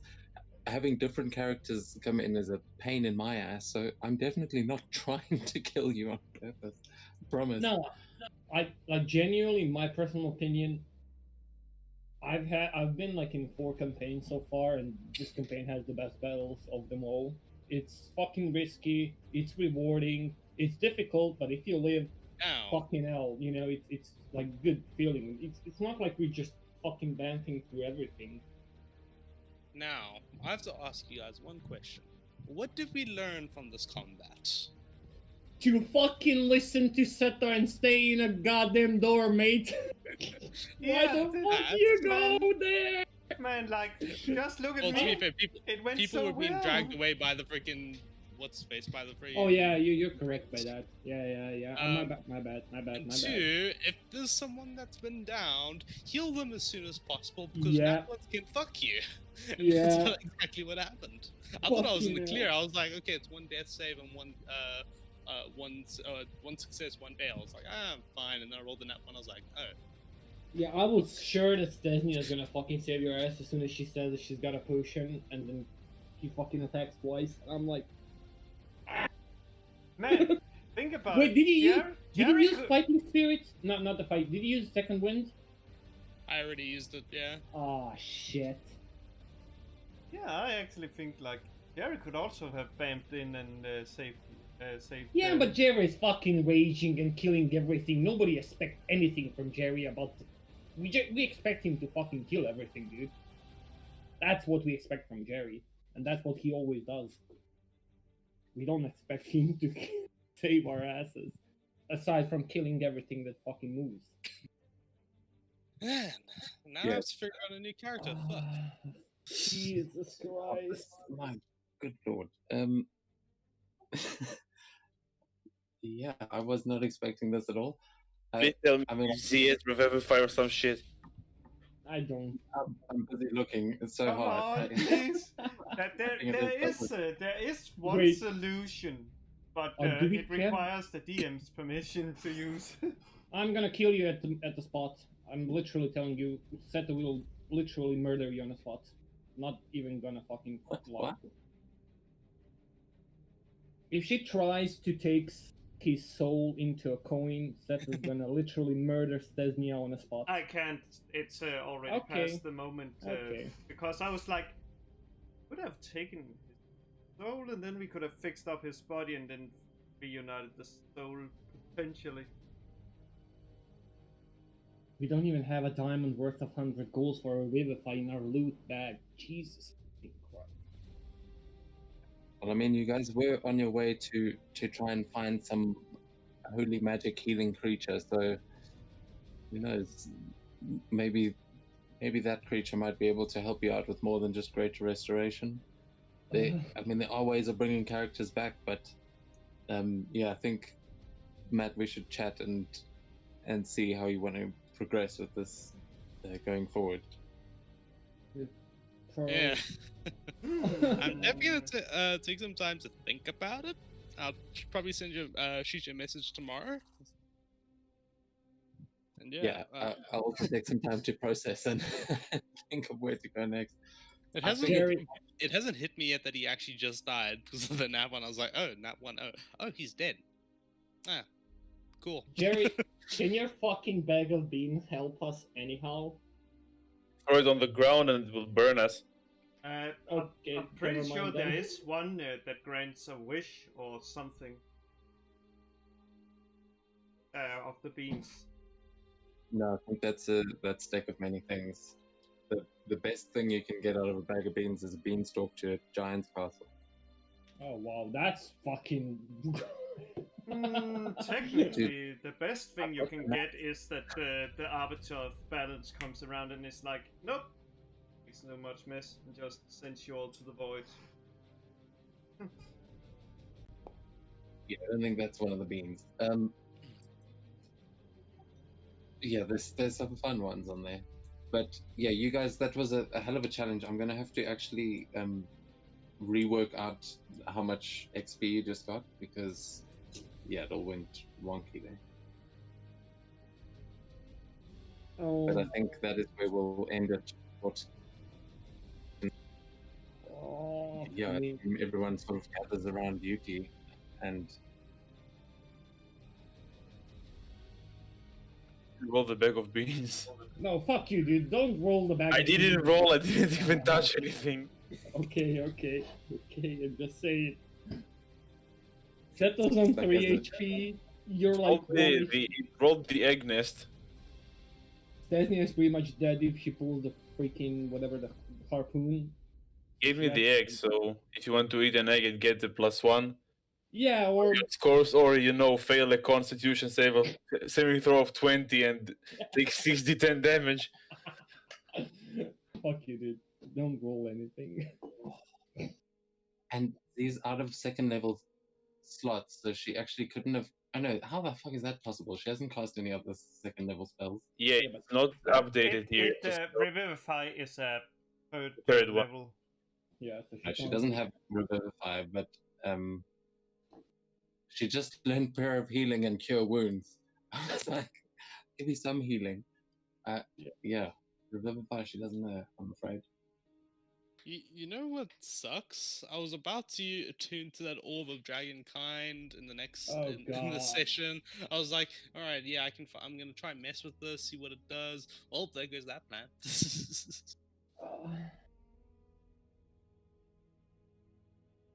Fuck me. Now we got a cool bowling ball. You're not gonna crave drop Yuki, are you?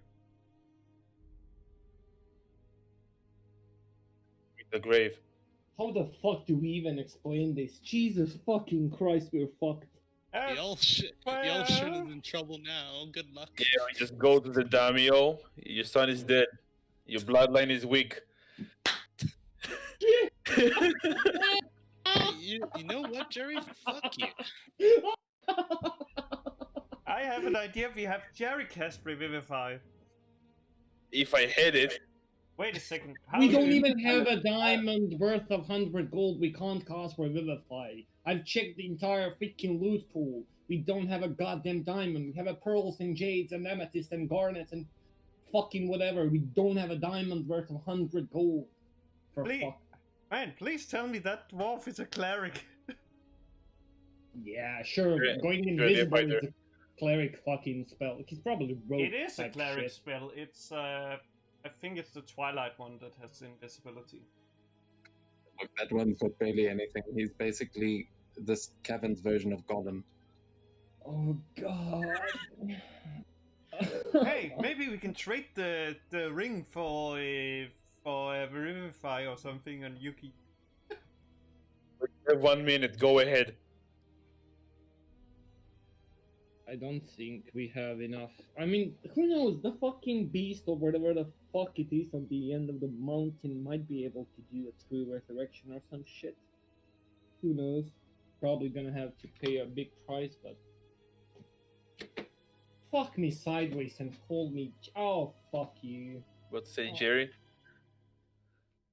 What? J. The last thing I heard was J. I don't think I didn't plan to say anything on the Jerry or anything. I'm just saying, like, if the fucking beast can help us, he's probably gonna ask for a hefty price to bring back someone from the dead. And realistically, it's gonna be between Ayan or a freaking Yuki. You all get 17 hit points back, obviously, other than Yuki. Yay. I mean, we're definitely taking a short rest, so.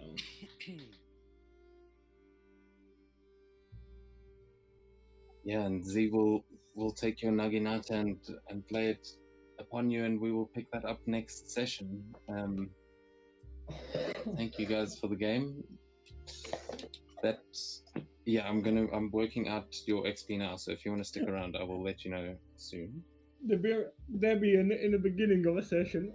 Fuck you, Sakura, you ruined my plans. Debbie on the on the last end of the session, like, oh shit, I almost TPK'd everybody. When I was making this dungeon, like I've been looking at it all day and going, oh, this could be a TPK. Like this could be the thing that ends everyone, depending on how you guys play it. Because I will say, this dungeon is not even close to being done. I'm gonna, like, realistically, if we're being honest, with Sakura, it's not probably a single person dead. But because it happened like it happened, she was tired, she had to go, all respect and all that. But, oh god, it didn't end as we wanted to. Shit, I'm out of drinks. As I said, a reroll could have saved us. Yeah, like I think if Sakura was there, there wouldn't have been a death at least. There might have been some people going down, but I think there would have been more. I think you would have gotten through it a little bit easier. But unfortunately, that's not what the dice had in mind either.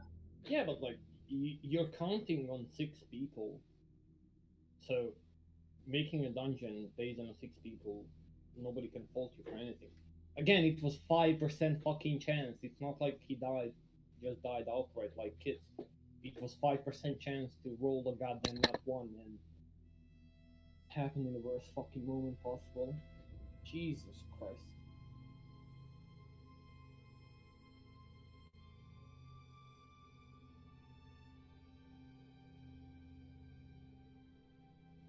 Oh. Shit happens, right? Like, the worst thing is, like, if I lose Sato, sure, I'm fucked up in the mind, I'm gonna be sad and everything, but I still have, like, a fucking character in mind. This is your fucking 3rd one. I'm like, fuck me, dude. Like, I've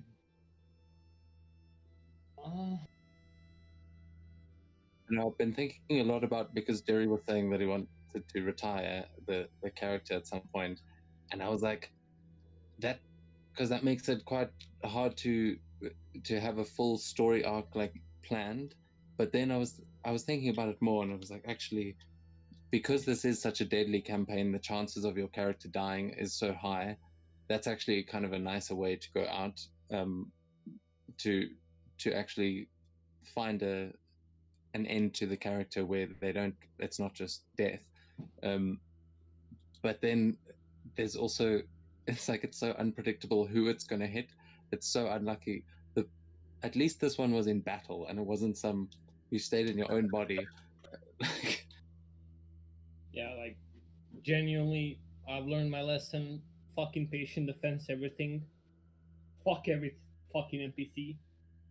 No longer flurry of blows. Fuck that shit. Gosh. Ah, damn. So we'll count this up. So how many oaken bolters were there? 5, 6. 5, I think. Because when I was making this, I was like, I put it onto the D&D Beyond Encounter Creator, and I was like, oh, okay, it was like deadly. Yeah, it like but basically filled up almost the full daily budget. I was like, yeah, sounds good for these guys. yeah, I've started to figure out where that balance level is. Unfortunately, it was just the one player short that threw you over the edge. yeah. If Sakura was here, I could fucking bet on anything that we just survived this. Probably with a lot of casualties, but not like a real casualty. Oh god. I fucking love this shit and I fucking hate this shit. I don't know. It's mixed feelings. I'm just happy to be here. Or not be here. Oh, and if Sakura hadn't like nuked the first room, that could have gone differently as well. Yeah, that could have gone like Sakura's plan doing everything, holy shit. Could have gone like, oh.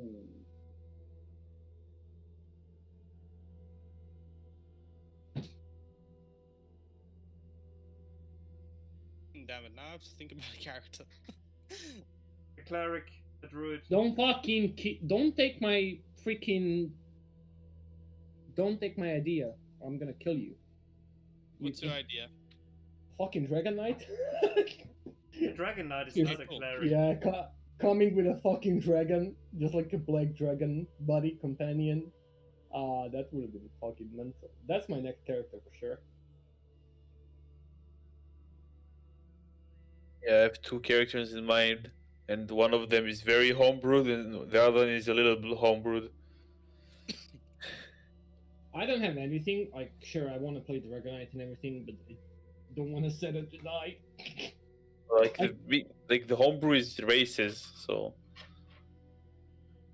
Like for me, retiring Seto is a fine option, right? After he concludes, his goal, and maybe he's persuaded by some character to, help them, but just wants to do his shit and go back.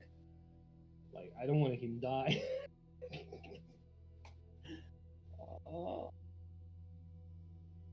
Why didn't I roll a goddamn cleric? It's funny. I've considered it to bring a cleric or a druid, but I was like, cleric. cleric druid. Okay, rogue. No. Yeah, exactly, No, it was exactly, like, Jerry. Okay, I could bring this one, but, Yeah, but- that is like her personality is extremely bad. It's even Yeah, worse. but why didn't you grab a fucking rogue that does shit? You took the freaking most selfish rogue. I mean, probably Assassin is the only one selfisher. Like, fuck me, Simon. Debbie. There is I don't no wanna- healing rogue. Yeah, but there's That's official. rogues that deal a shit ton of damage.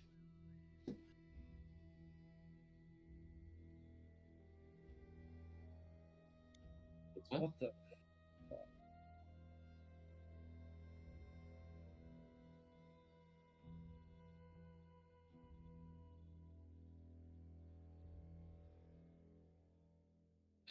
Man, I've got no idea what character I'm gonna make now.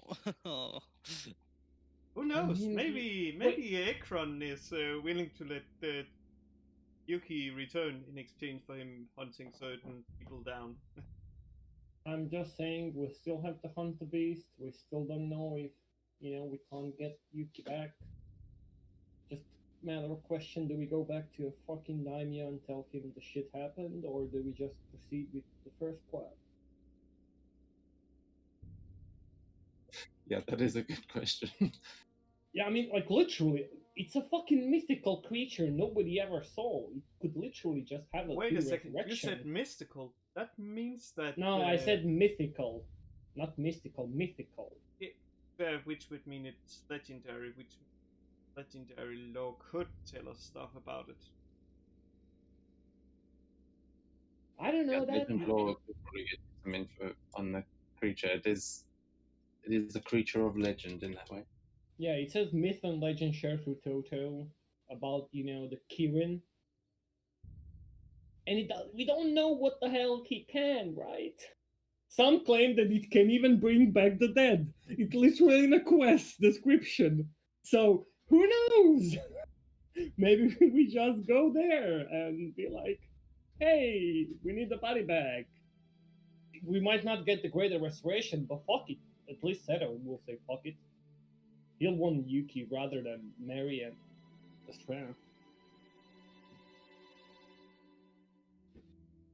Like if he's given the choice. So, DM, out of curiosity, how much does the death of Yuki throw your plans into the shredder? I think every character's death has something to the story. It's an interesting thing, actually, because it hasn't. I mean, in the last campaign, I don't think we had any player deaths until like the finale, Technically, and that wasn't even really a death. Technically, we had the what what's it called? The Good halfling idea. or gnome that basically drowned himself in the bathtub. Which I think it wasn't even high enough. And then we had the little. I think he was also a halfling who went missing. Okay, guys. So, so you get 74. Oh no, wait. This needs to be. 4,000, yes. Yeah, that's a little bit too much. It was no. It's right. What? It's just it needs to be divided. Oh, okay. It's That- not.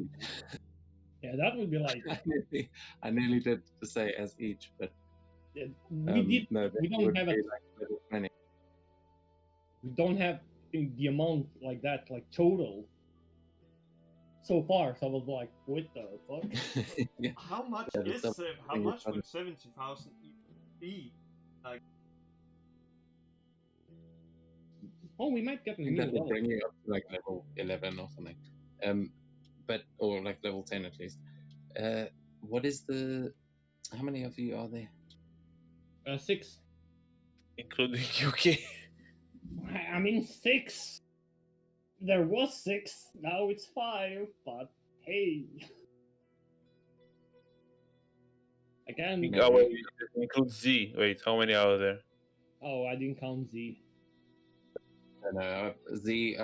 She does get experience, but I'm not splitting the Oh, experience. Wait, We're 5. 1, 2. Then no, it's 6 with Z. It's 5 without it, right? We're 5 without Z. Is that including Yuki? Yeah. Okay, yeah, because we're going to give the XP to Yuki as well, because if you do end up bringing him back, everyone's getting it for now. But the new character that you make will just have the same XP as everyone when you start. So everybody gets 14,880 XP. Level up. How much did you say? 40. Yeah, it's level up. In 14,880. Oh, so that's slurred over that one. 14,880, yeah.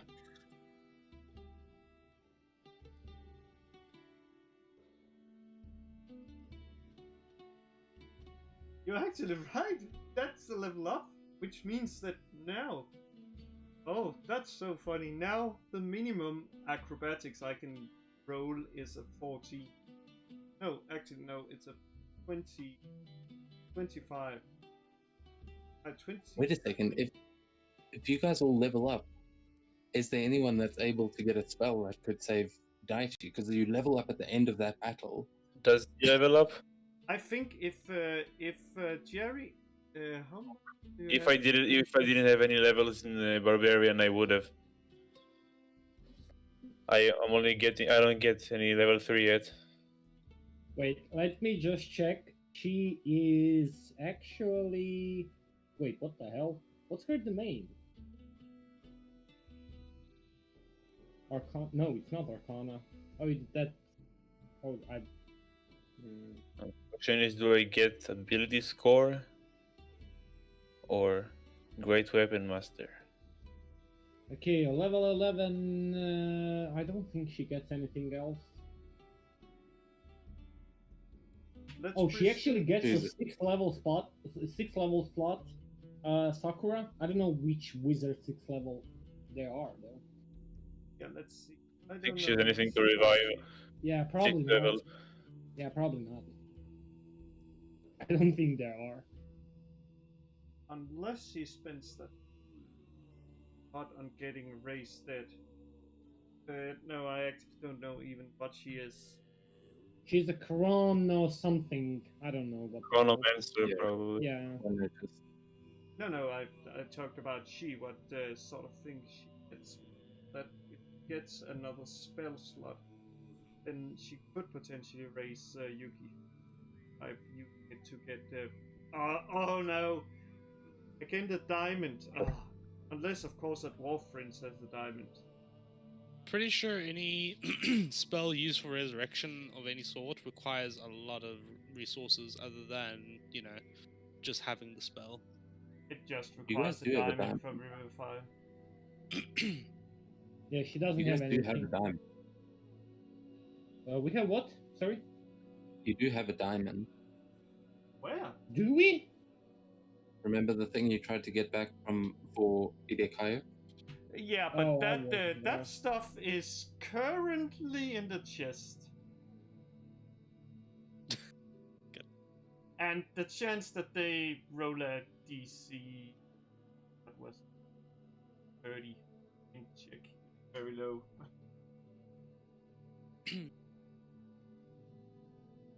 So, okay, if that stuff is still on Australia, then yeah, those you would probably need to retrieve those bodies if you wanted to take them to be restored. I have to just point that out as well. Nah, fuck it. If we're going to a goddamn plane, we're asking the fucking whatever the hell it is to Aaron? call back. Yeah, we're asking for a Yuki back. Fuck Greater Restoration.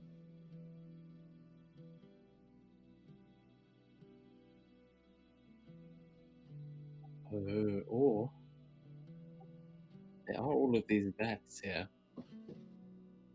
Oh, yeah, but Oh, wait a oh second. no. But those wats, would they potentially work like reincarnation? And if they do, I suggest we get a new shard because reincarnation, the current shard, is real bad. You have basically, I think, 25% chance of death. By the way, Debbie, can I ask you a question? Mm-hmm. I'll link it. I'll copy paste in the Discord. Does this mean that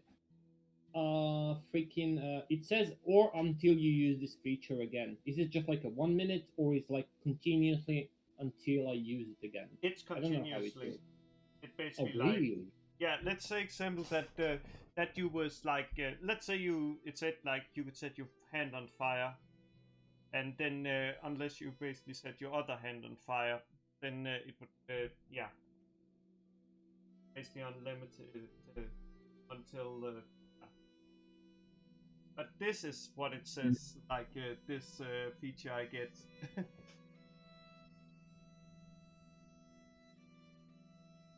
Yeah, no, the thing that you sent is for a minute. That's for a minute, right? Yeah. Okay, I It's just wanted to know equal because to the number of key points you spend for 1 minute. yeah, and then it says or until you use this feature again. So just wanted to make sure so there's no confusion or anything. I just wanted to ask you about that. That's all.